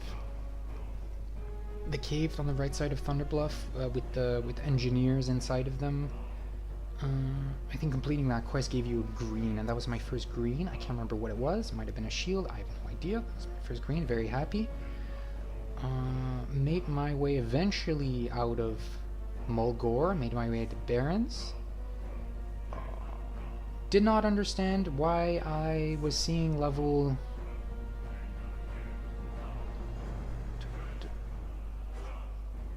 Why was I seeing giant Kodos at level 20 when I'm like level 12? I remember going to the Barrens and thinking I went the wrong direction because each mob level made sense, and then I hit Camtarajo. I should know this. Yeah, Camtarajo. Then turning my character and then just seeing a Kodo level billion. I'm like, oh no, did I go the wrong route? Who designed it? So you leave a starting zone and you have a mob like 5 levels higher. Who has the foresight that, oh, okay, you ignore the high level mob, which you have aggro, good luck surviving a few hits, and then move your character and start heading up to Crossroads for appropriate level quests. It's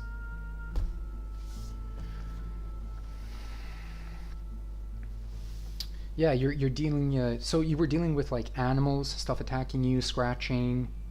The harpies would sometimes cast lightning bolt, not all of them. Most mobs attack with their weapons, and then you start seeing a giant dinosaur casting chain lightning on you, and boar people shooting ranged. It's 80% of people would have went down and start heading towards Thousand Needles because like you go down, not up. If there's like a natural progression to go down of the Barrens, not up.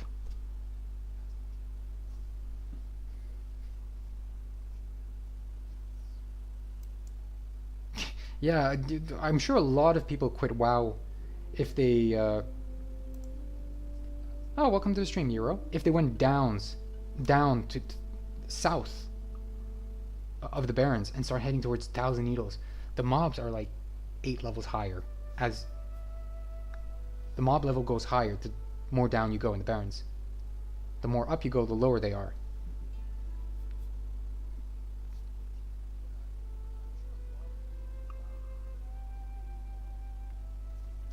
Because Mulgore, the top of Mulgore is harder. The bottom of Mulgore is easier, right? The bottom of Mulgore is the starting zone. The top of Mulgore has high level mobs, so logically the next zone should be the same thing. Nope, complete opposite. Hard stuff is in the bottom, easy stuff is at the top. And I quit. I could not survive making my way to Crossroads. Kept dying. Aggroing the Thunder Lizards, aggroing the Quillboars, aggroing the level 17 Tall Strider. That seemed like the fastest thing on Earth. Never made it to Crossroads. Kept dying.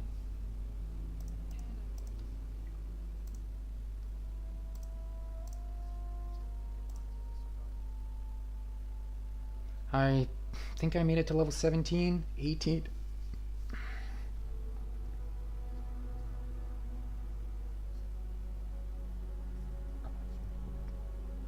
15 or 16. Don't quite remember. Didn't have a good time in Barrens.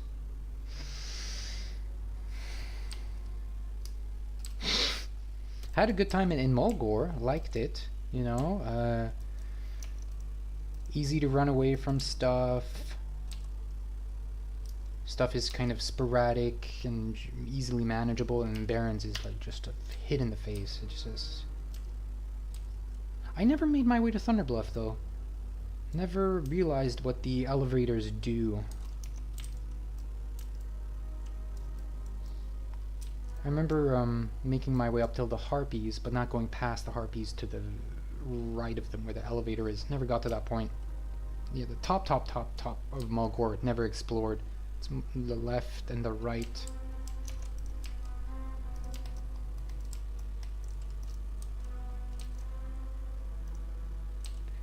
I mean, it's pretty much no exclamation points on your map. Why go there? That was the thinking back then. So you didn't have any exclamation points as you approach the elevator near Thunderbluff, so why go on it? It's kind of hard to ignore the quest in Bloodhoof. Like, as soon as you come close to Bloodhoof, there's like 15 exclamation points, and like, oh, okay, quests are there.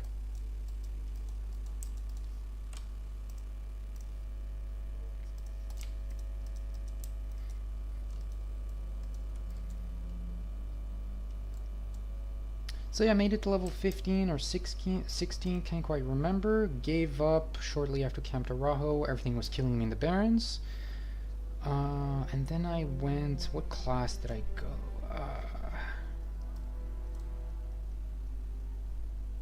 I think after the Hunter was...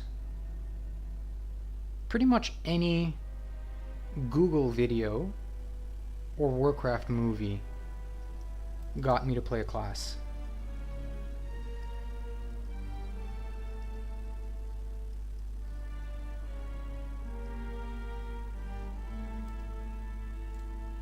Yep.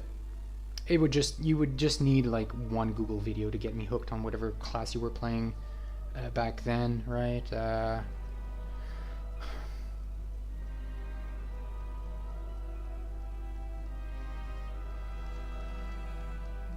Yeah. If I saw what your character did at level 60 in terms of cool ability, that was enough of an incentive for me to start level 1 or whatever that class was. Except Mage and Priest. Never touched Mage and Priest for the longest time. Burning Crusade, I think, was the first time. Nope. Nope, not even Burning Crusade.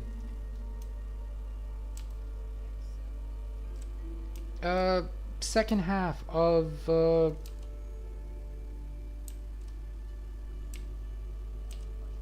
no, that's not true. I played a mage on the PTR.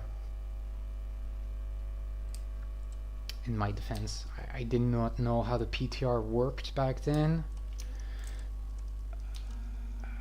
But yeah, I remember being a level 60 mage on the PTR in AB. But that doesn't count really as my character, because you get like a level 60 with the best gear. Doesn't count. It was not... I didn't know what character copy was. And I don't think you could copy any other class than mage, for some reason.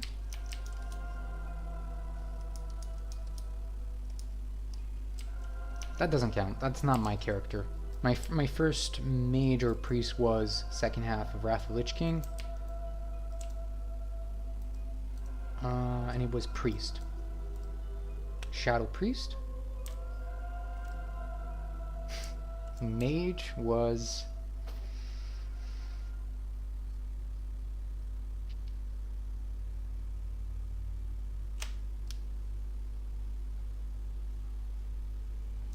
Mage was either Kata or Mop. Yeah. Took me that long to start playing a mage. It was either Kata or Mop. Mage just did not appeal to me at all. I remember finding the Verton PvP videos very fun to watch, very cool to watch, but never playing a mage. It never, yeah, never appealed to me.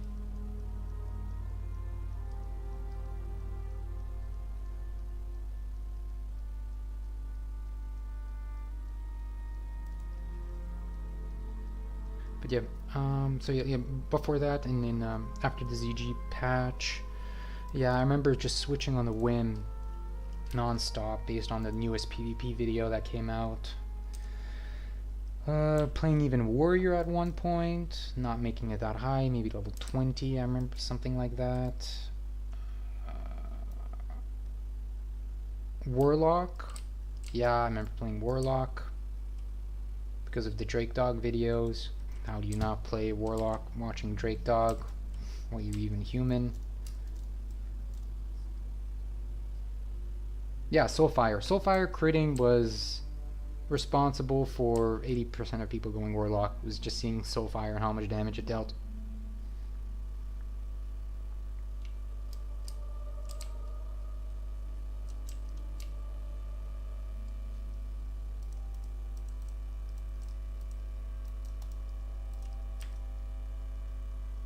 Yeah, I remember playing Druid, really liking Feral.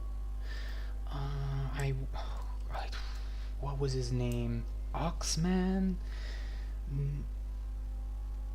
I remember, I think it's Ravage from a PvP video just critting for insane amounts. Going Druid. Yeah, I remember going Druid. Getting to level 20 for Kitty.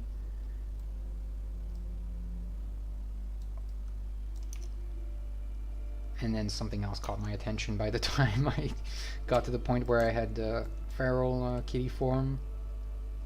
Oh, I remember bear form just being absolutely boring.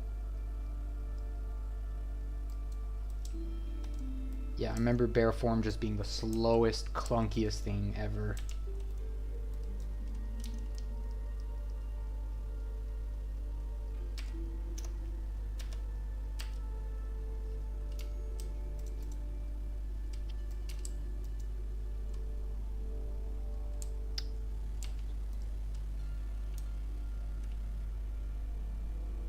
Did I ever level a paladin?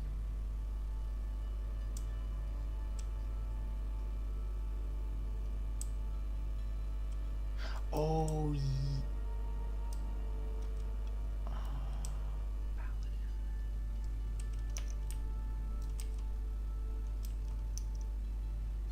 yeah, I did play paladin, just not at a high level.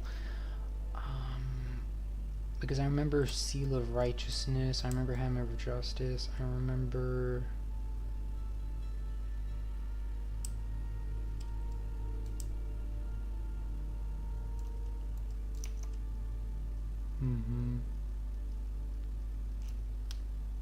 I remember Seal of the Crusader, and then that's it. So whatever level you get Seal of Crusader at, shortly after that, you know, start playing.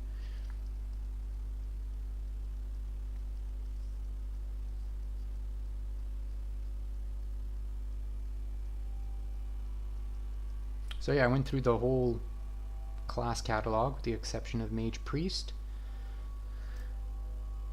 And my first level 60 was a Hunter. Because of my great epiphany that you have a pet that can take the hits for you, therefore you don't die. Which, when you're that young, is... it's a lot. It's pretty big to get to that conclusion. That you don't die, your pet dies before you die. Therefore, things are... you have more confidence to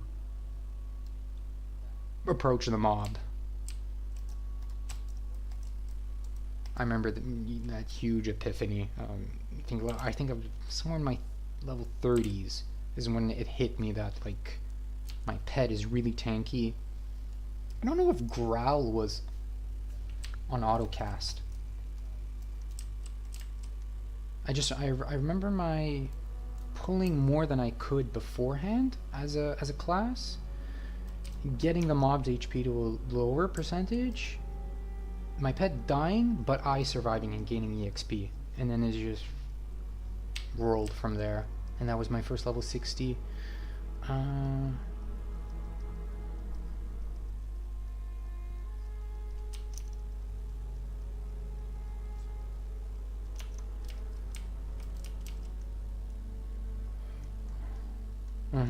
And towards the beginning of what's after ZG? AQ? Beginning of the AQ hitting level 60.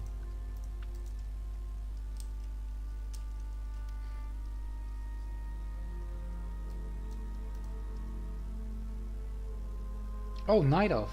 Not Tauren. Weirdly enough, I did not go with my first race combo. I went Night Elf. Night Elf Hunter, level 60. By the name of Vovoisin.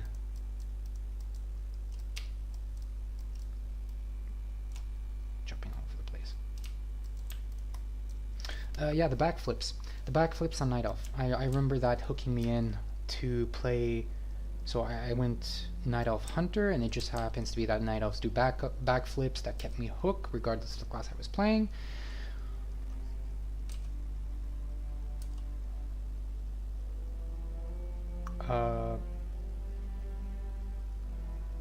Yeah, that kept me playing. I'm so happy I found the boat to Dark Shore. Dark Shore's incredibly easier than Barrens. But yeah, I remember being Dark Shore, killing a lot of crabs, way above the quest. Yeah, finding the ammo vendor, which is right next to the repair. Very lucky. I might have given up right then and there. Found the ammo vendor, found the repair vendor.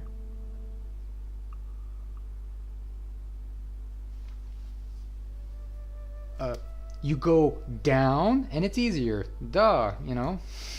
I think if I would have went up of Dark Shore, I would have stopped playing, because at the upper half of Dark Shore stuff is 8 levels higher. But when we're down, you go to the lower level. So luckily I went down. It's like common human psychology. You go down and stuff is easier. So yeah, went down Dark Shore, killed a lot of bears. Where I was scared of moonkins, the moonkin owls. Scared of living. Those big giant things scared me. Stayed clear from that. Killed a lot of crabs, panthers.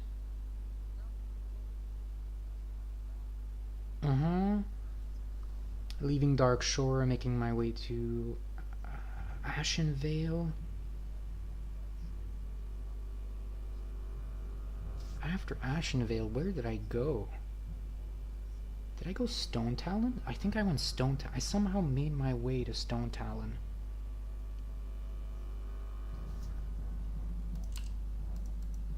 How did I make my way to Stone Talon?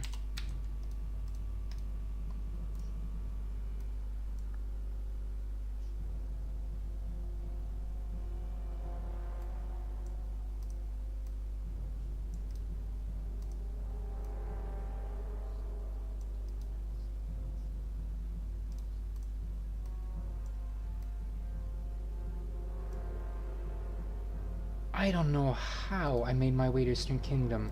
No, I didn't go Stone Town. After Ashenvale, somehow, wee little Caperfin managed to make his way to the other continent. God knows how.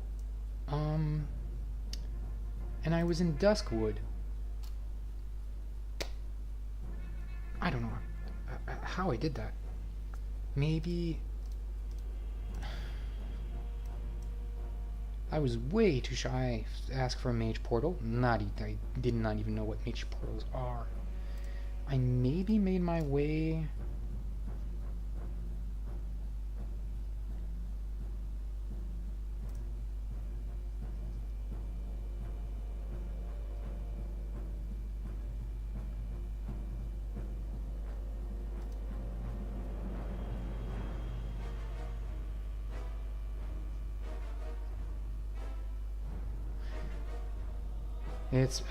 I don't see myself going down Barrens, going to Theramore, and then taking the boat to Theramore.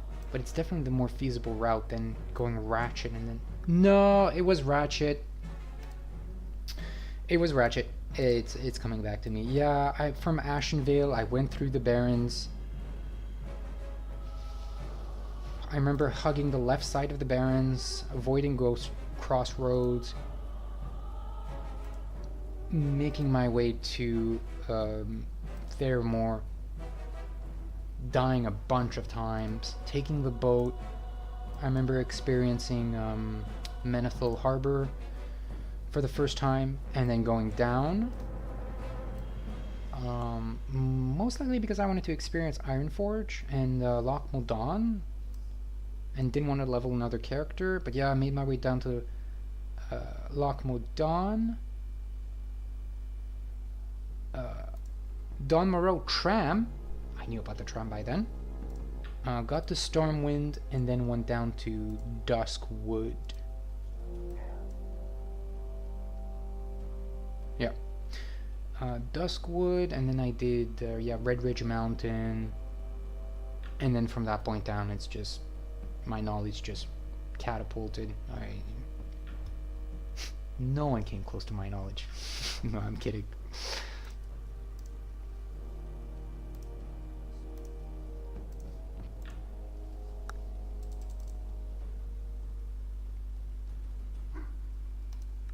But yeah, I remember Dark Shore, Ashenvale, making my way to Ratchet, then Eastern Kingdoms, yeah.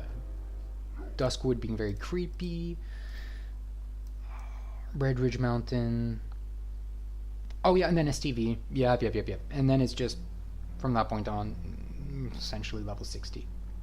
It's just, everything followed, naturally. I never went to Eastern Plaguelands. I pretty much went back to Kalimdor. I went back to Kalimdor, yeah, I did Tanaris. Yeah, I remember doing Tanaris, Felwood, and then I think we were 60. But I never got to... There's some zones that I just never explored at level 60. Ashura, no. Winter Spring, no. Desolus. Oh yeah, Desolus. No, Desolus we experienced, but I never experienced Feralas, Silithus, Eastern Plaguelands, pretty much anything near the... Yeah, anything near the Undercity. I did I didn't explore Hinterlands. I did Arathi, Hillsbrad. Oh yeah, Hillsbrad was easy, I remember that. Yeah. But no Plaguelands.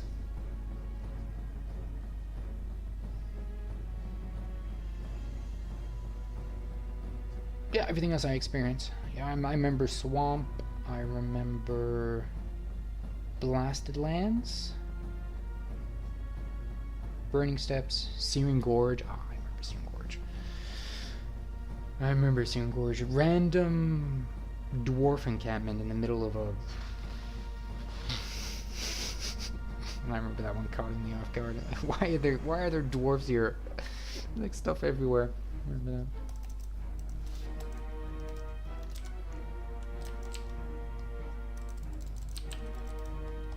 But yeah, my first level 60 was a Hunter, Night Elf, Vovoisine, Beastmaster. I was a Beastmaster.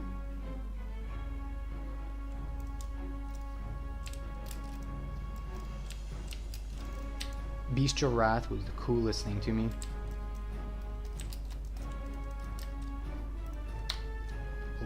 The foresight of going BM. It was just a coincidence that went BM. Yeah, I did not know... Pet tankier, pet lives longer. It's just like, oh, he's living a bit longer than me. I didn't associate the talents to the pet as much back then. It was more Beast Mastery is the first talent tree. When you open the talent, calculate the talent. That happens to be Beast Mastery. So you put points in Beast Mastery. It's the first one you see from left to right. So, and then yeah, I got Intimidation. Intimidation was awesome, stunning. I'm not a rogue. Tell me I can stun the mob? Awesome. Intimidation. Oh, yeah. I didn't have Growl on auto, but Intimidation deals threat. Intimidation was enough to not have growl on auto cast. Stuff was so hard back then, and it just happens to be that intimidation is always active on the next mob that you're engaging with, so the pet always has aggro.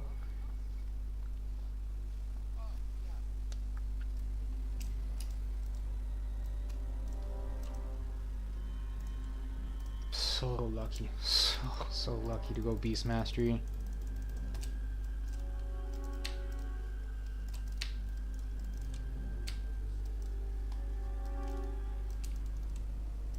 I remember Concussive Shot being pretty...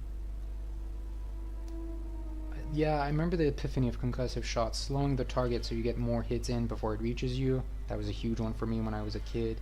And yeah, shortly after that it was Pet, the fact that your pet can tank, it dies before you die, therefore more XP. I remember a tremendous time waiting for my mana to replenish to cast Revive Pet because I did not know you can drink water. Drinking water, I knew food HP. Mana came about level 30, I think. Yeah, level 30.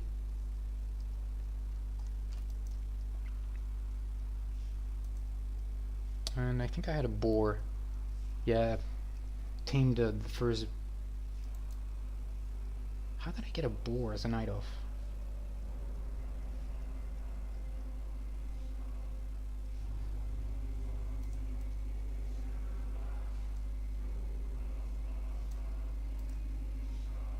I don't know how I got a boar as a night elf.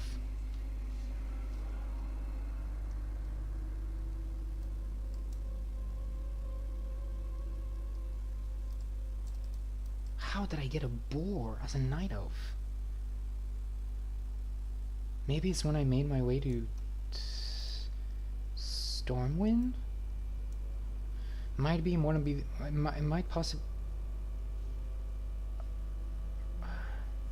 Could be one of the boars in either Loch Modan or Elwyn. One of those two. Because you don't see your first boars in Night Elf for quite a while. Oh god, I want to say, what? Is the entire left continent no boars? Boarless?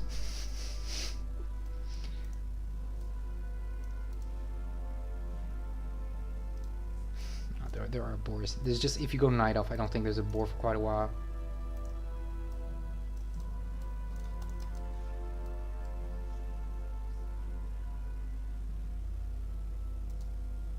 Yeah, I think I tamed a boar at one point and then just kept it till level 60.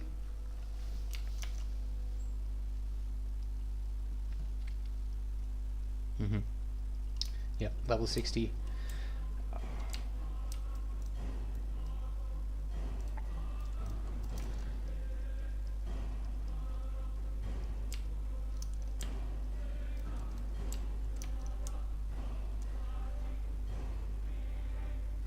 I'm trying to think of the... I don't think many people were raiding when I hit level 60.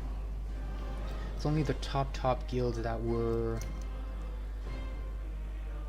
doing Molten Core. I remember quite a few guilds doing Onyxia, but not so much Molten Core. Molten Core was the pinnacle of raiding. But by the time ZG came out, not that many people were doing Molten Core. Or I want to say there were a few bosses that were guaranteed, but not the entire instance.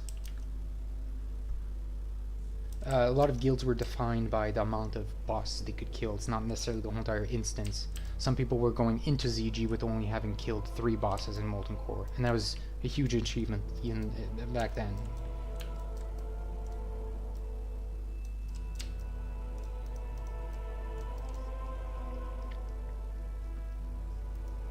But Onyxia was the first introductory. It was very feasible for Onyxia. You joined a guild, and then quickly in guild chat, they like are guiding you on how to get attuned and find Onyxia, stuff like that. It was very feasible, very directional, very yeah.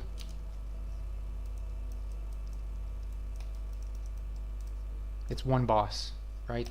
Onyxia's Lair is one boss. It's not Molten Core where you have 12 bosses with 15 different mechanics. So when you got into a raid, it was like, oh, welcome newcomer. Yeah, we're gonna start with Onyxia for the first few weeks, and maybe do Molten Core once we have enough players. But yeah, I remember doing Onyxia.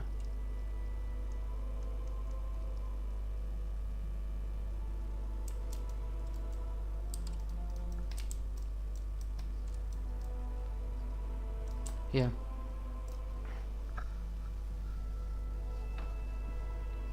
I remember a bunch of us that recently got invited to the guild were getting guided by someone to get attuned to Onyxia. It was like 5 of us, 5 newcomers to the guild, level 60. Welcome, we'll get you attuned. And I remember not having a mount and having to run the whole way.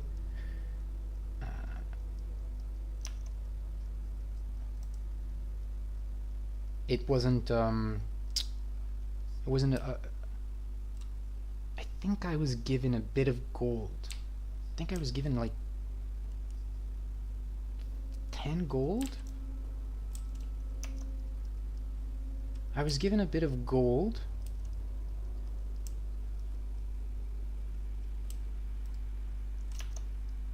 Yeah. Oh man, it's coming back to me. Yeah, I was given because I was missing a few skills. Not everything was max rank. I was given a bit of gold to max rank my stuff. And then shortly after that, what did I do? I'm trying to remember. I think I went...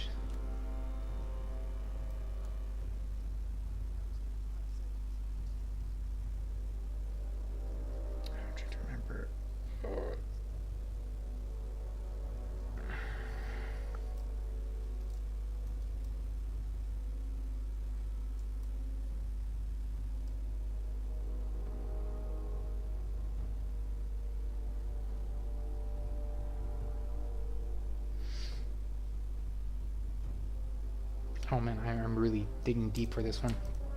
Trying to remember.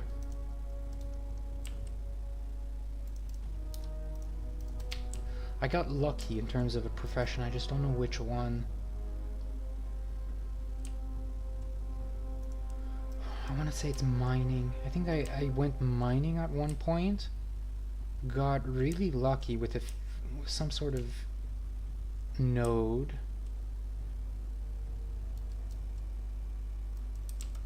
And then just spamming that.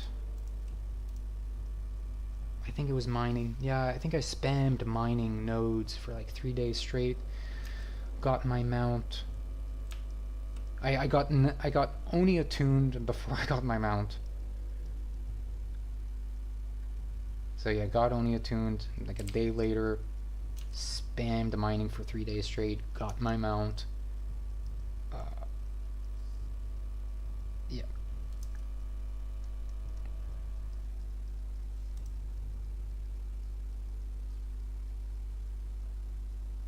Yeah, it was mining. I remember Ungoro Crater mining. Yeah, Ungoro Crater.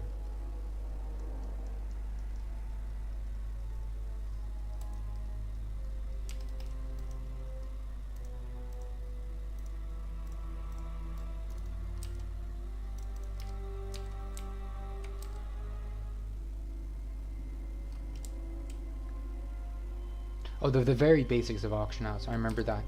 I remember not knowing the difference between bid and auction.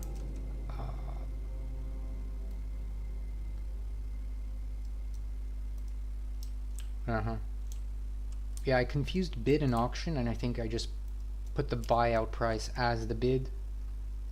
Yes, I remember not knowing the difference between the two numbers, between bid and buyout, and just wrote both numbers.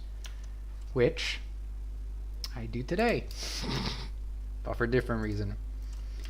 But yeah, I didn't know the difference between bid and auction, and then just put the same price for bid and auction on some vein, some node from mining, and then got enough gold. Figured out that you get your auction house stuff from the mailbox. Did that non-stop. Got the gold. Got the mount. I move faster.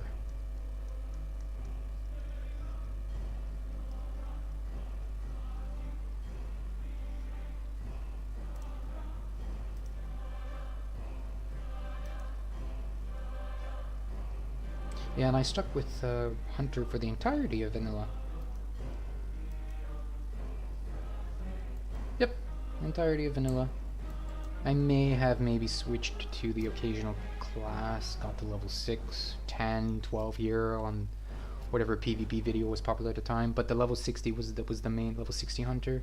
Vovoisine, Boar Pet,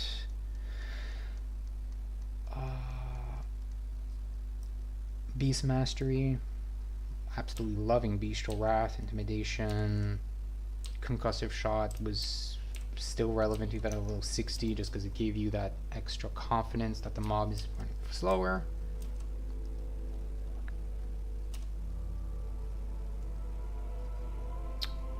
I did not die on Onyxia's Flame Breath. Can you guys imagine that? Not dying to Flame Breath on Onyxia. I think I was just lucky. I can't remember if I was told to move.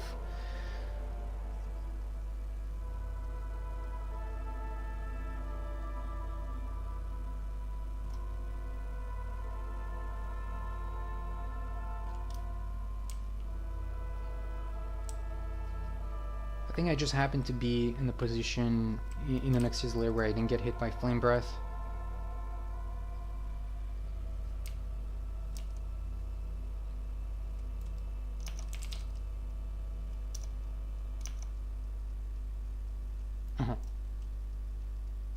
But I remember my heart just absolutely pumping. I'm so nervous.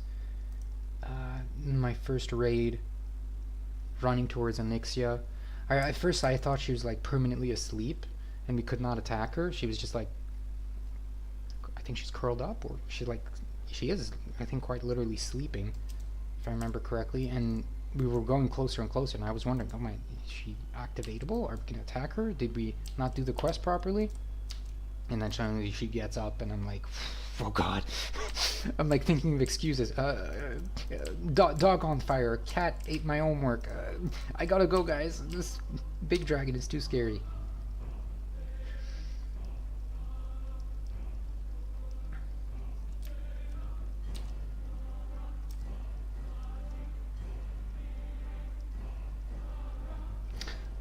And I remember not getting in proper position. I was a bit too close to the eggs. I was on the southern part of the egg passage. So you don't touch the eggs, but you could be in a better position. But I remember just not moving. I was so afraid.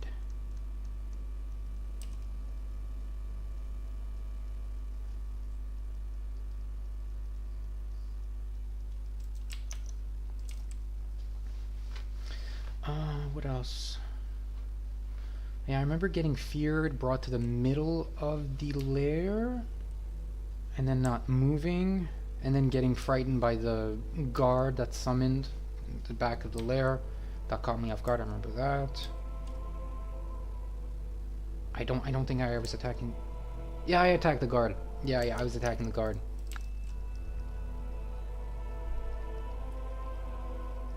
Yeah, and I remember when they start flying.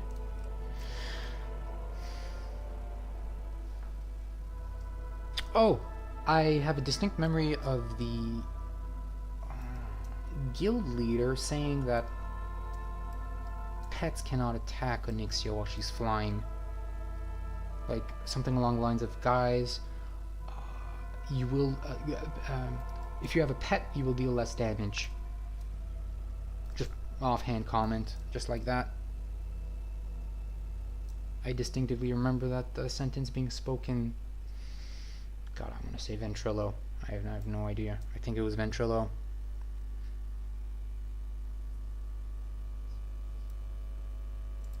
I don't think I attacked a single time when Lynx was flying. I don't think anyone knew that you could attack her. I remember when she landed, I did attack her. I was like, oh man, she landed. And then I went in position. Shoot, shoot, shoot. And then she dies. I can't remember the loot that dropped. If you'll excuse my memory, I don't remember what dropped.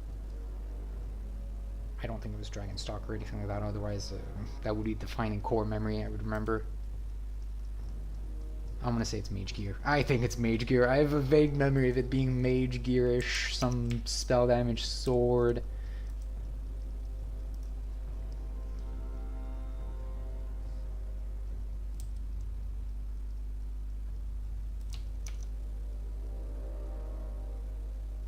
Yeah, and after that Onyxia, I think a week passed, and then we did Molten Core. We got till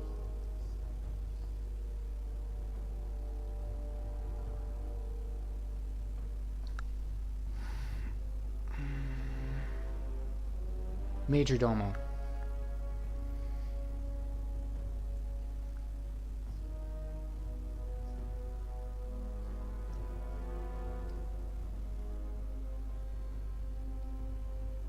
Yeah, I want to say Major Domo and the 6 ads. Yeah, at the chest, near the chest.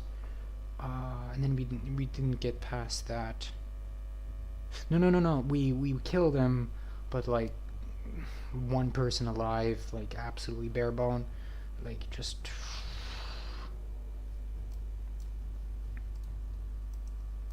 Yeah, we eventually did kill him. But I don't know what we did next, because the boss, we didn't do the bosses in order, I don't think so. Definitely no Rag. No Rag. Rag was barely a dozen guilds killed Rag. Rag was... Did you need fire resistance back then for Rag? I don't even know. Can you imagine back then having the knowledge of fire resist gear as a tank?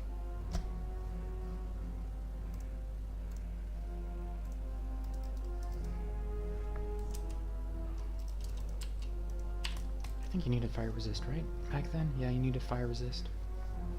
But yeah, no, I didn't do Rag. Yeah, so yeah, by the time AQ came out, shortly after AQ came out, I did my first ZG. Always a patch behind, it seems.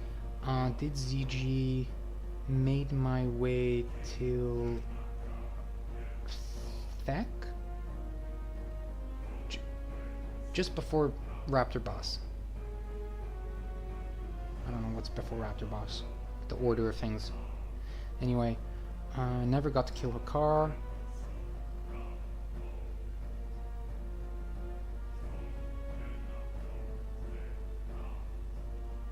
Yeah, did ZG, and then... Yeah, because I remember the guild, yeah. ZG, AQ... On the AQ, I remember making my way till... Iamis. And then, I remember it just being general consensus that no one can do the last boss in AQ 20. Which I'm blanking on the name of. But no one can do it. No, it was like... You're better off doing Molten Core for 12 hours than doing the last boss in AQ 20.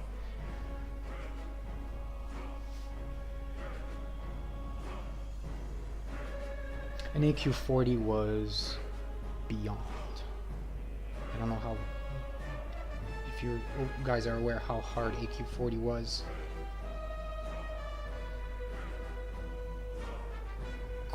Like, quite literally Prophet, the first boss in AQ 40, when he teleports, your PC crashes.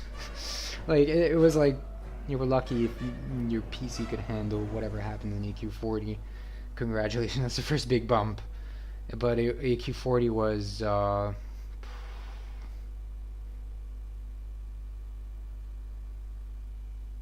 it took a long time for the average guild to even go past profit.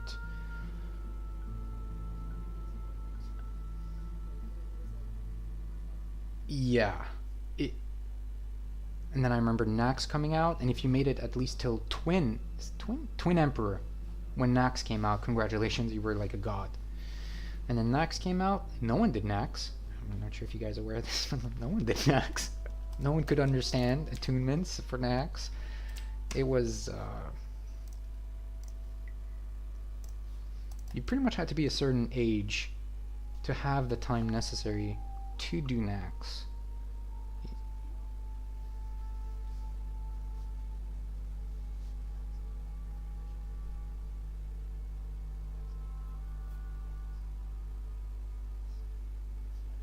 Yeah, no one did Nax. That was kind of funny. It was like I like half a dozen guilds cleared Nax before Burning Crusade came out. It was whoa. I remember some guilds. The most feasible wing you could do in Nax was the Spider. I think it was the Spider. Yeah, the Spider Wing. I remember. Yeah, a noob. Yeah. I remember a few guilds here and there completing the Spider Wing. It was like the most feasible thing you could do in Nax.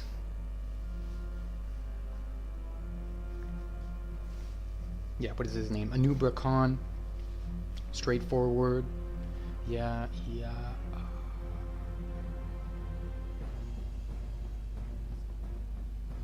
But military wing with the mind control, forget that. Forget that.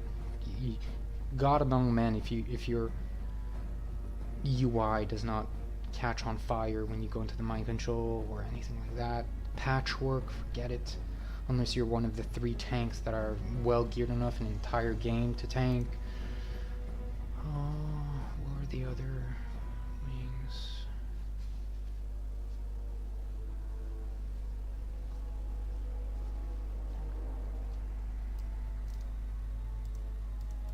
Oh, Noth. Yeah, Noth was kind of a guarantee for the average guild. Noth and Spiderwing. No one could do... Yeah, Hygen was a complete puzzle. No one could understand why you were getting damaged even though you were nowhere near the slime. Every third person in Ventrilo complaining, I was nowhere near the slime, why am I getting hit? It took over 5 years to people realize that just because the slime is not hitting your face doesn't mean you won't get damaged. You have to be extra safe. My god, that took a long time.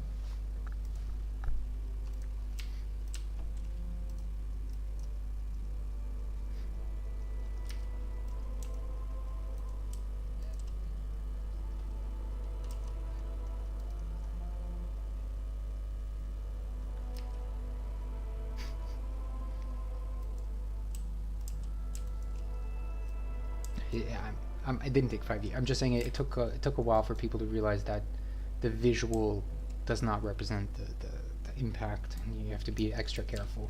That took a while. Yeah. Yeah, then Burning Crusade came out. I got to level 70 fairly quickly. Still played Hunter. And I think with the release of...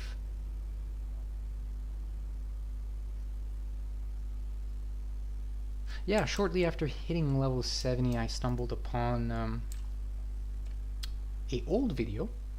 So I was level, I want to say 64, and I stumbled upon a level 60 hunter. Level 60 hunter, so an old video, right? I was watching an old video. A level 60 hunter tanking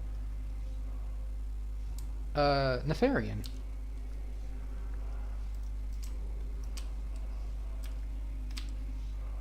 Yeah, a blast from the past.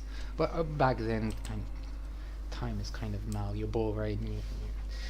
But yeah, I was level 64, and I saw the video of a level 60 hunter tank tanking Nefarian and being amazed by it, and by that point, from that point on, I got hooked into off-meta tanking.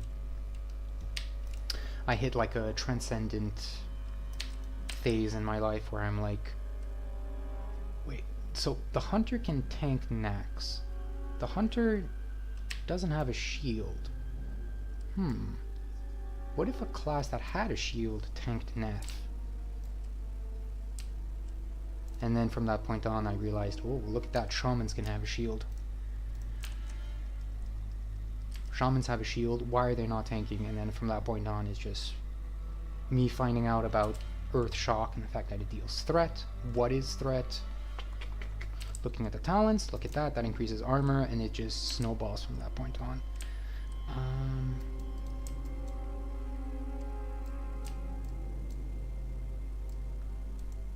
And I don't think I did make it to level 70 on the hunter, but I never rated. I got to level 70 just because, you know, I have a level 64. Why not tough it through the 6 other levels? Get a level 70 hunter.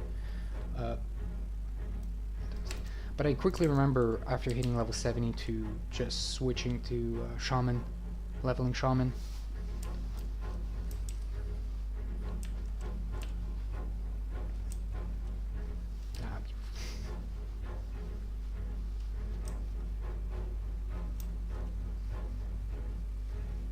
But it was very hard to go back to the hunter after seeing a class without a shield tank a raid boss. It was this epiphany moment, like, wait, what if it was a bit easier but hasn't been done yet, right? I'm like, okay, maybe he's doing something to tank Nef without a shield. What if you went a slightly easier class but could tank more raid bosses? And then Shaman.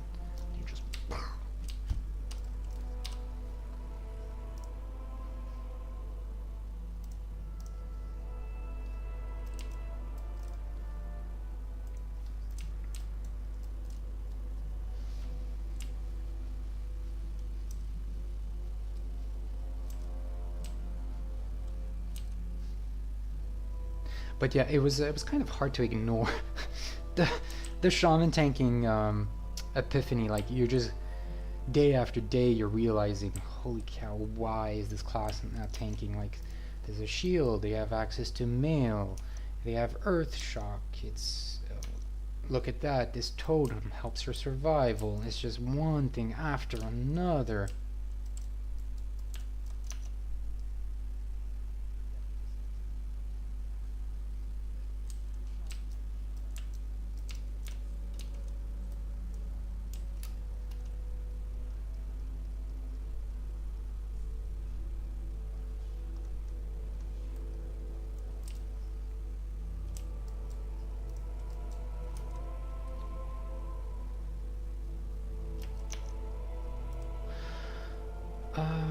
Yeah.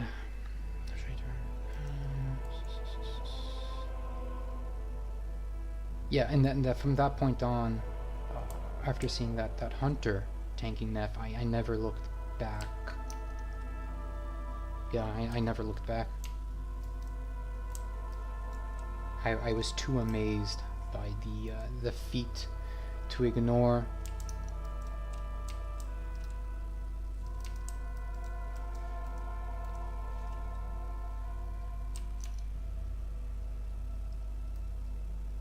And I remember tanking my first RFC.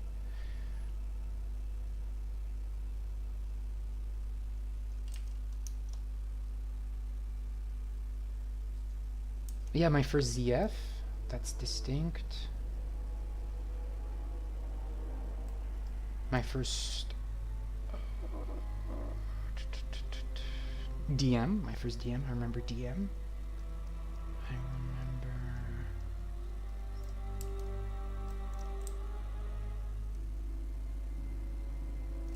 Strat. Living side. I don't think I ever did UD. Only living. For some reason, I don't know why. Oh, maybe I never got the key to Strat UD. No, I don't remember doing Strat UD, only living.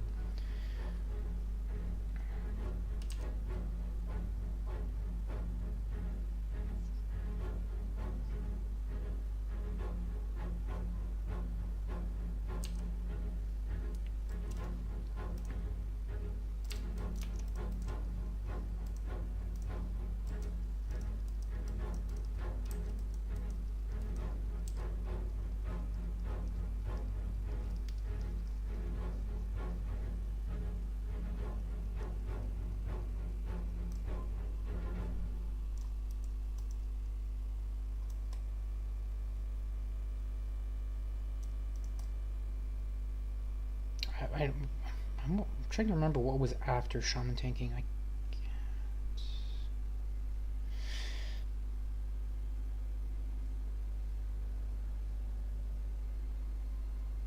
I'm gonna be honest, I don't think anything came after Shaman.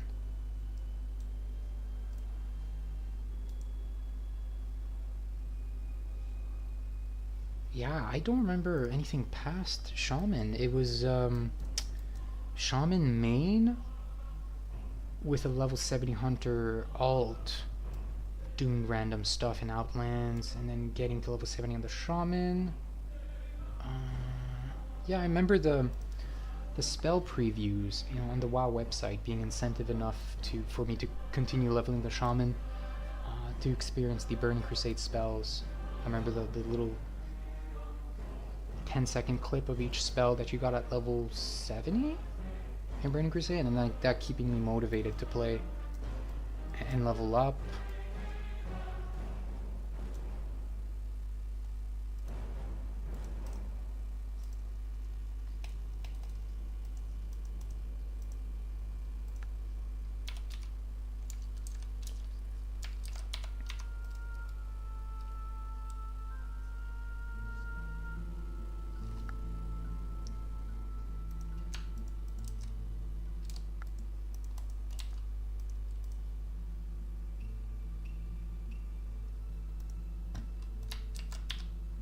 And then for some reason in Wrath, I went DPS. I do not know why. I went DPS Shaman enhancement.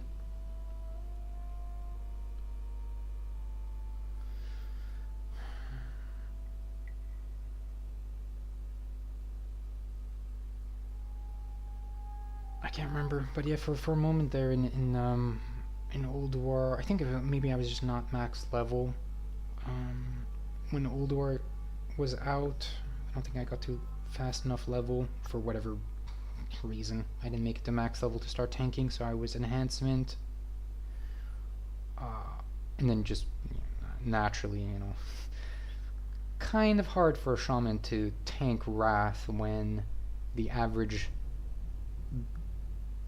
bear tank or even warrior tank has trouble doing Old War or Wrath. Yeah, Old War. Yeah, was it Old War? Oh yeah, no, I did do Nax. Oh, I did do Nax.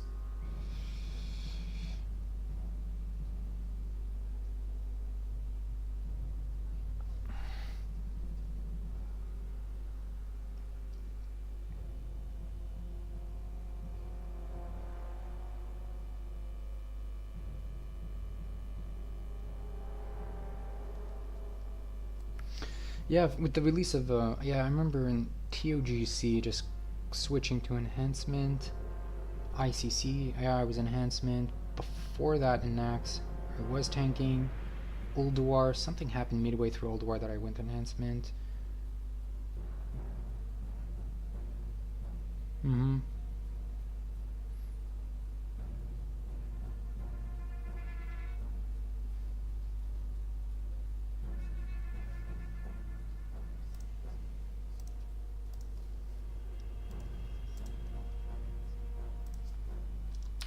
DPS, sorry, enhancement DPS, because Shaman tanking is naturally enhancement, but yeah.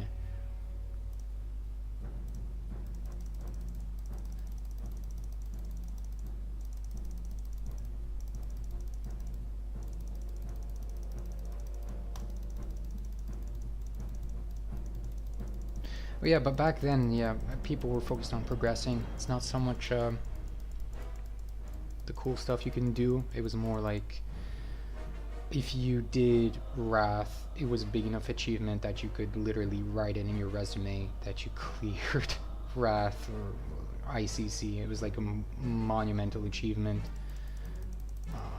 And you got that with a warrior tank. The best chances, right?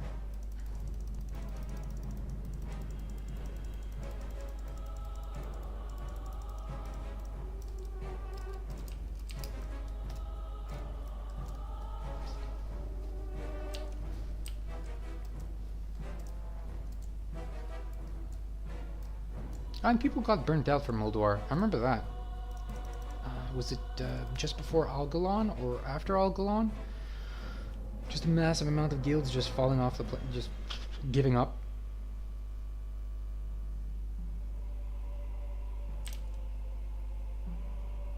Algalon, right? Yeah, I think it's Algalon. The guild killer.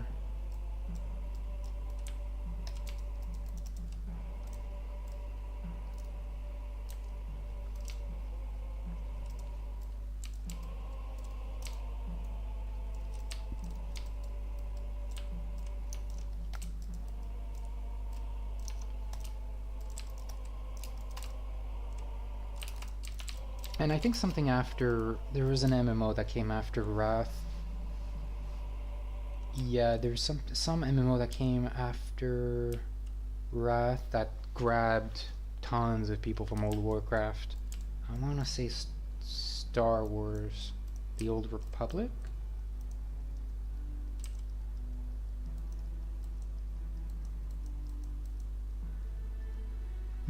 I remember having difficulties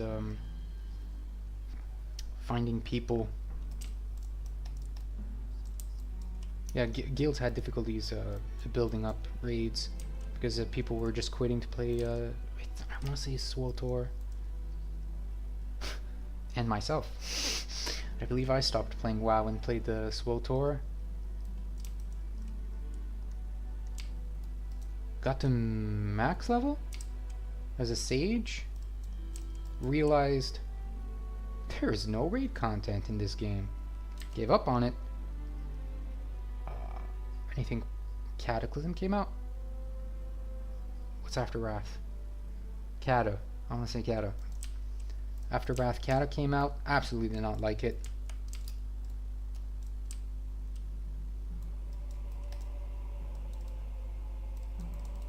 Yeah, Cata did not appeal to me. Cata was bad enough for me to momentarily pause Shaman tanking. It just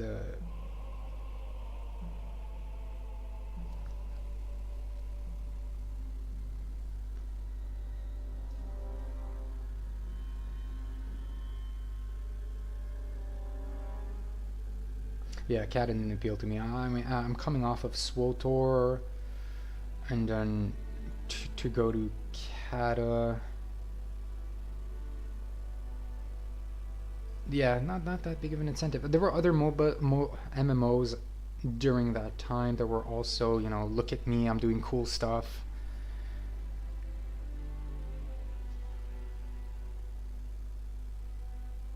But yeah, I took a break. I might not even have. Cata, man. I want to say phase 3. I slowly started playing Cata, but not Shaman tanking.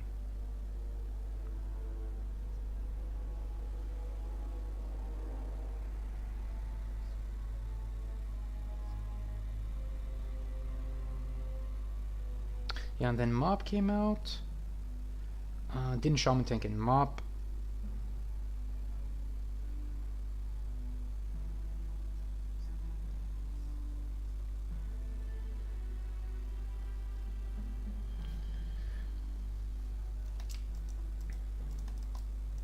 And then the next defining point would be Nost. Whenever Nost came out, we hit Shaman tanking hard. Yeah, I remember Nost came out.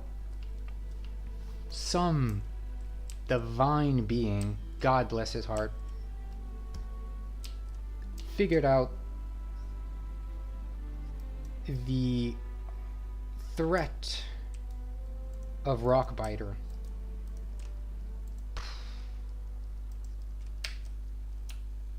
Yeah, so someone took a pen, paper, calculated how much Rockbiter deals in threat per second, shared it with everyone. I stumbled upon it, and just from that point on, my theory crafting and just application just skyrocketed. Started the Google Sheet, yeah, everything. I remember just like looking at the number 72, and I'm like, no, It doesn't deal 7. You kidding? 72 threat? I knew it dealt threat, just not 72. I wasn't expecting that number, how high it's gonna be. And then the fact that something like that gets exposed to you, that you can calculate the threat of the ability that you use, Shaman tank, it's a snowball effect, and you start figuring out more and more stuff about the game. You figure out that you can figure out stuff about the game. It's kind of a unlocking of the door. The veil can be taken off and you can investigate. It's not shrouded in mystery.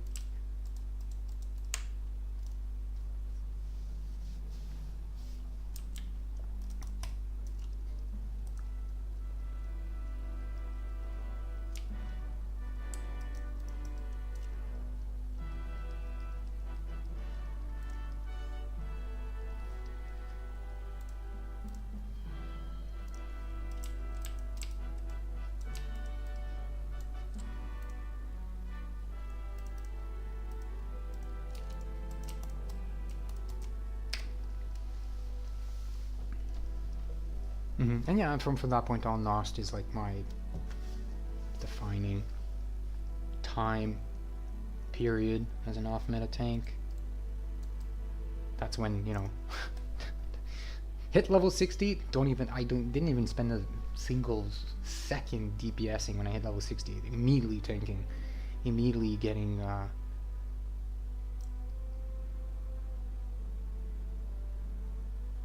the shield from I want to say BRD. What's the fire resistant shield in the BRD? I'm blanking. Yeah, went straight to BRD to get the shield.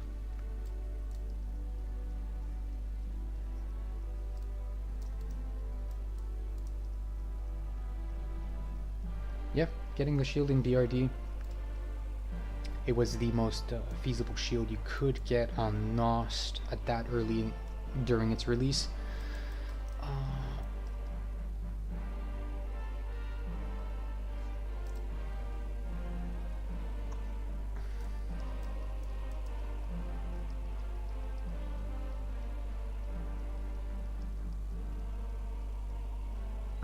Got the shield. I don't remember what weapon did I get.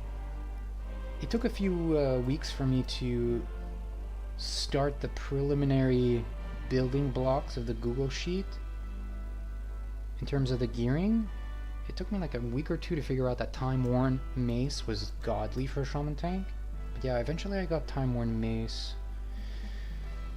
And then shortly after that I realized Lobotomizer was really good.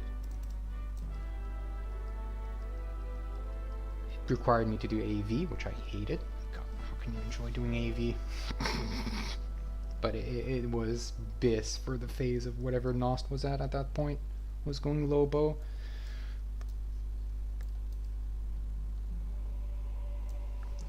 I remember going, yeah, Alchemy, getting the Alchemy Trinket that increases your armor.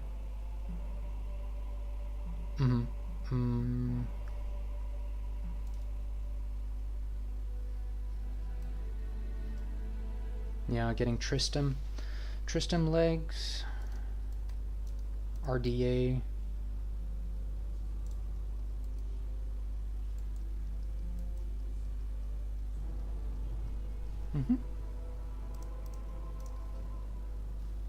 Oh, welcome to the stream, Janal. Upper Black Rock Spark. Draconian Deflector, that's what it is, yeah. Draconian Deflector, yeah, with 10 fire resistance. Yeah, I remember hitting level 60 and just making a beeline to upper. It's upper, not BRD. Where did I say BRD? No, I didn't gain anything from BRD. Yeah, it was upper. Yeah, Upper Black Rock Spire. Getting Draconian Deflector and just... Yeah, that was the first defining Shaman tank piece of gear that I got when I hit level 60. Was Draconian Deflector.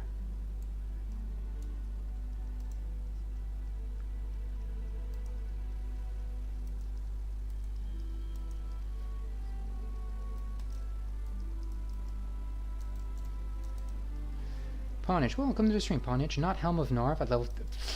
I no, no. I don't think Helm of Narv was on the auction house when I hit level 60.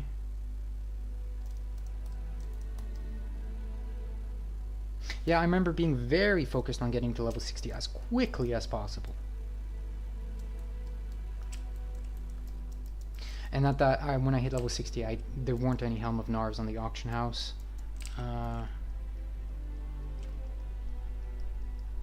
It took a few days for the very first Helm of Narv to appear on the auction house, or it might have been very expensive. Either of the two. But I remember like I was limited by something.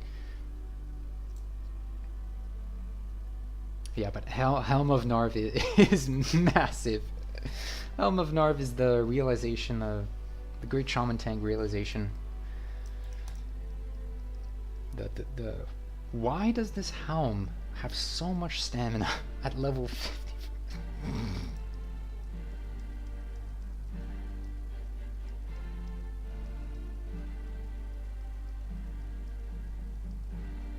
Yeah, Helm of Narv is the great head scratcher. It's the type of item that leaves you thinking at night, oh my god, is there a thing to this shaman tanking that people are talking about? I mean, there's a massive stamina helm at level 54. Maybe I should think about it. It's the great questioning item that people get when they see it.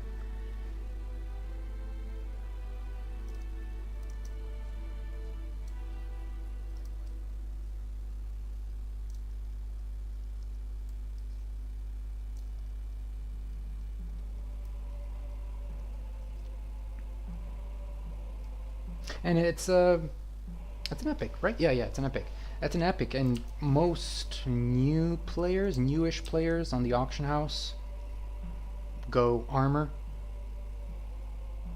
categorize, highest price, see an epic 54 stamina. It's like a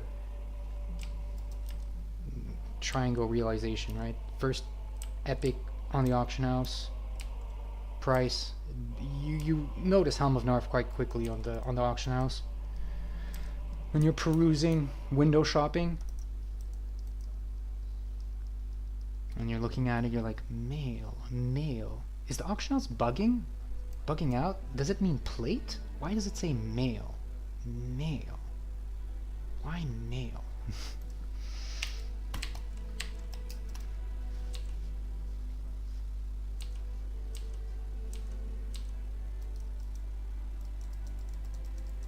You're reloading, you're like, surely the auction house is bugging out. This 32 stamina helm has to be plate.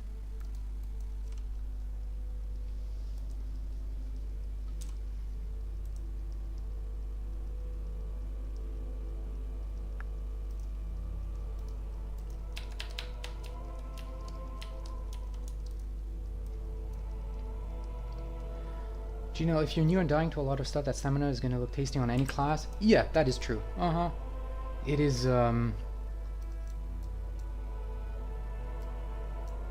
but I think it was quite expensive. During Nost, in the early days of Nost, there were not that many avenues for making gold yet, so when you stumbled upon a BOE world drop that is epic, you placed it for quite a bit on the auction house. It was very expensive.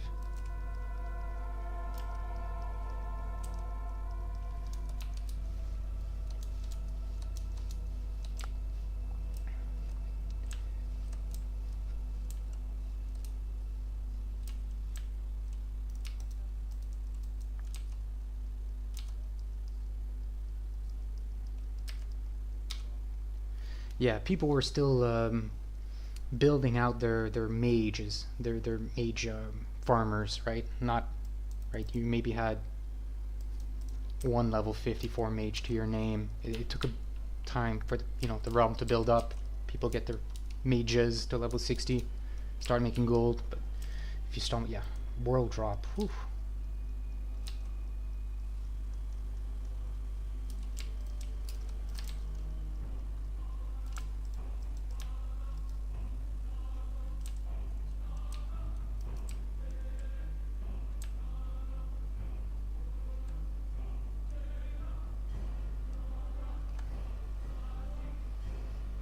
And then I think the Fury Warrior phenomenon happened.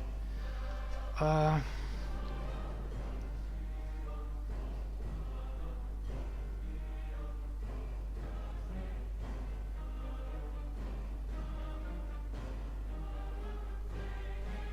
yeah, I think it was the Edge. I want to say it was the Edge Master and Rage normalization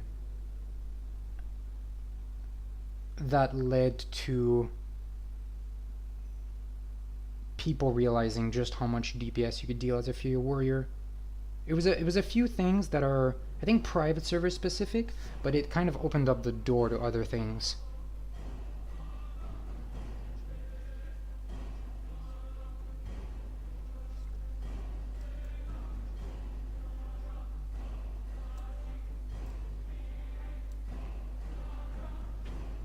Yeah, there's a few things here and there that kind of opened up the door, got tons of people into figuring out how to improve warrior DPS, and then just snowballed massively.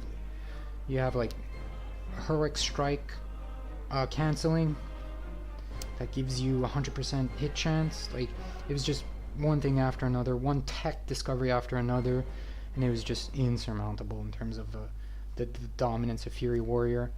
Uh, yeah, and they went from shield tanking to dual wield tanking fairly quickly. Yeah. Uh-huh. Because dual wield Fury tanking wasn't that much of a thing in Nax.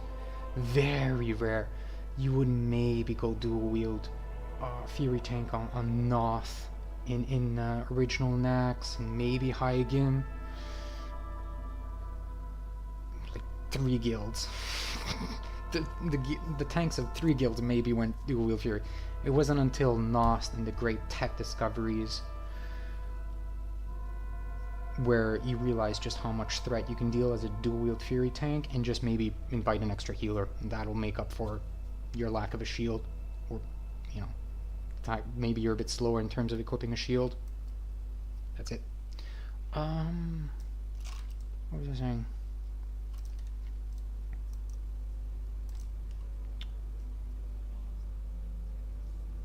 Oh yeah, MCP. Ha!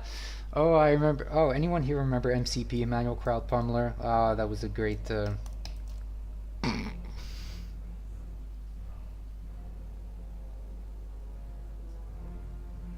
The catapulting of bear tanks into the main tank position, solidly main tank, and massive threat generation, just thanks to one blue item from Nomergon. Fury Warriors got a harsh reality of them not being the super ultra kings, but you know, the looking at the rear view mirror, feral druids are pretty close.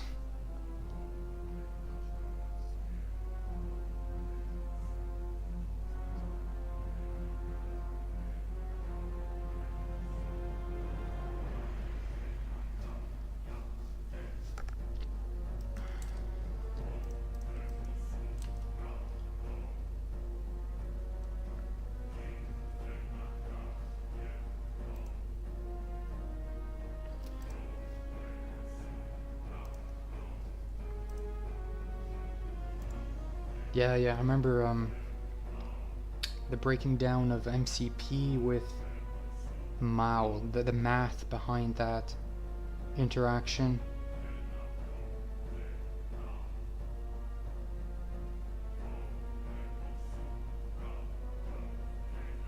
Mm-hmm.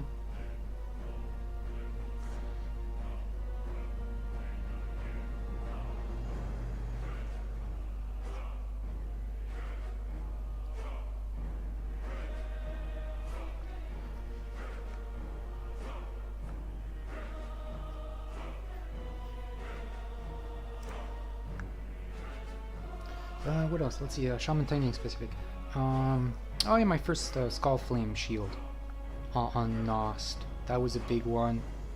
I think someone pointed me to the possibility that Skull Flame Shield scales with spell damage? Yeah. Yeah. Yeah, the partial realization of how much AoE threat you can deal. I remember struggling at one point, trying to figure out how to better improve my AoE threat, and then someone bringing to my attention Skullflame Shield, and it being maybe a helping in that regard. Yeah, I remember Skullflame Shield, its potential inspiring me to take a even deeper look into item interaction, scaling, and whatnot.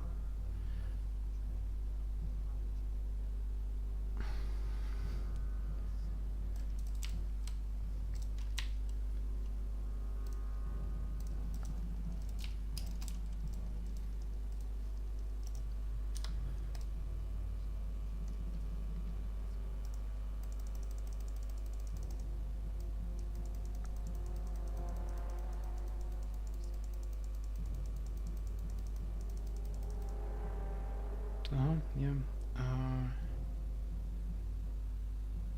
Oh, Mark of the Chosen. I think quickly followed after that. Yeah, at a certain point, I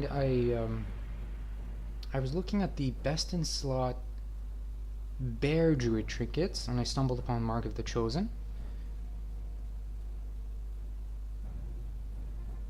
And I don't think I could figure out. Yeah, I remember for like a day or two, I could not figure out what the tooltip meant by stats. Right? It was something weird like that.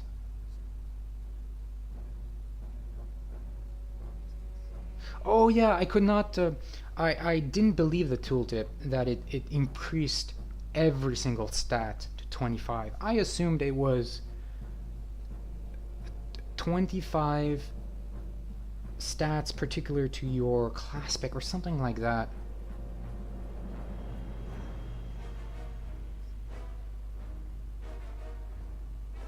Yeah, I didn't want to accept for like a day or two that, I don't know, maybe a week, I don't quite remember, that it literally is 25 to every single stat. It seemed too good to be true for a level.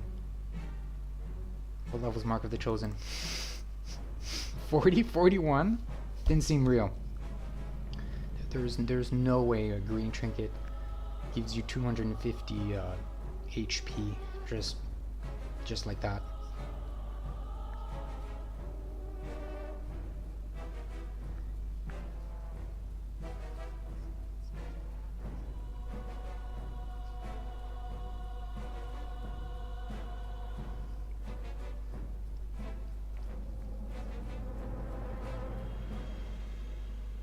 But yeah, Mark of the Chosen was BIS for a bear tank, so why not? Why couldn't it be BIS for a Shaman tank?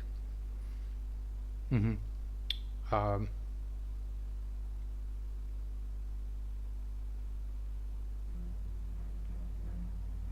yeah. What was it? Smoking Heart of the Mountain, and Mark of the Chosen. On I remember on Nost, the armor scaling was a bit different. Armor was a bit more valuable on Nost. The breakdown of armor was better. You gained more armor reduction per point of armor. Yep.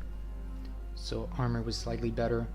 So on Smoking Heart and Mark of the Chosen.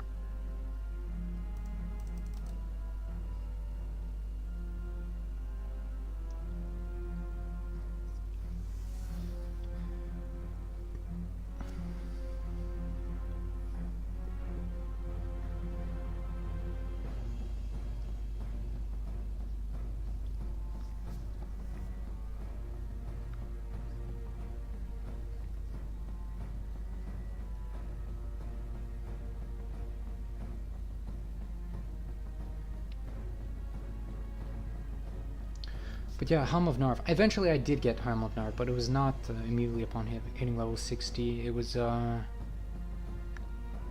want to say,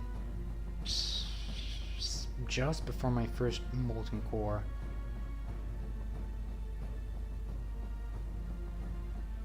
Yeah.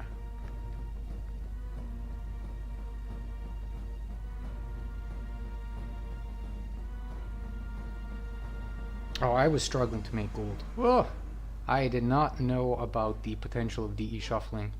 That was a hidden tech.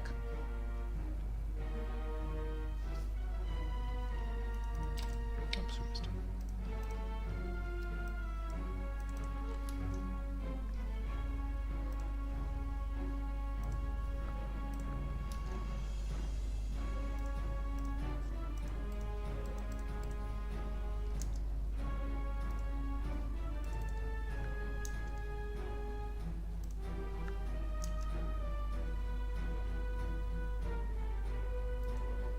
I was doing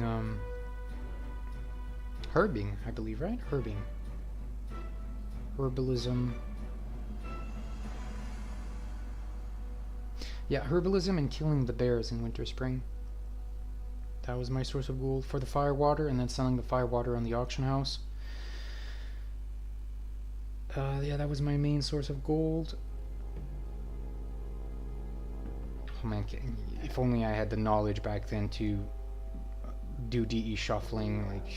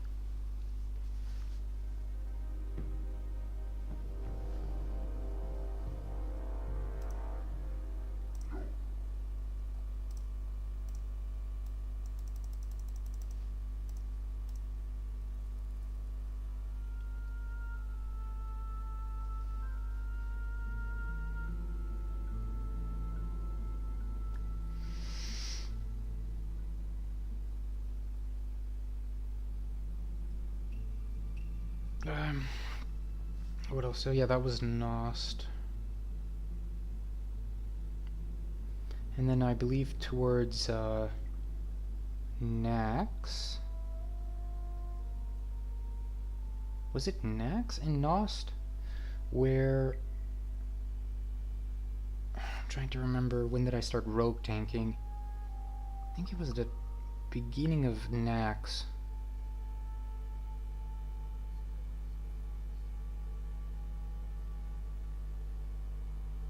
I want to say it's the beginning of Nax. I was pointed to the potential of a bag of marbles and Whale of the Banshee.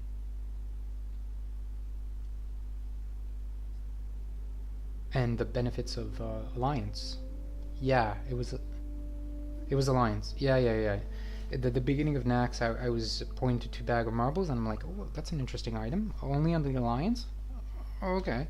It's a pretty powerful thing. And then I started looking at what Alliance offers over the Horde, and then went rogue tank, because it's a lot. There's a lot of benefits to playing Alliance as an off-meta tank. It's quite staggering, the benefits.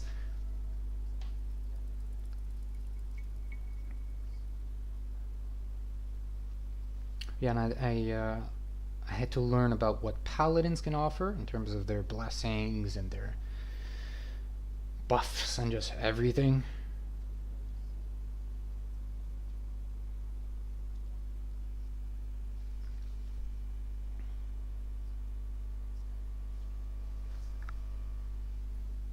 Yeah, and I want to say, yeah, that was the great branching outside of Shaman tanking. Was bag of marbles.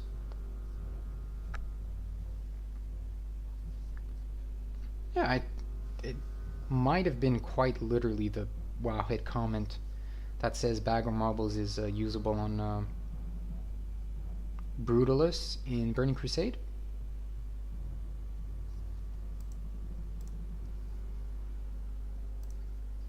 Brutalis. I think it's, yeah, Brutalis. That Wowhead comment. That's the second great awakening of Caperfin. incredibly powerful item that lasts the entirety of Vanilla and the entirety of Burning Crusade. Holy cow. Alliance is really good. I mean, look into this off-meta tanking on the Alliance. And yeah, Rogue tank, then Lock tank, then Priest tank,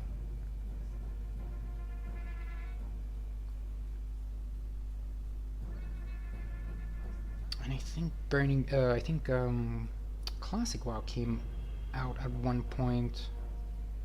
Yeah, I think Classic WoW came just after the Priest tank.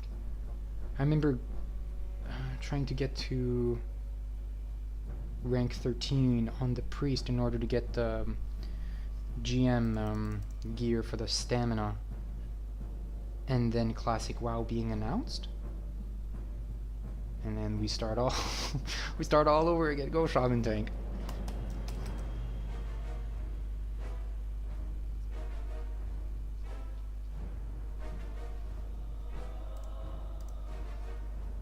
Fortunately, we didn't get that far on the Priest tank on Nost. ZG.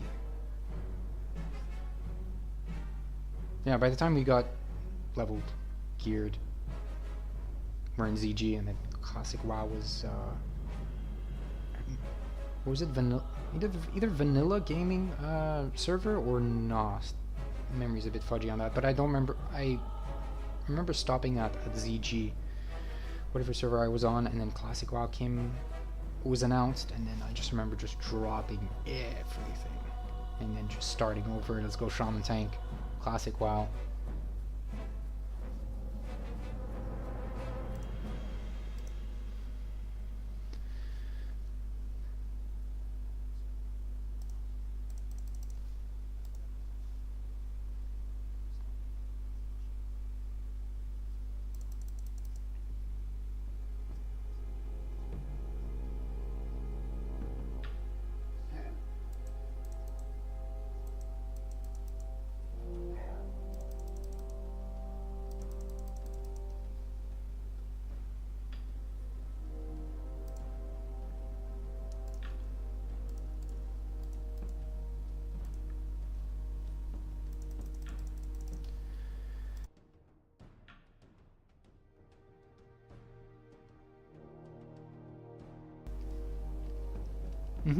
But yeah, it all started with me watching that Hunter tanking Neff. That was the great defining point. So yeah, level 60. I was a level 64 Hunter in Burning Crusade, watching the video of a level 60 Hunter in original WoW, so a year ago, tanking Nax. Not tanking Nax, tanking Neff. Same letter. Tanking Neff from start to finish, and just being amazed by that, and then just the theory crafting, snowball math started from that point on, and it just never ended. I just kept figuring stuff out.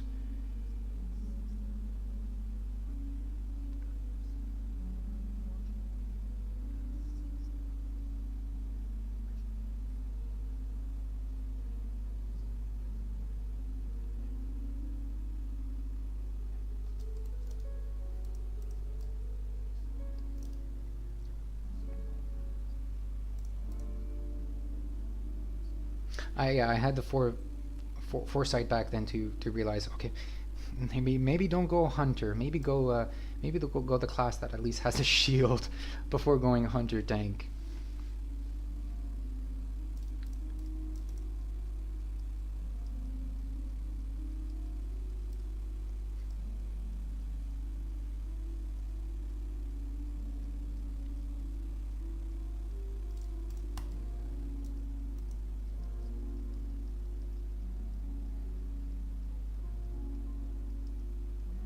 Yeah, maybe go the class that has a shield, and take a look at the talents. Which one is better off, the Hunter or the Shaman? Oh, look at that. The Mage doesn't have an armor talent. The Priest doesn't have an armor talent. Oh, the Shaman has a shield spec? What? Why? Why does the Shaman class have a talent that improves their block?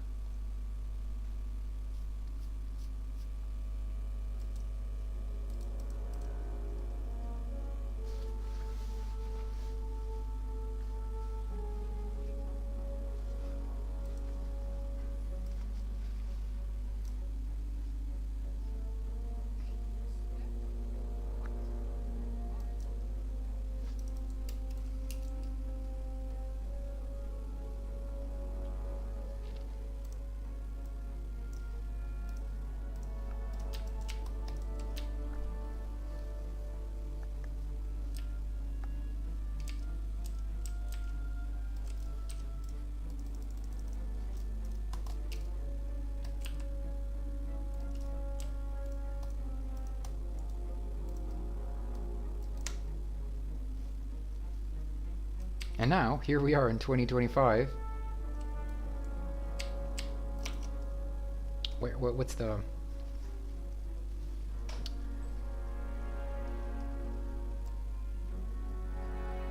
Oh yeah, yeah. The great defining point, yeah, the 2025 is okay. We figure out who can tank, who cannot. What about healing?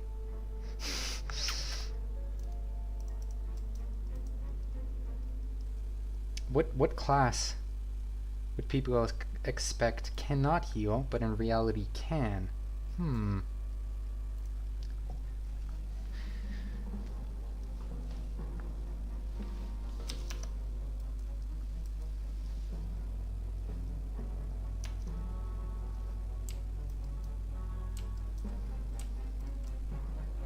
What class is the best at healing that is not a healer?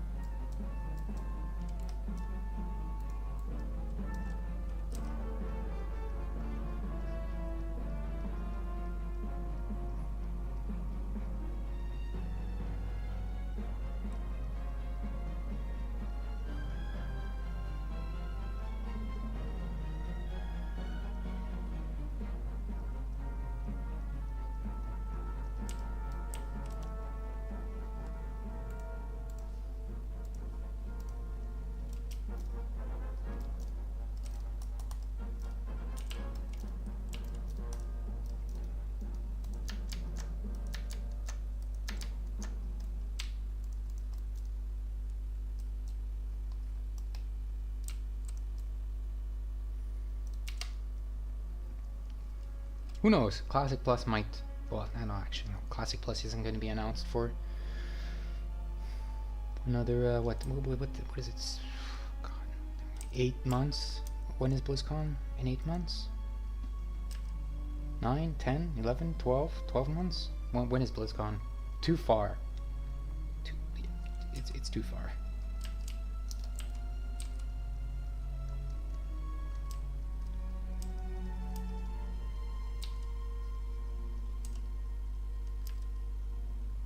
We'll be we'll be what? Burning Crusade phase 4? We'll be Burning Crusade phase 4 before Classic Plus comes out?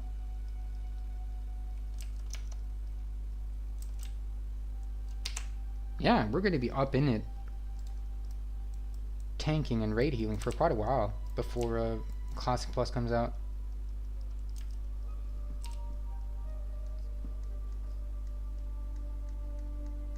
Yeah, we will have Scream that a lot of people gotten upset many times before Classic Plus comes out.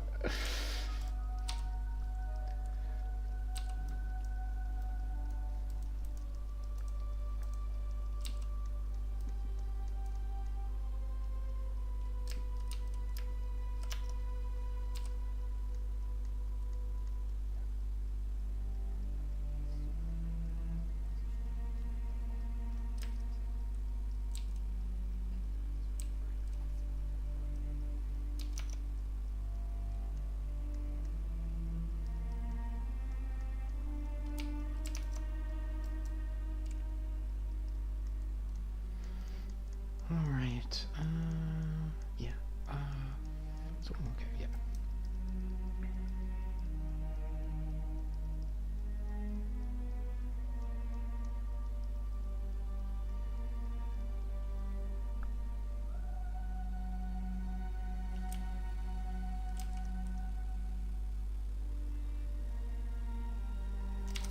Yeah, in Classic WoW, yeah, in Classic WoW we played a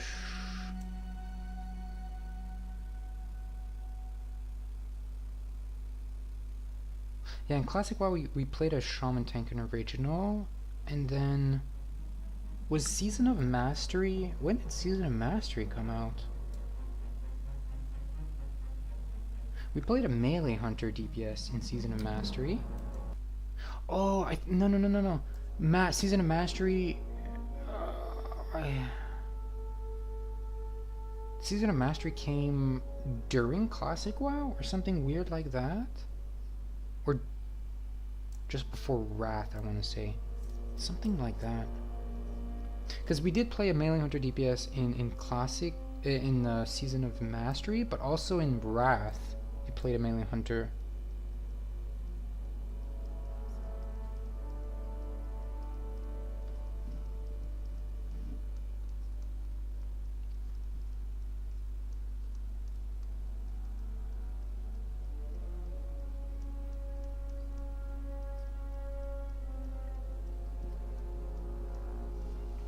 Yeah, I want to say we played Shaman Tank in Classic WoW.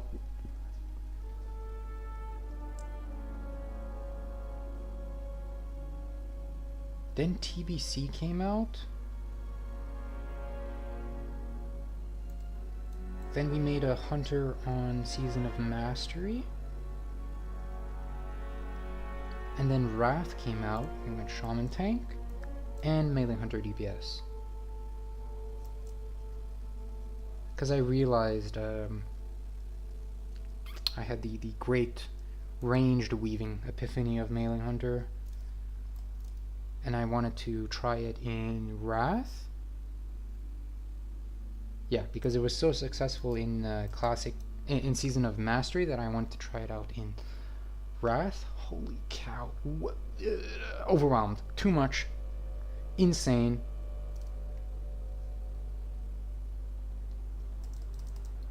Maybe the top class AI machine can pull off the melee hunter rotation and Wrath. It is beyond human capabilities to do it perfectly. I a bit of a regret doing Shaman tanking and melee hunter at the same time.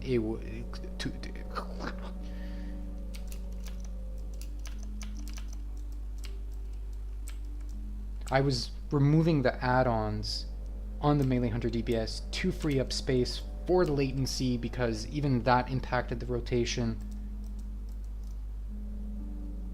And then during all of that, I was Shaman tanking, which is...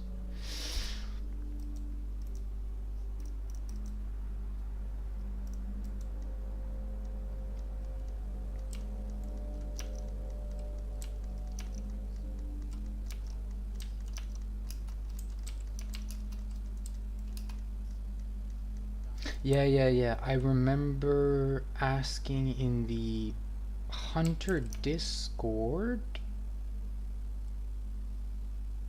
what black magic procced off of, and it was just before Wrath was released. I was asking people who played the PTR. I was asking them a question about weapon enchants and what procced what. I was figuring out what hunter abilities were shared the same GCD, and I was trying to optimize melee hunter. That was the main reason I was figuring stuff out.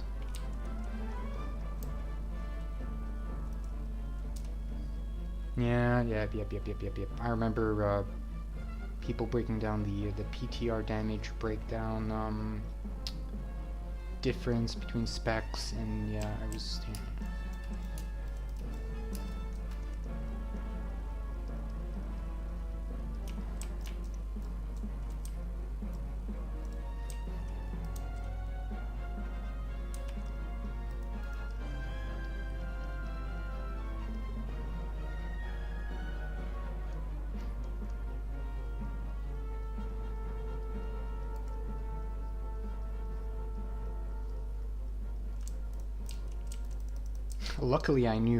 Luckily I knew how bad melee hunter DPS is in Burning Crusade. I did not need to level a hunter. I could do basic math and see how bad it was, or how lack of a difference there is between a APL ranged hunter and melee hunter. Nearly no difference between a ranged hunter playing at a very high level and a melee hunter. Literally one ability was the defining point between a melee hunter and a ranged hunter. And the DPS was not higher. The melee hunter did not deal more DPS than the APL hunter.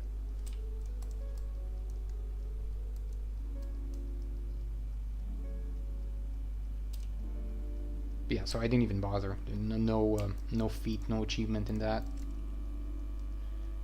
Pressing one button different than the other class. No, it's boring.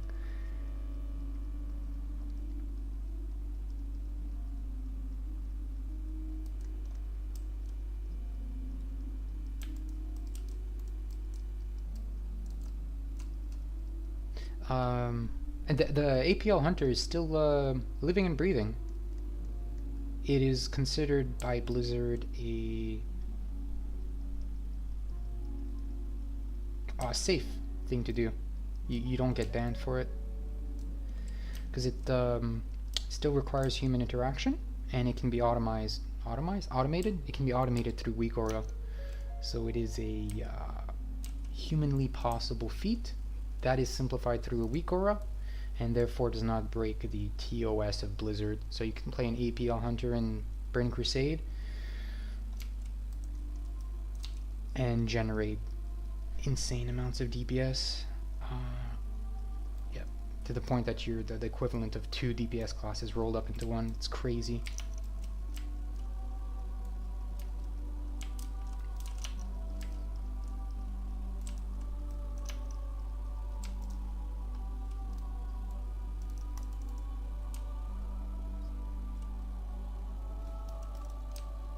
Oh, and it's we only figured out about APL Hunter towards the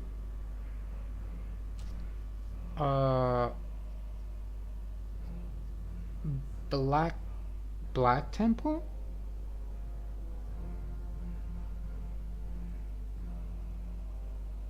So there were different iterations of the APL Hunter, but no. There was one that was safe, that people went, and one that wasn't safe because people did not know if you could get banned for it. And there's an obvious DPS increase, but you weren't sure if you got banned. And then Blizzard said, hey, we won't ban you if you go APL. And then the players who knew about it went APL, and just insane amounts of DPS. But the full extent of APL, I want to say,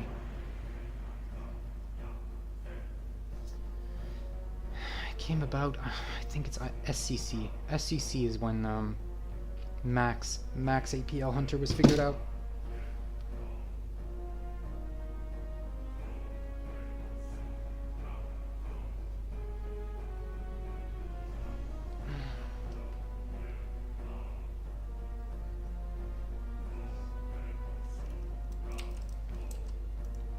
Yeah, there was safe APL and unsafe. And then Blizzard released the blue post, or I think it was the community manager addressed, hey, it's safe to go. You still need a weak aura. You're not using anything illegal. Go for it. And then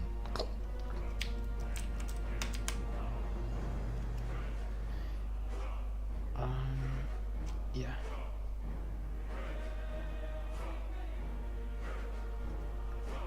But yeah, we did go melee hunter and wrath. It's just way too overwhelming to also go shaman tank. And back then, I only had 2 accounts. If I would have had 3 accounts, I think I would have been more confident and more prepared. But yeah, 2 accounts. Ooh, not enough. Not enough. Yeah, 2 accounts. Looking back at it now, I had 4 accounts, but 3 would have been good, I think. Because I had 2 accounts, and the second account was sometimes DE shuffling. If I had the foresight to have a 3rd account in pure DE shuffling, so better off. GDKPs were a thing. Yeah, GDKPs were a thing. Buy gear. Being able to buy gear as an off-meta spec is a godsend. You're not relying on chance. So if you're really good at making gold, you're guaranteed gear, so long as it drops. So, so learn as much as you can about making gold as an off-meta spec in GDKP raids, because it's guaranteed to you, right? And Shaman tanks need the weirdest gear that no one's gonna bid on. You're bidding on a piece of gear that one other person needs. For example, the warrior tank needs a shield from Ulduar. I remember Northern Barrier. I remember the warrior tank just giving up on the second bid because it was too much for him. For one person, you just need to outbid one person in a raid to get your gear as a Shaman tank.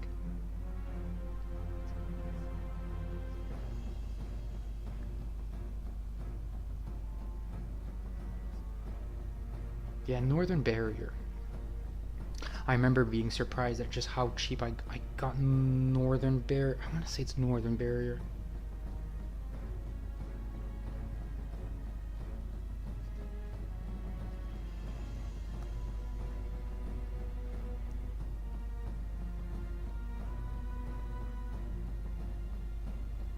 Uh-huh.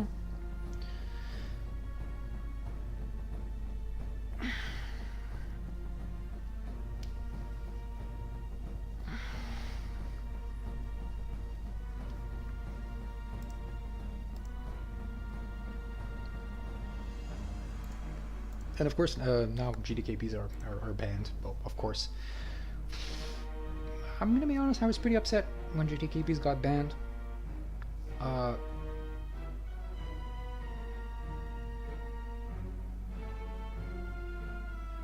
There was a... I think Blizzard did hint they're bringing back GDKPs, which I would love. As I sit on 32,000 gold in the anniversary, I would love GDKPs to come back. I have an ulterior motive, but I would like GDKPs to come back.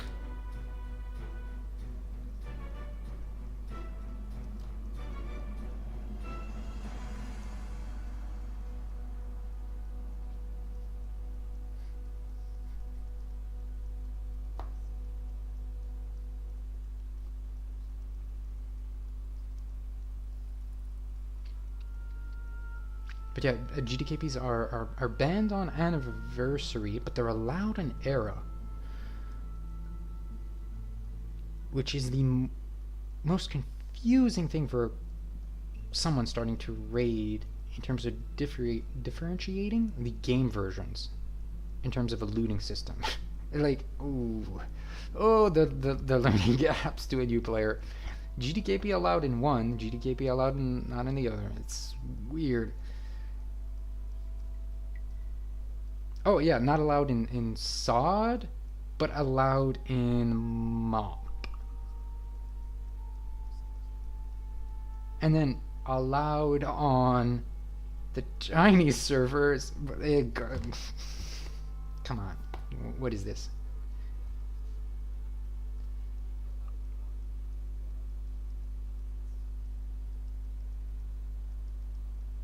I don't know about hardcore. I'm not familiar with hardcore.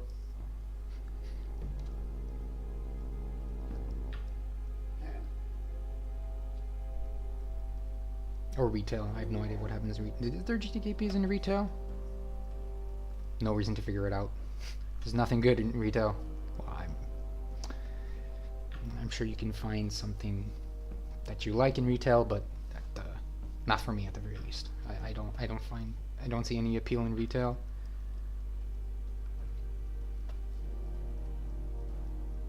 To me, retail is the most capture moment friend building game out there, right? Yeah, it is. It's the obvious what's the term?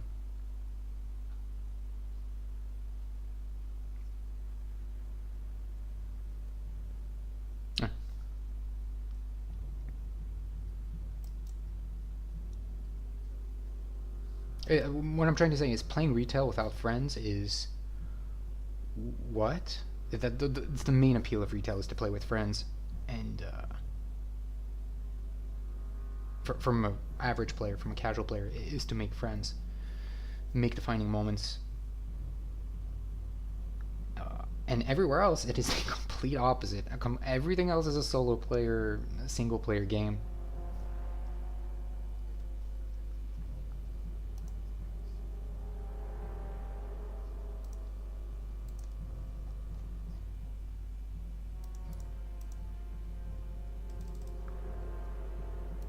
It is the model of retail is to play with friends. The model of everything else is to raid log, which I'm trying to change. I'm trying to change it, guys. I'm trying to change this whole entire attitude of just playing the game for 5 hours a week. I'm trying my best.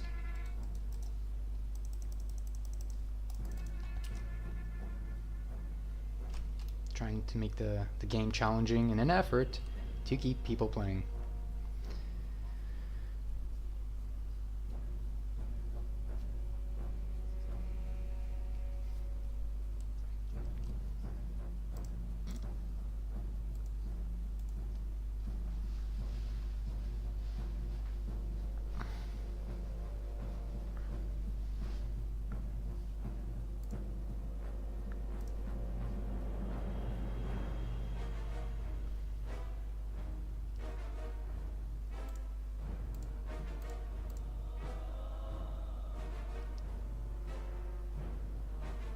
Oh, welcome to the stream. Wrecked? Welcome to the stream, Wrecked.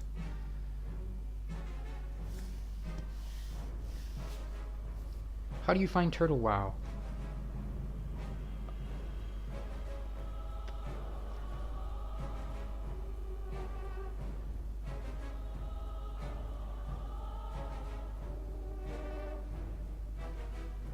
I'm just gonna hit you with the bullet points.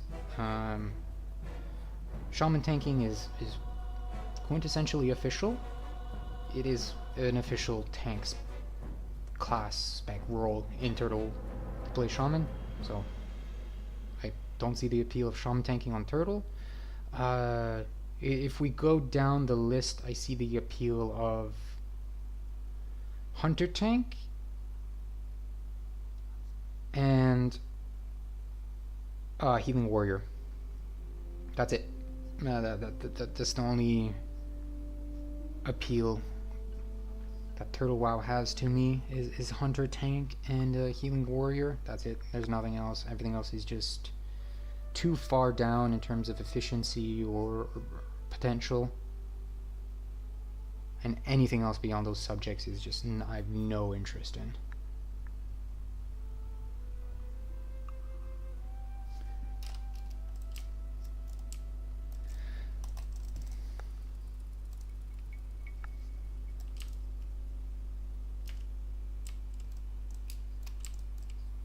But Turtle WoW is very different from... so Turtle WoW is 1.12. Classic WoW is 1.13 or 1.15. There's so many differences between the two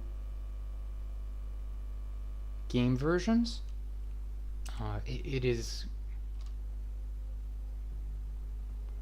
You start to appreciate the quality of lives that are in 1.15 in comparison to 1.12, and Turtle WoW takes it a step even higher and just disables stuff in 1.12.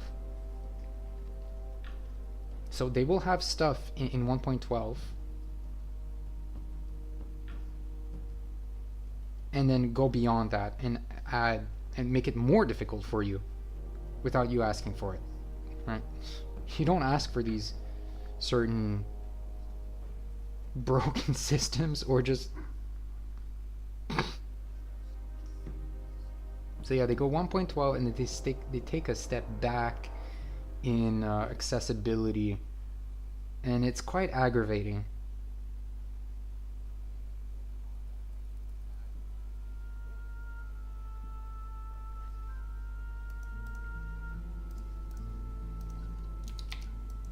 So there's a large number of macros you could dig up from 1.12 in original 1.12 that do not work in Turtle WoW's 1.12.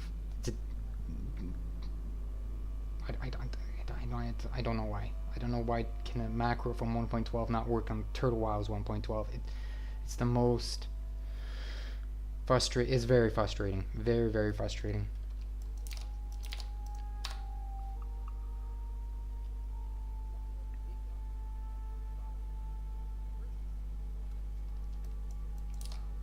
To give you an impression of how backwards things are, a year ago on Turtle WoW, you needed a software to auto-loot. The auto-loot function was not part of Turtle WoW's default features. You needed a separate software to auto-loot. Do you know how... I'm exaggerating a bit. Do you know how painful it is to individually click each item when it drops from a mob?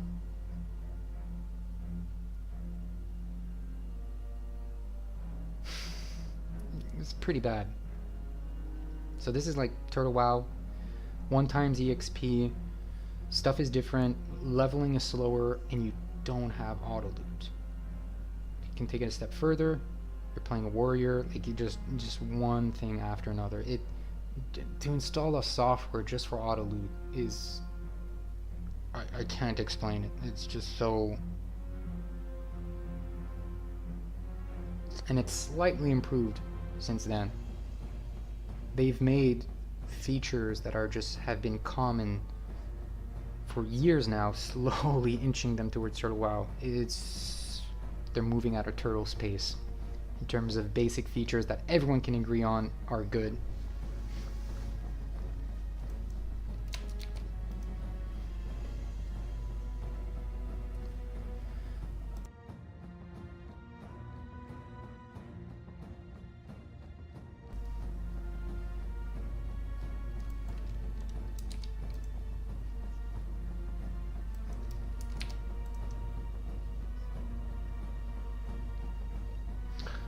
It's very obvious Turtle WoW's for RP first, second PvE, and to a certain extent PvP, but its main priority is RP, because you can RP at level 1. You don't even need to leave the leveling zone. You don't even get to experience all the broken stuff in Turtle WoW by RPing, right? You don't realize how bad macros are because you're RPing. It's a different world, it's different... But yeah, its main priority is RP. I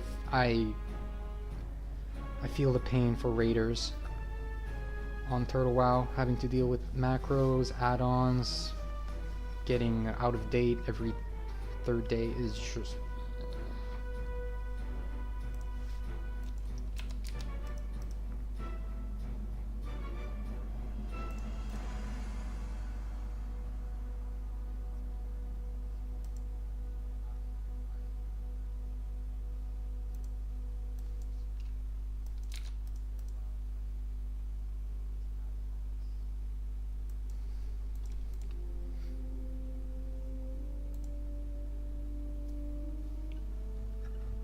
So yeah, that's how I feel about Turtle WoW.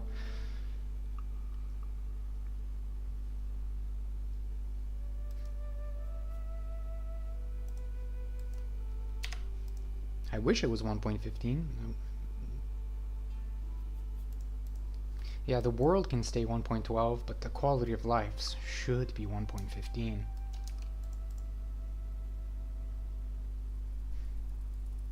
You have other servers, other bad boy servers that do run 1.12 but have 1.15 features.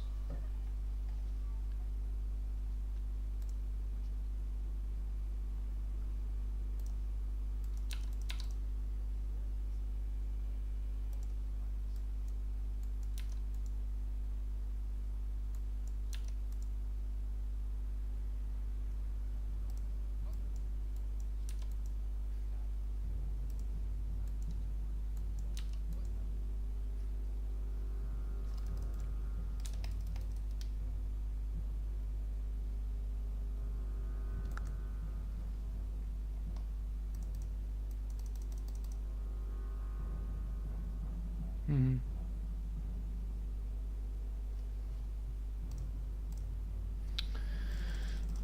Okay, that goes here, that goes there.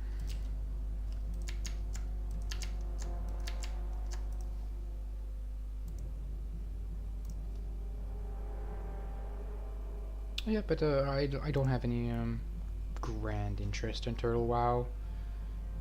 And to the very extent that I do, it stays to Hunter Tank and Healing Warrior.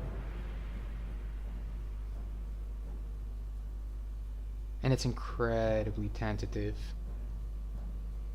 my dedication towards it. I'm Turtle WoW was like in the corner, barely taking any small, and then everything else is enlarged. The main attention is not on Turtle. It would be masochist to have your main attention be Turtle WoW. Like, unless you RP. If you RP, yeah. But if you any slim chance of PVE, oh God, please do something else. Beside, at the same time, watch a TV show. I beg you, raid and watch a TV show, because you don't want to.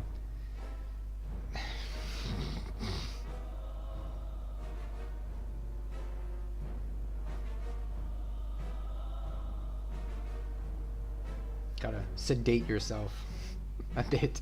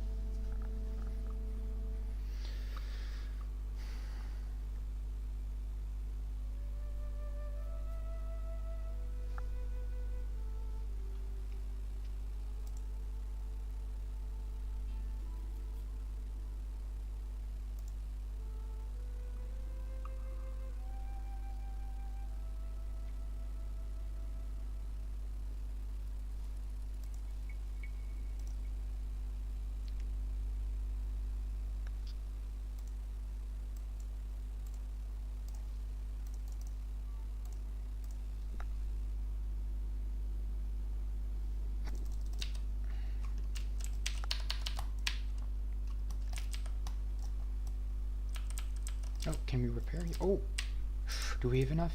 Ooh, yes, please. Can any of you repair? Nope, no repair. No repair for Keeper. Let us buy the...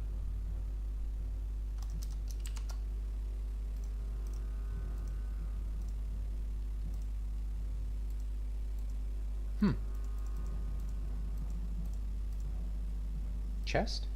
No, we have chest. We have everything. I think we go trinket, right? Trinket is the most impactful. Double... Yeah, either double healing or double mana. Let me check the guild.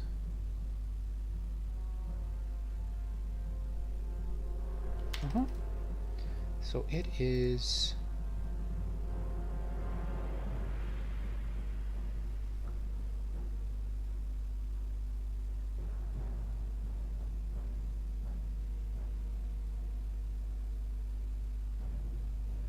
Yeah, we go heal trinket because any class that can have mana can heal anyway.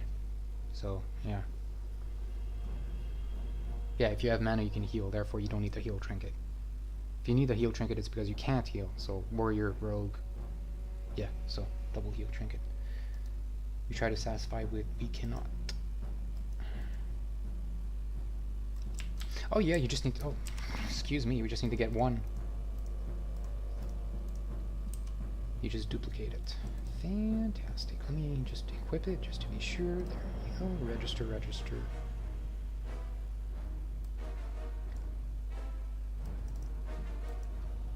Okay. Now we just get the mana. Just for safety.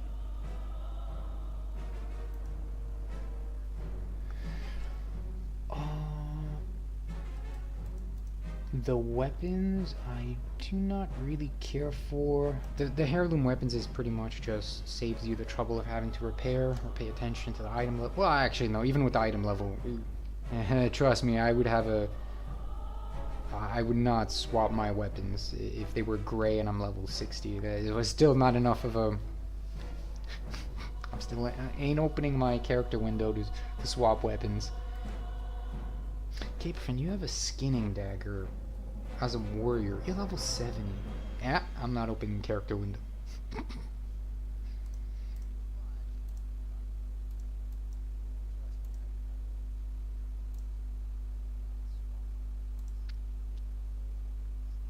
Yeah, so we're just going to get the mana trinket, and that's going to be the extent of me opening the heirloom window and dragging and dropping stuff is when I'm level 1. That's it. Never opening it again.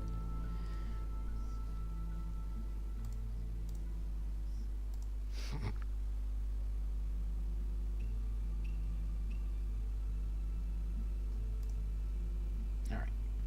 We get that, and then... and then everything else is guild rep. Which is not going to happen. We're not going to get the heirloom pants.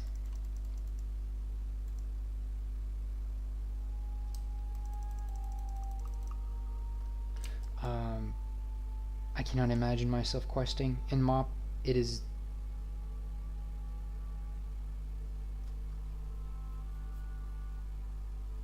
I'm trying to think of things I'd rather do than quest in MOP. It is the most...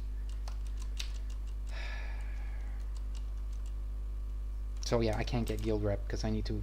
The only way of getting guild rep is if you quest.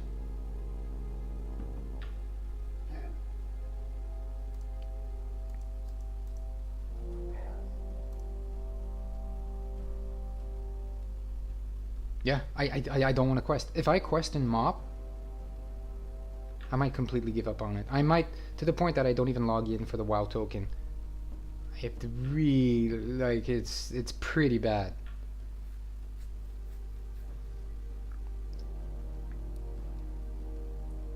Yeah, it might, the pain that is questing might dissuade me from ever logging to MOP. Ever, like, even if it is just for the 5 seconds that it takes to buy the WoW token or transmute. It's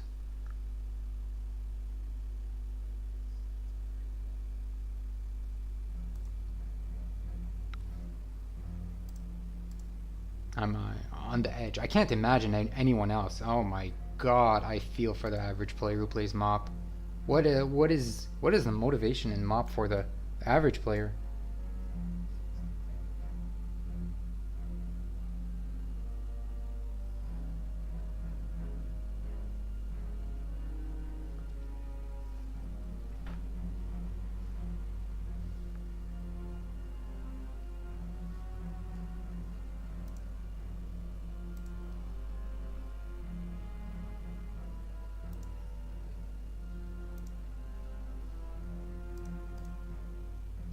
It has to be PvP, right? Because PvP is the only challenge? Yeah, it would be PvP. PvP, I think, is the only motivation. I mean, you know, play what you like, but I would bet that PvP is the main motivator that keeps people playing MOP and truly enjoy it and gives them the motivation to keep playing. Yes. Oh, I do not feel... I have no regrets or feel bad about disparaging the average PvE player in MOP. I do it without remorse. Because it is pretty bad right now, the current state.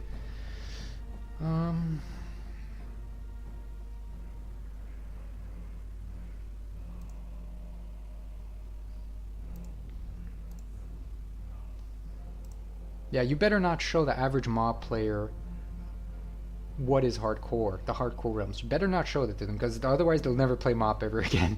You have to keep hardcore secret.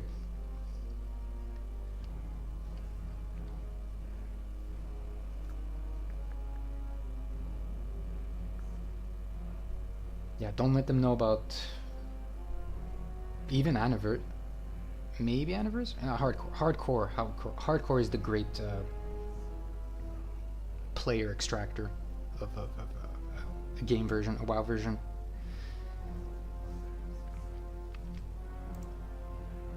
Yeah, hardcore is hooking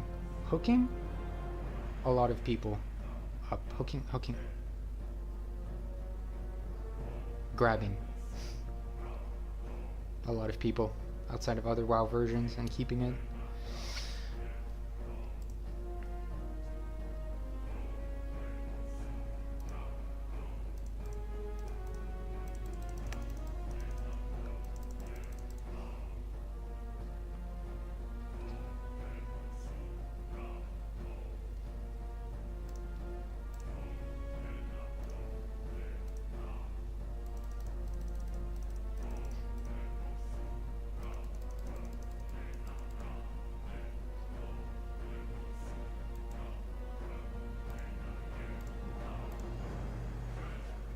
Yeah, and retail, that's true.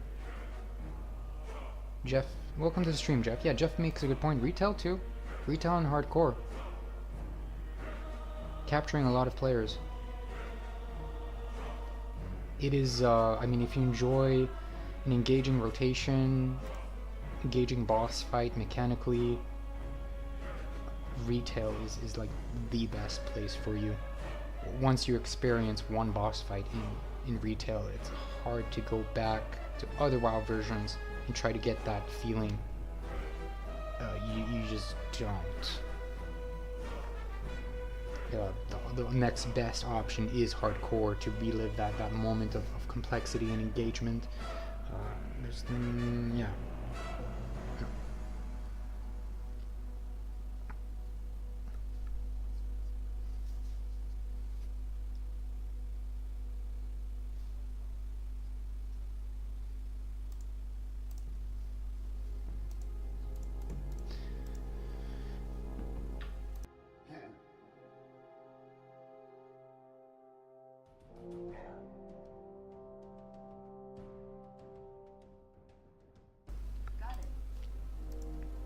Alright, let me see what happens if I do this. Good. Fantastic, fantastic.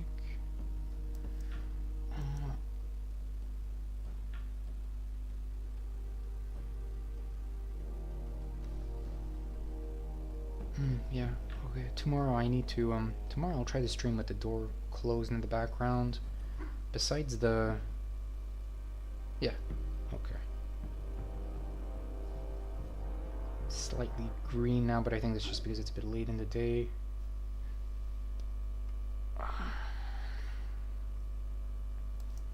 Good, yeah.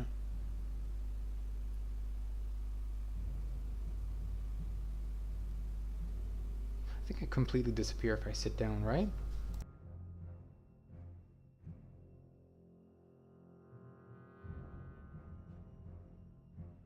Yeah, that's what I thought. I completely disappear. Just the top of my head when I sit down.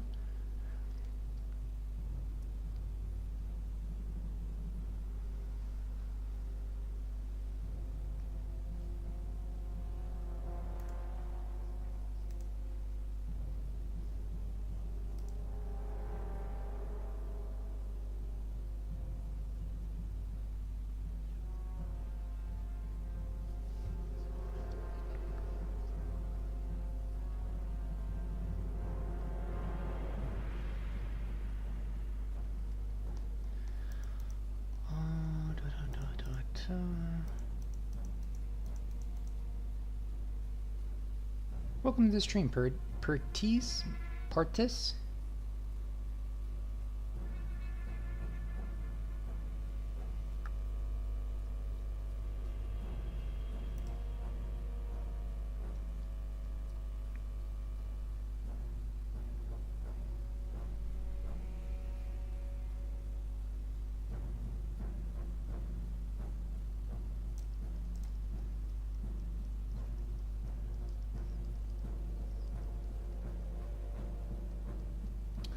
What is the best race for a healing warrior in TBC? Uh,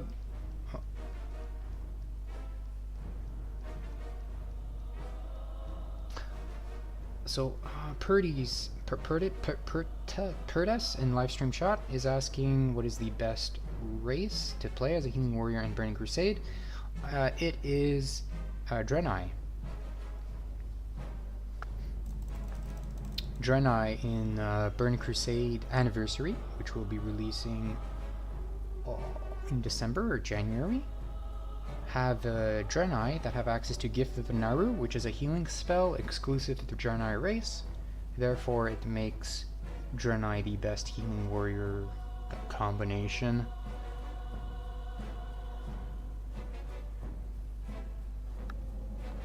The difference between something like a human healing warrior and a Draenei healing warrior is very big. There's a very big difference in healing output.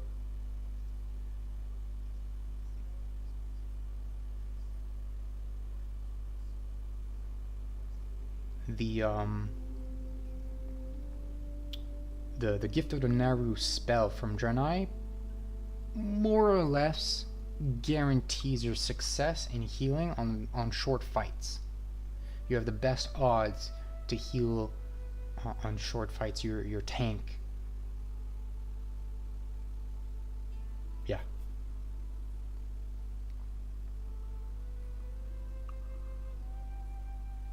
I'd go so far as to say don't bother going healing warrior unless it's Draenei. It's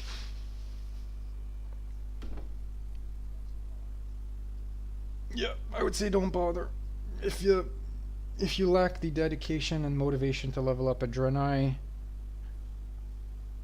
then you maybe don't have the motivation to perform optimally as a healing warrior. If you fail on that level, there are much tougher roads up ahead.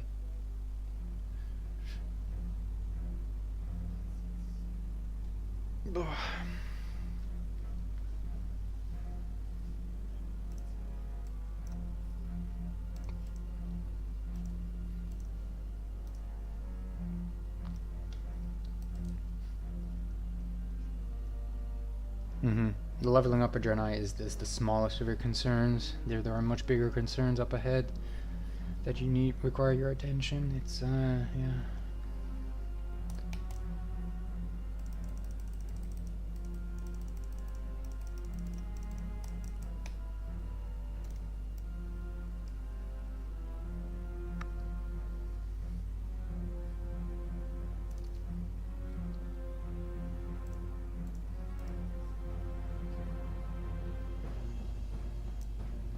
Yeah, feel free to come back anytime. Purtis?